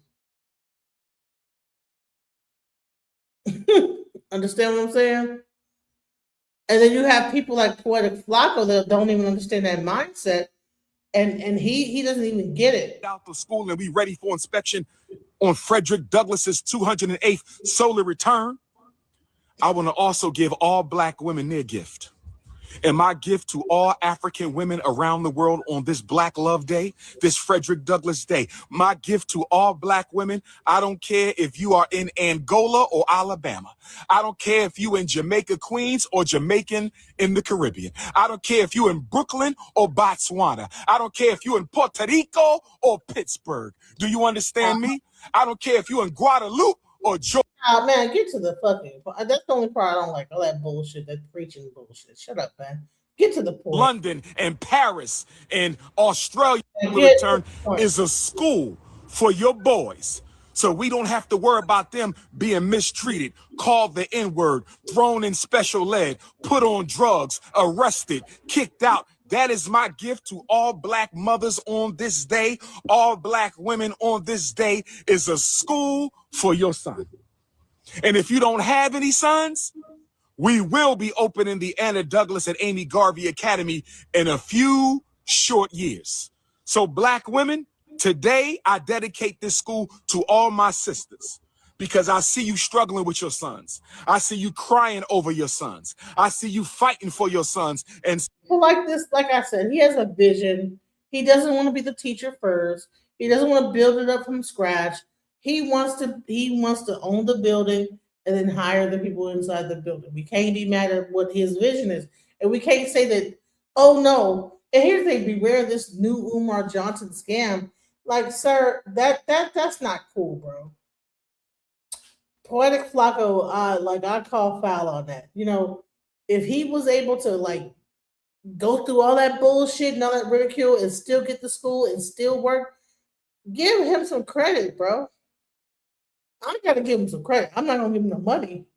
I'm give him some credit. so now, on this day, my Valentine's Day gift to every Black woman on the planet Earth is a school where your sons can learn free from the Snow Bunny lynch mob. I said a school where your sons can learn free from the Snow Bunny lynch mob. I said a school, Black women. My butter almond, my butter peak. We might laugh at Joe because Umar Johnson is absolutely ridiculous, but this is some sinister stuff. This is some really like disturbing stuff here. Umar Johnson is preying on Black women with troubled sons, single Black women who probably. How do you get that out of that? I don't get that. He's preying on women with Black sons. He's trying to open up a school, bro. I don't know. I don't like it when people do that, you know? Because that could be easily me, like trying to open up something. You got like this fucking asshole. She's trying to prey on the kid. Like, no, I'm trying to open up a fucking school, bro. He's focusing on the Black woman. Well, you know what? He's trying to help out the Black women. Maybe you should ask how you can help, like for real, like. Or terrified their son might be a victim to the streets, a victim to their circumstances, right? Their son is going down the wrong path. They're trying to find a way to reel the son back in. And Umar Johnson is preying on their hope and belief. Yo, Black women who donated to Umar Johnson when this school started, if you had, let's say, a 6-year-old when you donated to Umar Johnson, hoping that Umar Johnson will save your badass 6-year-old from going down the wrong path, your 6-year-old will be about 21 right now. That is a good point, though. That's a good point. Now, if he would have had some programs for them 6 years old instead of focusing on the school, he probably could have helped those mothers. So that's true. That part is true. 21 years old right now. Yeah. Yeah. Gotta call a spade a spade. All right. And that's what we're dealing with. All right. Umar Johnson has been preying on Black women for a while. It's disturbing, bruh. Yo, there's gonna be a Black woman out there right now, bro, with probably like a 14-year-old son who's going down the bad path, who's gangbanging, who's probably dealing with girls that she feel like, aren't good for him. And she no, when I think about it, no, he did give his number though. So people always was able to talk to him about their kids, get like advice, do this the whole time. So that's wrong. I at first I was agreeing with him, but I thought about this. No, he's always had his number. Every time he talked about this, he always said, call me up. This is my number. And then people were able to call him about their kids. So yeah, that's wrong. When I just thought about that. No, that's not right. It's not right. Nope. Will probably listen to this and think, man, Umar Johnson School can save my son. And she will donate half of that paycheck that she made this week, trying to get this school up because thinking this school is the last hope for her son. Only for another 10 years to go by, and the son will be like damn near 30, and there will be no school. Her hard-earned money. Or they could have been talking to Umar the whole time with their son. Umar probably was talking to their son the whole entire time that he's been trying to open up the school. And he probably could have been like supporting that mother. So we can't just be one side. Will be gone. But Umar Johnson will be back on live preying on another woman who probably is dealing with troubles with her teenager, thinking Umar Johnson is the answer. This is not cool, nor is it funny. And I've been seeing a lot of people celebrating this, and I'm like, hold on, bro. It's a school because there's no trash in the building no more? Is that how far our expectations have plummeted that we're giving Umar Johnson a pass now because Umar Johnson has taken out the trash from the school after y'all done gave him $2 million? My mahogany queens, we have a school for you. Have you ever gotten a Valentine's Day gift better than this, sister? And child, Umar need to cut that bullshit out though. Come on now. Does that make him look even more suspect? That's crazy. My Black women's, my mahogany, my BBW. Black woman, has a Black man ever dedicated an institution to you on Valentine's Day? Has a Black man ever dedicated a school to you for Valentine's Day? I just dedicated a school to all Black women on Valentine's Day. Don't it bother y'all that Umar Johnson is talking about opening up another school when this school don't even have a single student, don't even have a teacher, don't even have a single application yet? Same school. I don't know, bro. Y'all let me know in the comment section. What do you guys think? Maybe I'm just... I don't like this. It's not a different school. It's the same fucking school. Same school. He just was able to get the funding to keep it open, and he was able to do it successfully. And I would have to give credit where credit. If he's able to pull this off, I'm not gonna hate on him, and I'm not gonna hate on him on the way to do it. We listen. This is where we get that damn delineation talk from. Now I'm seeing bro, you shut the fuck up talking about Black people and what we got going on, bro. Ain't you like Nigeria, whatever the hell you from? Caribbean? Where's your school? I don't know. I'm like, at least he's trying. I mean, whoever's giving him money, somebody giving him money, and he's still trying to push on. He's saying everything got renovated, everything is back together. Okay, now show us the renovations though. Don't just keep talking about it. Don't just say that. Let me see some toilet flushing, some, you know what I'm saying? Let me just see it. I'm not fixing to donate because I just got too much going on, but I'm just like, I just don't like the criticism, before, I don't, it's, I think people need to let Umar live. Bro. Let him, he trying. Some people want to donate money to him. Don't be hating on him. Don't hate on him because he got like some women that get wet in the panties when he start talking all that bull stuff and give them all his. That's hating, bro.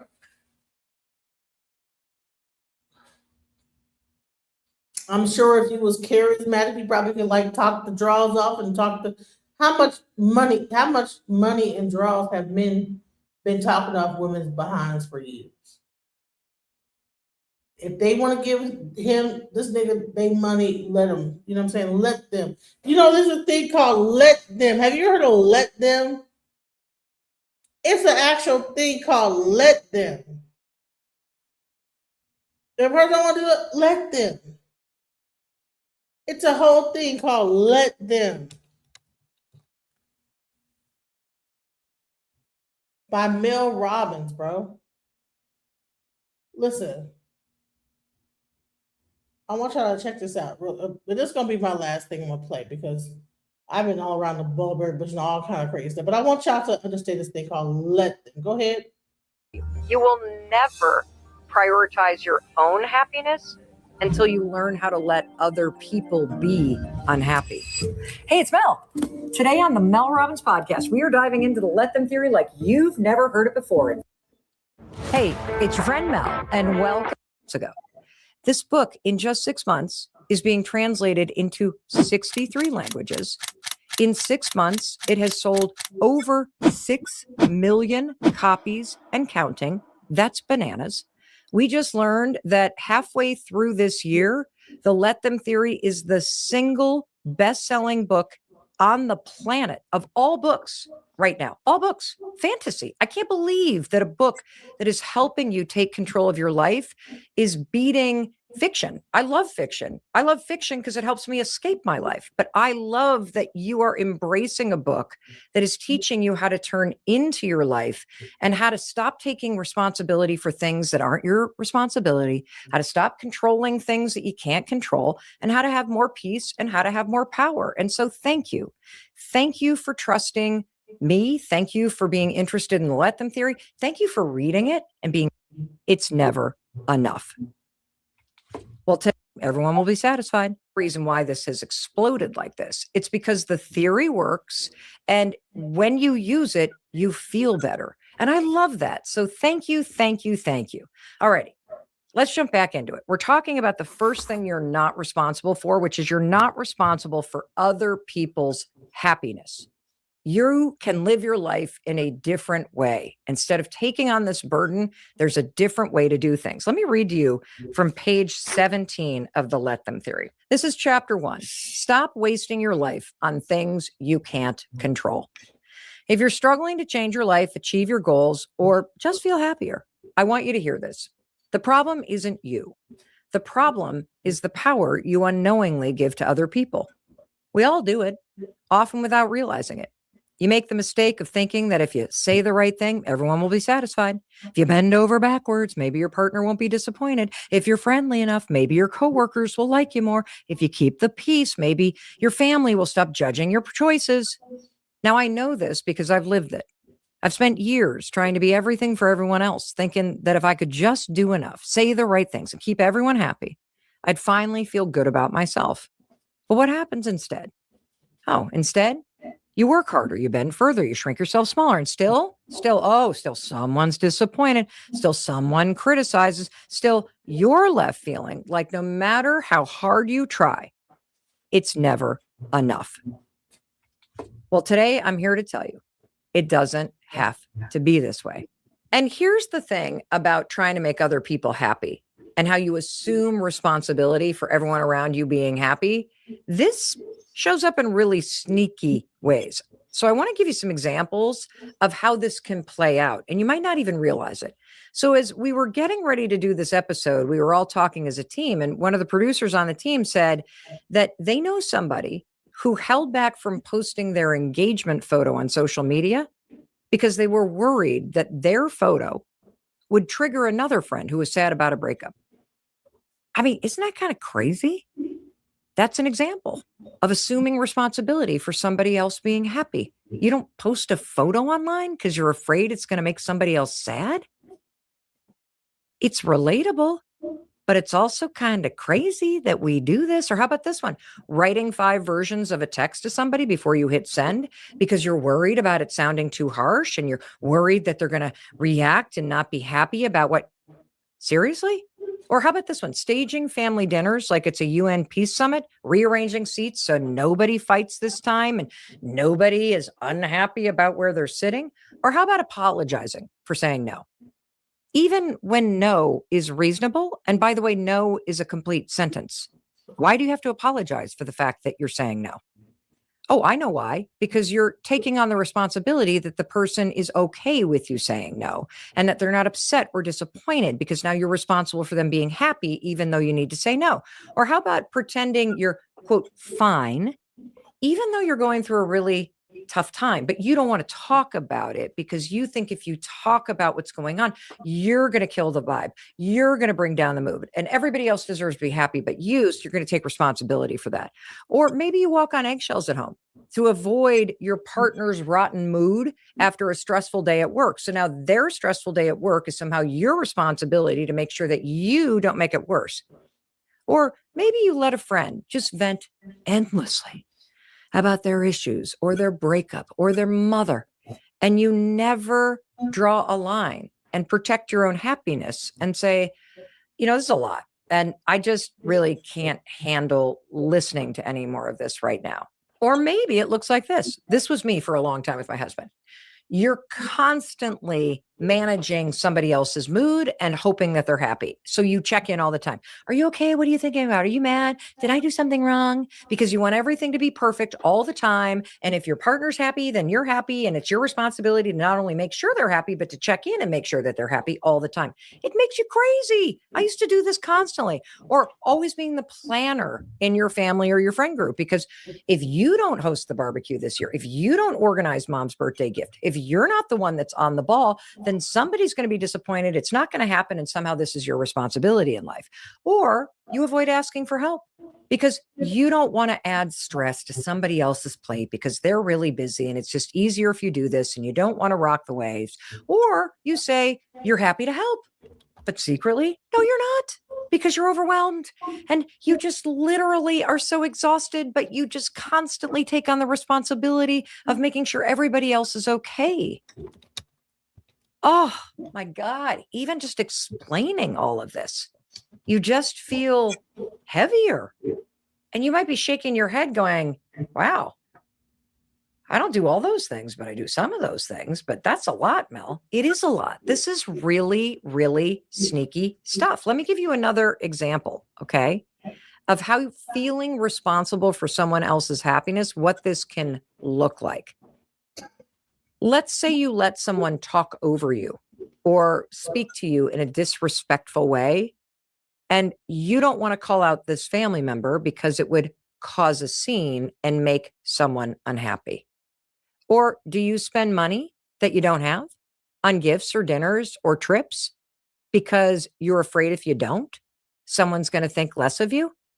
And I want to point this out because every time you say yes to going out, when really you don't want to go, but you're saying yes because you don't want somebody to be disappointed and you want everyone to be happy with you and you think it's your responsibility that everybody's expectations are met, you realize that it's costing you money, that you're willing to not only take on responsibility, but you're willing to spend money in order for someone else to not be disappointed or upset with you.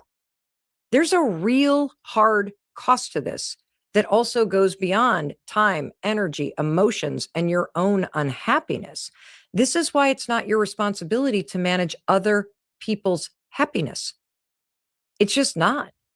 And if you're spending all your time and energy worrying about everyone else and whether they're okay and whether they're happy and making sure they're not disappointed, guess whose happiness is getting ignored? Yours. That's right. When you are so focused on everyone else, it drains your time and energy, and you also lose sight of what will make you happy in life. Just let them. Because otherwise, you end up doing what I did for the first 50 years of my life. You live your life in reverse. You live your life as if everyone else's expectations and their happiness comes before you, and that it is your responsibility to be sure everybody's okay, that everybody's needs are met, that everybody's charity is donated to, that everybody gets you at their dinners or at their business stuff or whatever. Story of my life, guys. This is me all the way. And I had to learn, like, man, fuck all that. I got a better way to go through life. Let them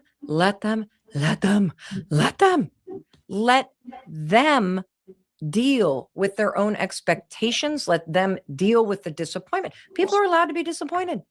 You're allowed to say no. And when you start to realize, wait a minute, it's not my responsibility to make everybody happy. It's not my responsibility to say yes so that people aren't disappointed or bummed out with me. It's not my responsibility to shrink or to not celebrate what's happening in my life because I'm afraid it's going to make my friend feel more insecure. Do you know how lame that is to go through life like that? And God, I did it for decades. There's a better way to do life. How about you let them be unhappy and let me make decisions that make me happy right now? Let me make decisions that align with my values and the things that I want to prioritize right now. Because here's the thing you are responsible for. You are responsible for your happiness. You're not responsible for everybody else's happiness, but you are responsible singularly for making decisions in a way that make you proud and happy of yourself. You're responsible. Man, listen, I don't know if this is like a thing with men and women, but I know me as a woman, I think this speaks a lot because women can be people pleasers. We can sit up here and be up here trying to, like, you know what I'm saying? I know I'm a people pleaser. I used to pride myself on being the person that everybody could like click or rely on. And I had to cut that bullshit out. Responsible for living your life in a way that prioritizes your needs, your joy, your goals, your money. Like, why are you giving away your money so that people are not disappointed or bummed out with you? Why are you giving away your time so that somebody's not disappointed? You're also responsible for being honest. Yeah, you got to be kind about it with people and a little bit compassionate, but be honest about what works for you and what doesn't work for you, especially if it makes them unhappy. I'm going to say that again.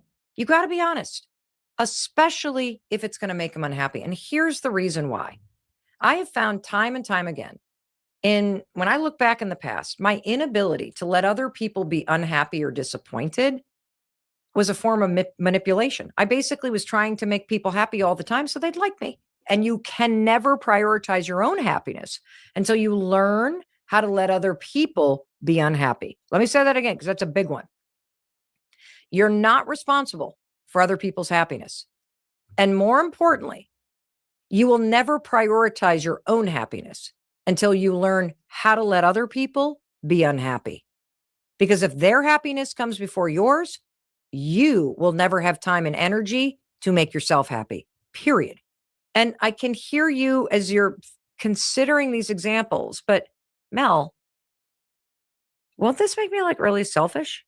Isn't it a good thing to help out your friends and show up at dinner parties and like do things to make other people happy? Of course it's a good thing. Of course it's a good thing to live your life in a way where you show up as the kind of person that makes other people happy and that you do things that show them that you care. But here's this nuance I'm talking about. You have to ask yourself, why are you doing this? Why are you saying yes? Why are you agreeing to these things? Why are you taking the extra shift at work? Why are you offering to babysit your sister's untrained dog yet again while she goes away? Even though, like, why are you doing this?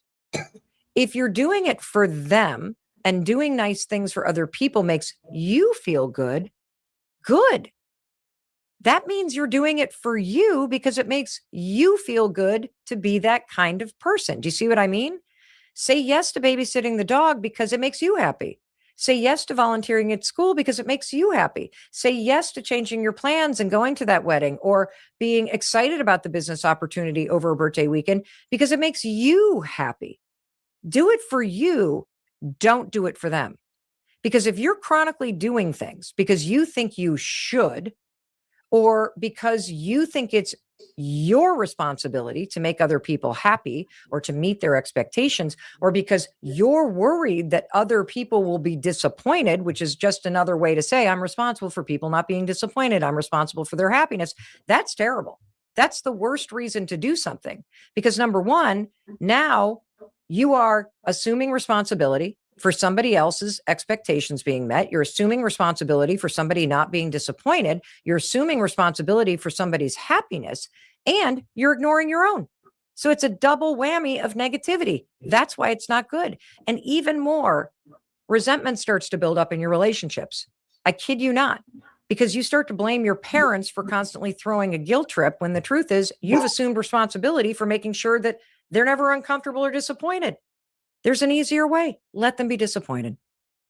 And let me make decisions that make me feel good about myself. And so don't confuse your innate desire to make people happy, which is a good thing, with this imagined responsibility that their happiness is your full-time job. That's where we get this wrong. There was a study done out of Carnegie Mellon that was led by this psychology professor, Vicki Helgeson, where she tracked college students that were just going about their lives for 10 days. And it was so interesting what this study found. It found that the students who were constantly taking care of everyone else, but never asked for help, ended up drained, stressed out, and worse off emotionally. These were the overgivers, the fixers, the people who think that it's their job to keep everyone else okay. But the more that they tried to manage other people's emotions, the worse they felt. I mean, instead of bringing peace into your life, the worse they felt. Let me explain what this means, because I think as you're listening, you're going, well, no kidding, because that's how I feel right now.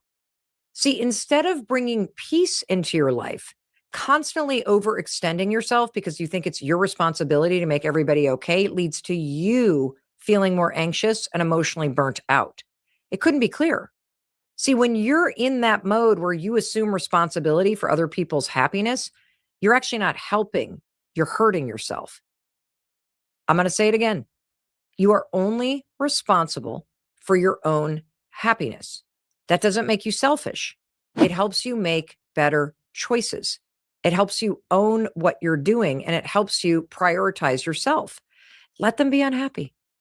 Let them be upset. Let them be disappointed.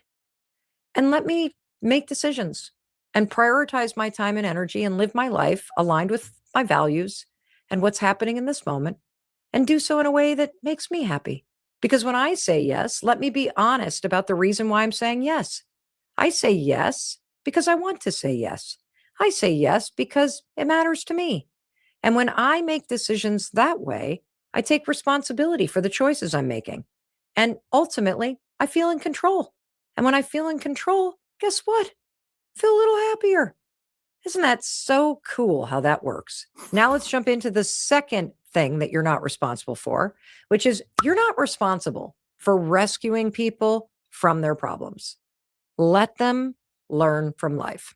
Now, this one probably hits hard, especially if you're a parent or a partner or a friend, or frankly, if you have a pulse, because if you care about somebody else, it's really hard to accept that this is true, that you're not responsible for rescuing people from their problems. And you have to let them learn from life, because who hasn't been there? I'm sure you have. I mean, maybe you're there right now as you're watching somebody struggle. Who hasn't tried to clear all the obstacles out of the way to help somebody that you love? I'm sure you have. I have too.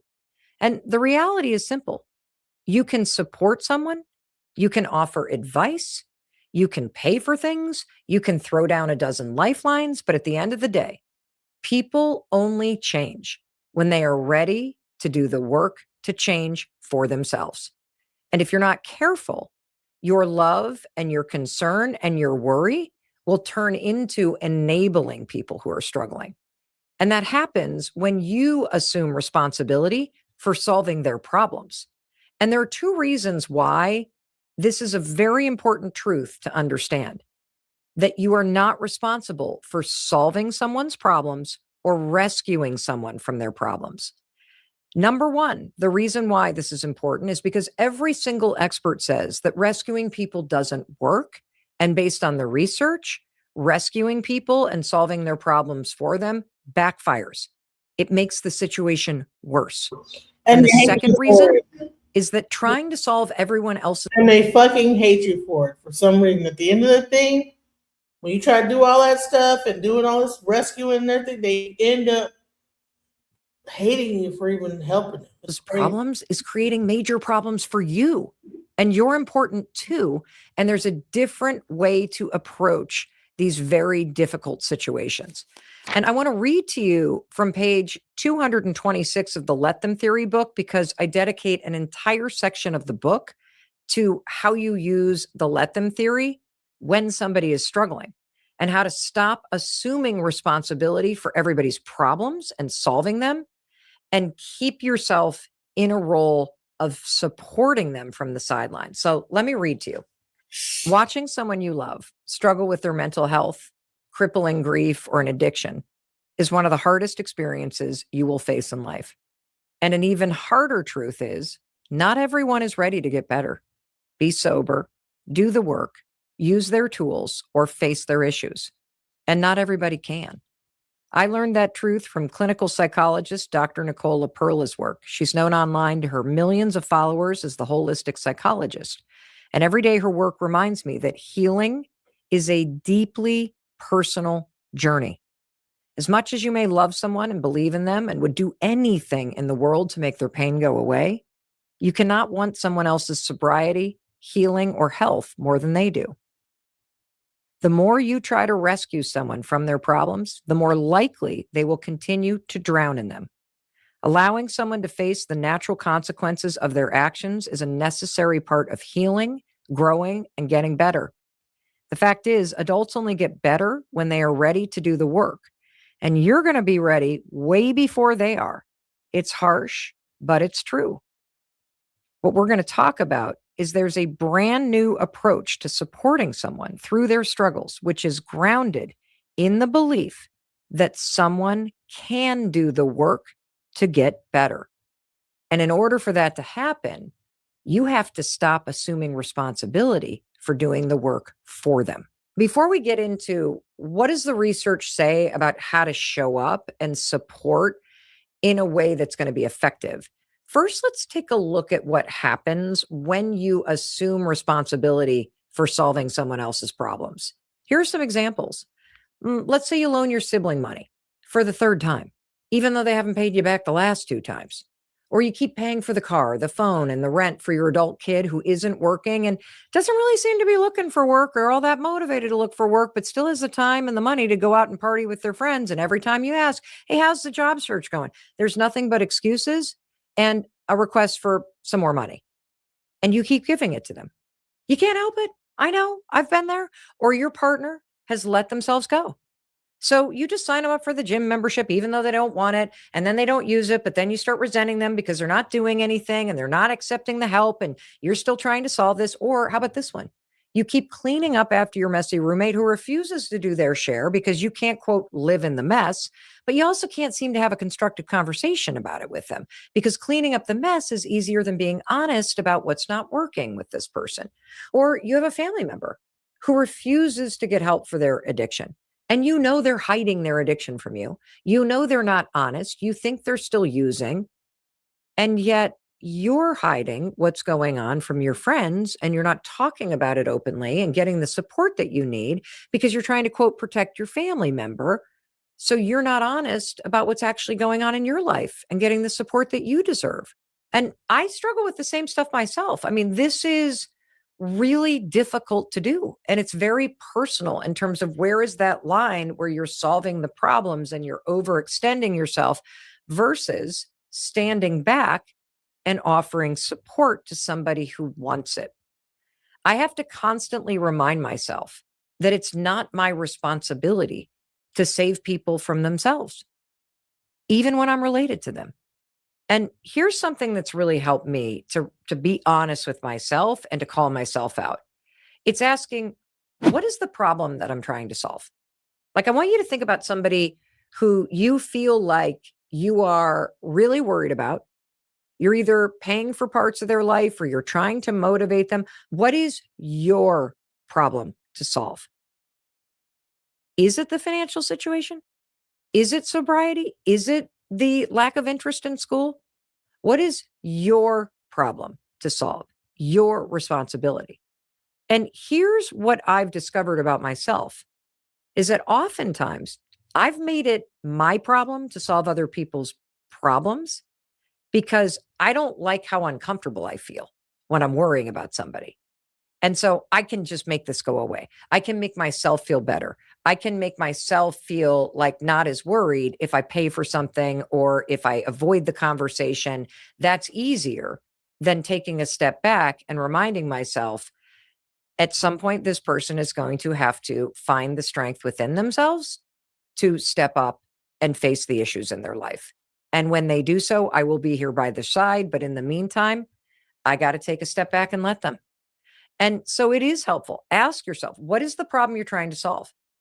Because in life, there's lots of problems, but most of them are not your responsibility to solve.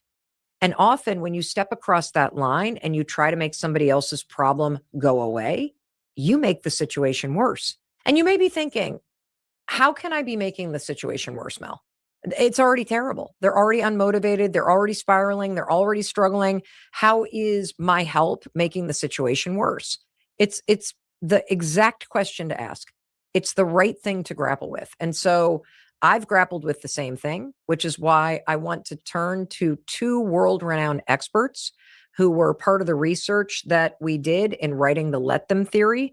This is in the chapter titled, The More You Rescue, the More They Sink. I'm reading from page 231. The section begins, Let People Learn from Life. Dr. Robert Waldinger is a practicing psychiatrist and psychoanalyst, as well as a clinical professor of psychiatry at Harvard Medical School. He also leads the Harvard Study of Adult Development, one of the most extensive and long-standing research projects on adult life. Dr. Waldinger addressed this specifically when I talked to him. He said, let people learn from life. Don't shield them from the consequences of what they choose. If somebody says, I really don't want to get a job. Okay, well, how are you going to pay your rent? There are a lot of things we can do to help people meet the challenges of life by not shielding them from the challenges of life. This often happens in the realm of addiction with loved ones. We have to let people deal with the pain of losing a job or losing a partner because they're addicted to some substance. Don't try to run in and make it all better. When we let people face the real world consequences of the choices they make, they hopefully learn from them. Maybe they need to spend a night in jail. Maybe they need to lose their job or their license or their family. Maybe you need to take them out of college. Maybe they need to live with you because they need family around them. Maybe they're just so far gone, they are going to be homeless. And it's not just in the most extreme cases like addiction and severe mental illness. This same principle applies when someone is struggling with homesickness, anxiety, or self-doubt. Dr. Luana Marquez, a clinical psychologist and lecturer at Harvard Medical School, told me that avoidance is a habit and coping mechanism that is very common when someone is confronted. Your loved one is going to avoid situations, conversations, or behavior changes that feel hard.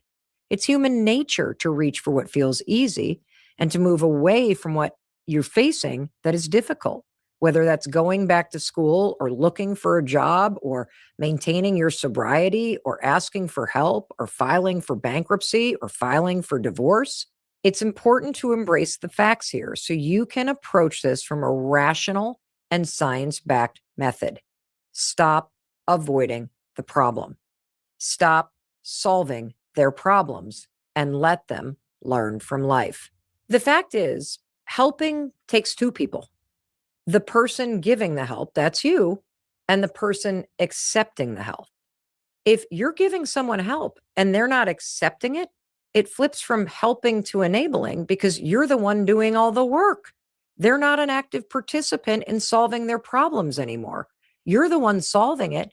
And that's what makes it enabling rather than help. So if you know that helping takes two people and someone's not accepting the help that you're giving, or they're not meeting the terms and conditions upon which you've been giving the money or the support, you need to say to yourself, let them struggle. Remember, people change when they're ready to change. And sometimes it takes people a very long time to change. Sometimes it takes someone going through a lot of painful experiences before they wake up and discover the strength within themselves. You're not responsible for rescuing people from their problems, so stop doing it. Let them learn from life. Understand the difference between supporting somebody and actually enabling them by solving their problems for them. It sounds harsh, but it's actually one of the most loving things that you can do, because you're also saying, I believe in your ability to do the work to change. I believe that when you're ready, you will change. And the second that you are ready to accept the help, I will be right there to give it to you. But in the meantime, I'm not responsible for solving your problems, and I'm going to let you learn from life. Let's jump into the third thing that you're not responsible for. You're not responsible for making people understand your choices. Let them misunderstand you. Let them think you're wrong, misguided, or strange. Let them think it's cringy, because you're not responsible for making people understand. You know, like I keep telling you, there's something in life that you will never be able to control, and that's other people. What they think, what they do, what they believe, whether or not they understand what's going on or they're questioning you.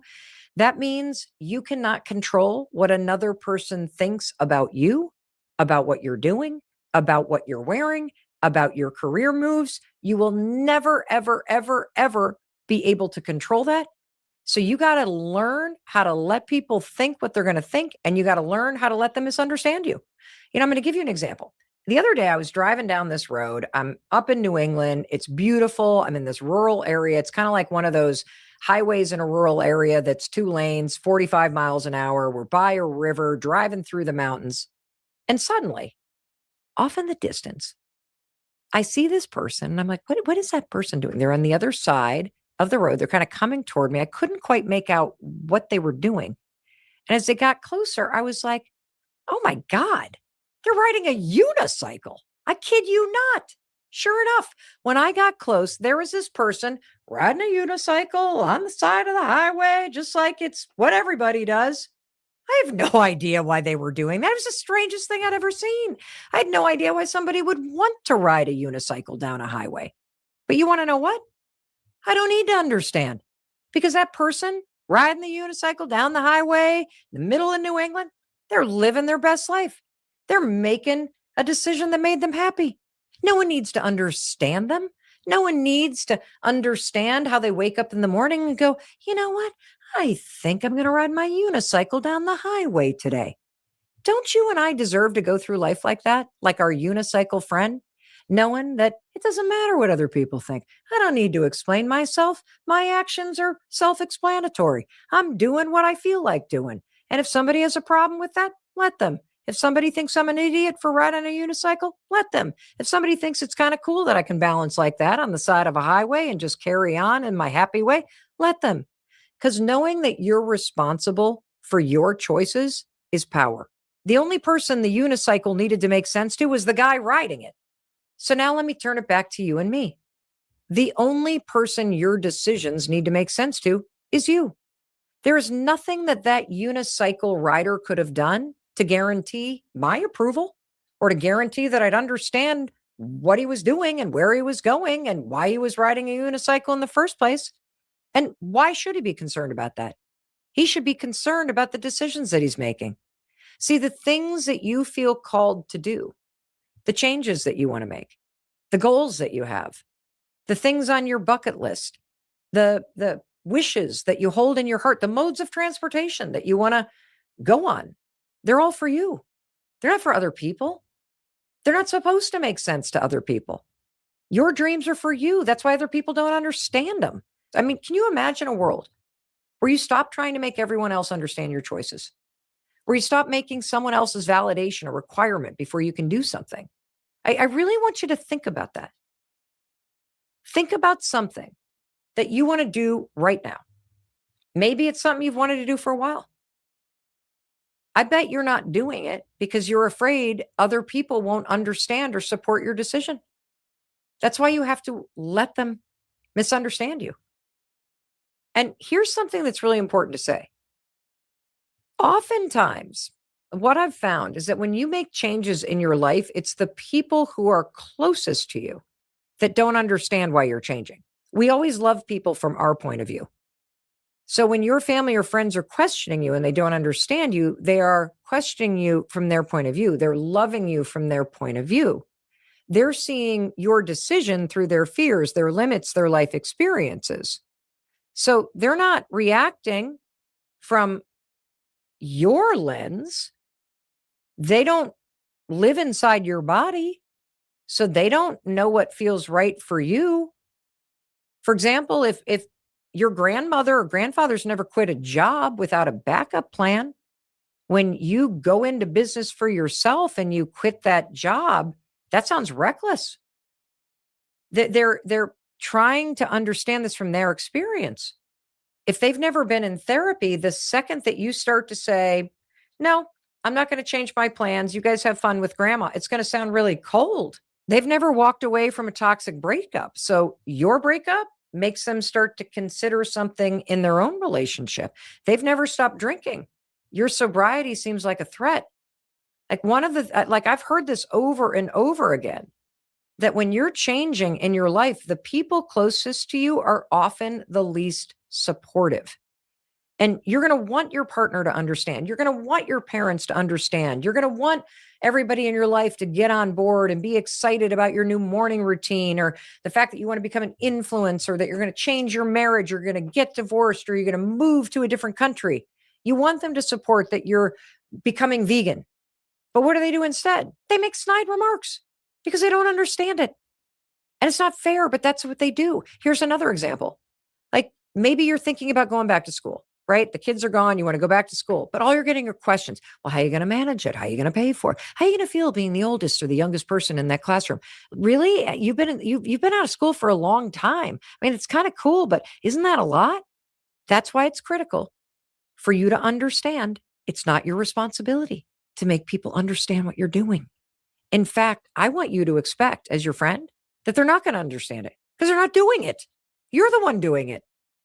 And I want to give you a few more real life examples because it is so liberating to just go through life and let people misunderstand you and just assume that they are, right? Like when you move out of town and you want a fresh start, your friends are going to go, well, why are you leaving? Like, we just all moved here. Oh my gosh, so-and-so's moving it. Why are you leaving? And you explain it 10 different ways, hoping one's going to click and it never does. It's a waste of your energy. Here's the answer. I'm moving because I'm moving. Let them misunderstand. You don't owe anybody an explanation, especially if it makes you miserable constantly trying to explain yourself. Or let's say you do leave your job to go launch your business. It's been a dream of yours for years. And your parents, oh my God, they cannot stop talking about security and benefits and how's this going to work. And so you sit them down and then you're getting a lecture about the economy and all the changes. And you try to walk them through your plan again and again and again, and they don't get it. Or you decide to not have a traditional wedding. And oh my God, you got to spend weeks explaining to your grandmother why you're not doing the big wedding, why you're not wearing white, why you're not inviting 200 people. Grandma had this vision about how it was all going to go. Let her misunderstand. Send her the invite. Let her complain to somebody else. Or here's a big one. You choose not to have children. Every holiday, like clockwork, somebody has to ask. So, you think you're going to change your mind? As if I've decided not to have children is not a respectable answer? You are not responsible for explaining yourself to people. You're not responsible for people understanding you. Let them misunderstand. Let them be confused. You're responsible for knowing what's right for you. You're responsible for making decisions you can live with. You're responsible for trusting yourself enough that someone's confusion doesn't shake your clarity. You're responsible for letting other people be uncomfortable with your choices and choosing them anyway, because they are going to be uncomfortable. You're the one who's doing it for the first time. Own that. All it takes is one person in a family to break the mold. All it takes is one person to do something different. And mark my words, you're ready for the really annoying thing? 2 years from now, everybody that questioned your decision to start that business is going to be bragging about your new business. 3 years from now, your sober lifestyle has inspired a ton of your friends and a ton of new friends. And you were the one who took responsibility for making choices that you understand and making choices that make you happy instead of worrying about explaining it to everybody else. And I want to dive into the research here because this is really important. Harvard University's Dr. Nicholas Epley and colleagues of his did research on how people understand each other. And guess what? They don't. They don't. In a study published in the Journal of Personality and Social Psychology, he and his fellow researchers found something fascinating. Even when people genuinely try to understand your viewpoint, their own perspective gets in the way. I mean, it's common sense, right? They can't help but filter everything through their own experiences, biases, and assumptions. They see you as the guy on the unicycle. What kind of an idiot goes down the highway on a unicycle when you could drive a car or ride a bike? That means you can explain yourself until you're blue in the face. But no one will ever fully get you.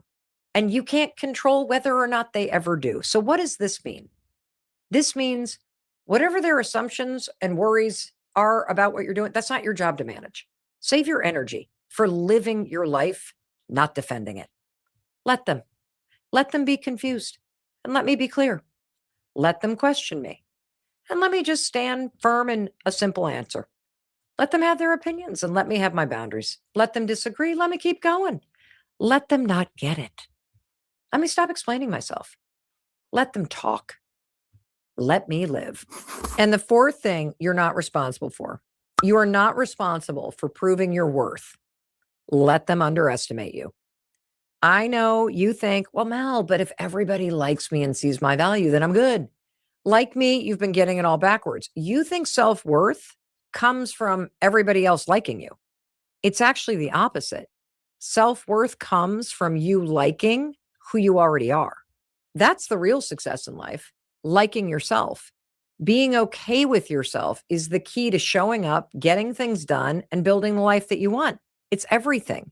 That's why understanding that you're not responsible for other people seeing your value or other people liking you, this might be the most important thing that you hear me say today. Now, this might sound kind of similar to number 3. You know, number 3 was it's not your responsibility to make other people understand your decisions. But there's a very crucial difference between wanting people to understand the choices that you make and needing people to validate your worth. I want to read to you again from the Let Them theory because I dedicate an entire section in the book to using the theory to stop giving people power and to stop seeking your worth and other people's opinions. This is on page 79 in a chapter titled, Let Them Think Bad Thoughts About You. The truth is, people will have negative opinions about you, and there's absolutely nothing you can do to change this fact. When you allow your fear of what other people think to stop you from doing what you want to do, you become a prisoner to other people's opinions. This fear impacts every aspect of your life. It makes you procrastinate. It makes you doubt yourself and question your worth. It can paralyze you with perfectionism. It's the reason why you overthink. This is where that ends. It's time to give people the freedom to think what they want. Let them. And it's time to set yourself free and let me make the small moves boldly and unapologetically that over time transform your life. See, you're wasting too much of your life and your time trying to get other people to see your worth.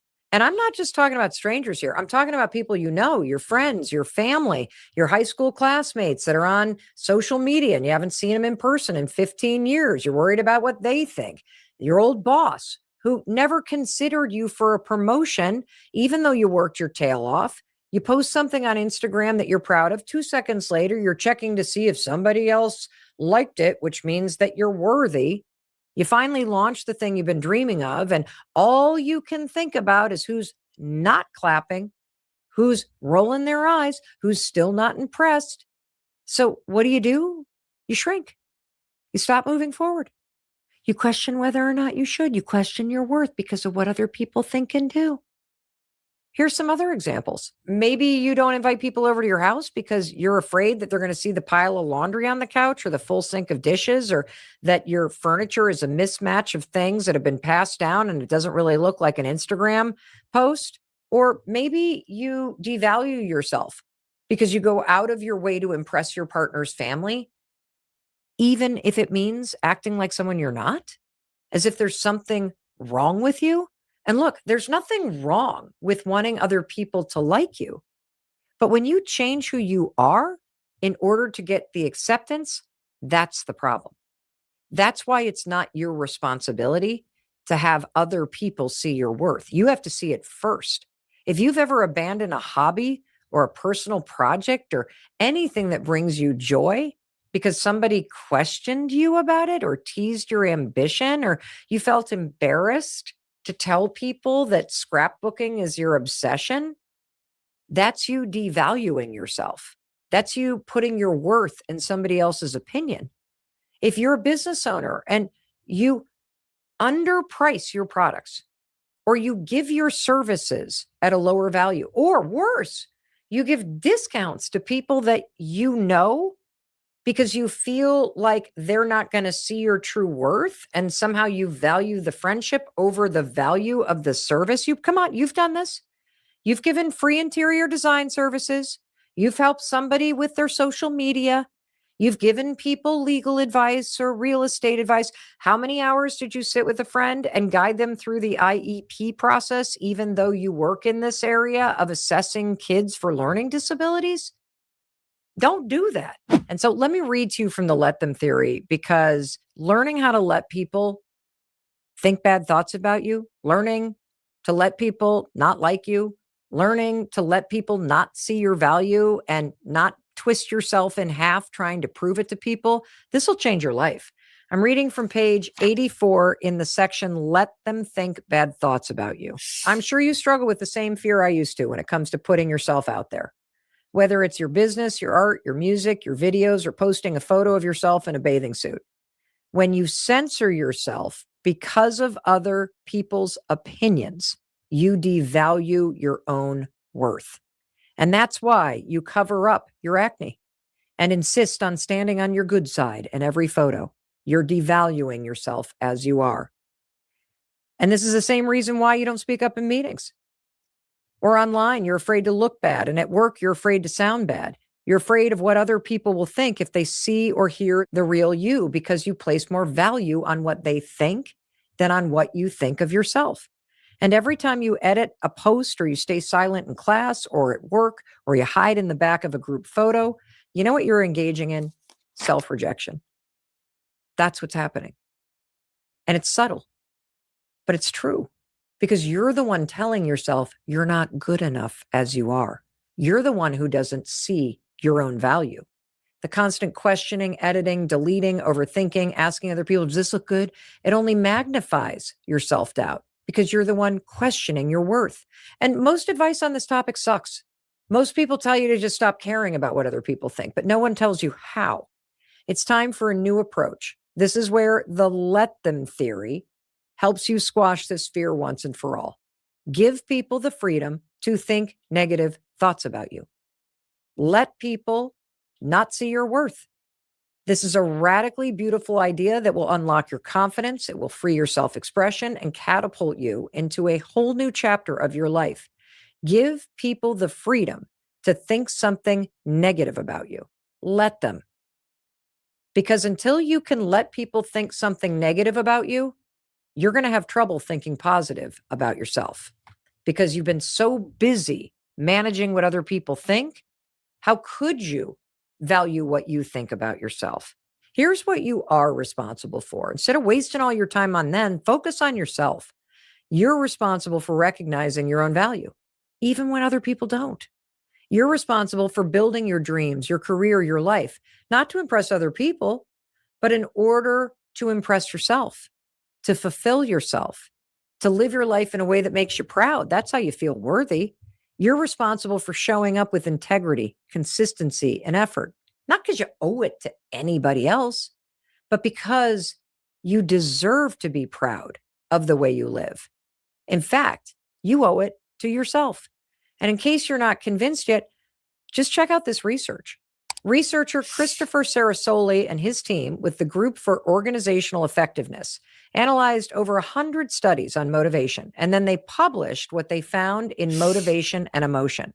They looked at 108 studies altogether, tens of thousands of people, tracking how feeling capable, connected, and in control affects performance in the real world.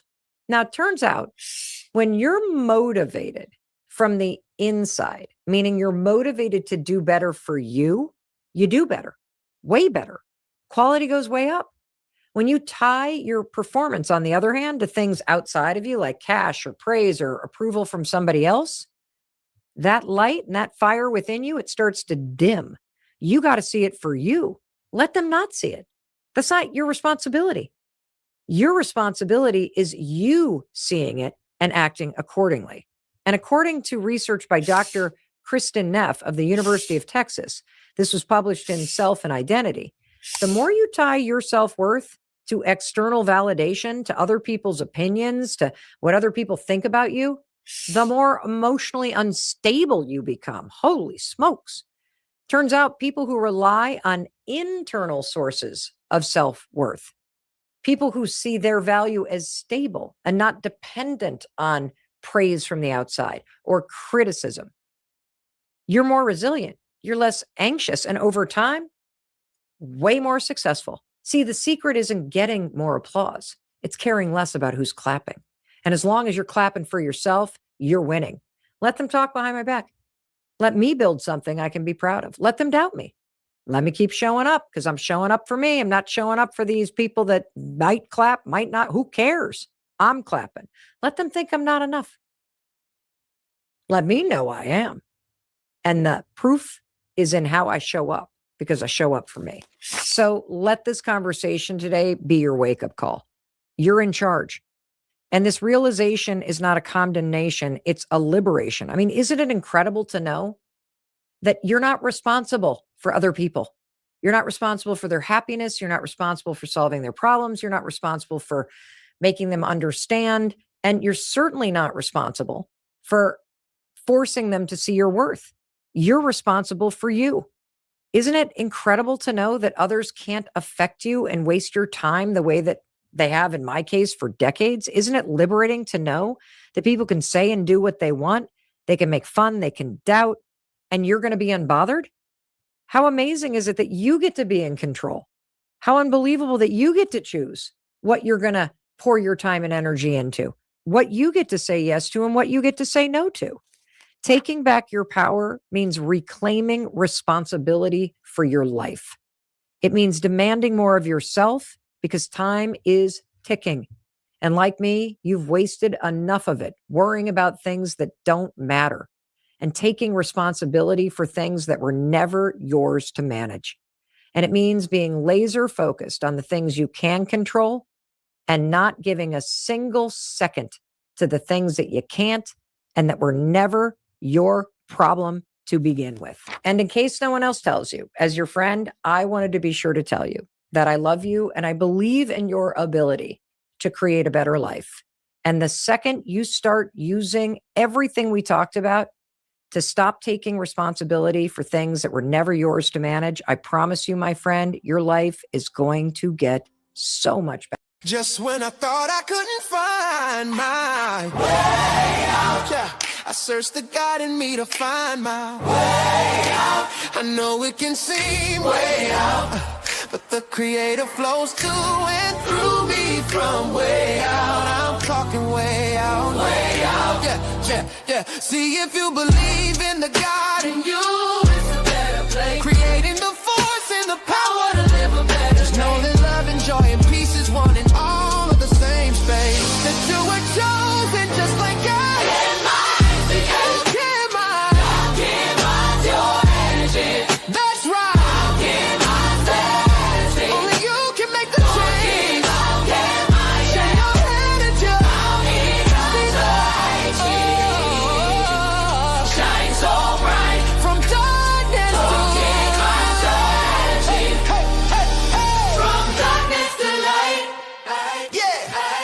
and you'll find your way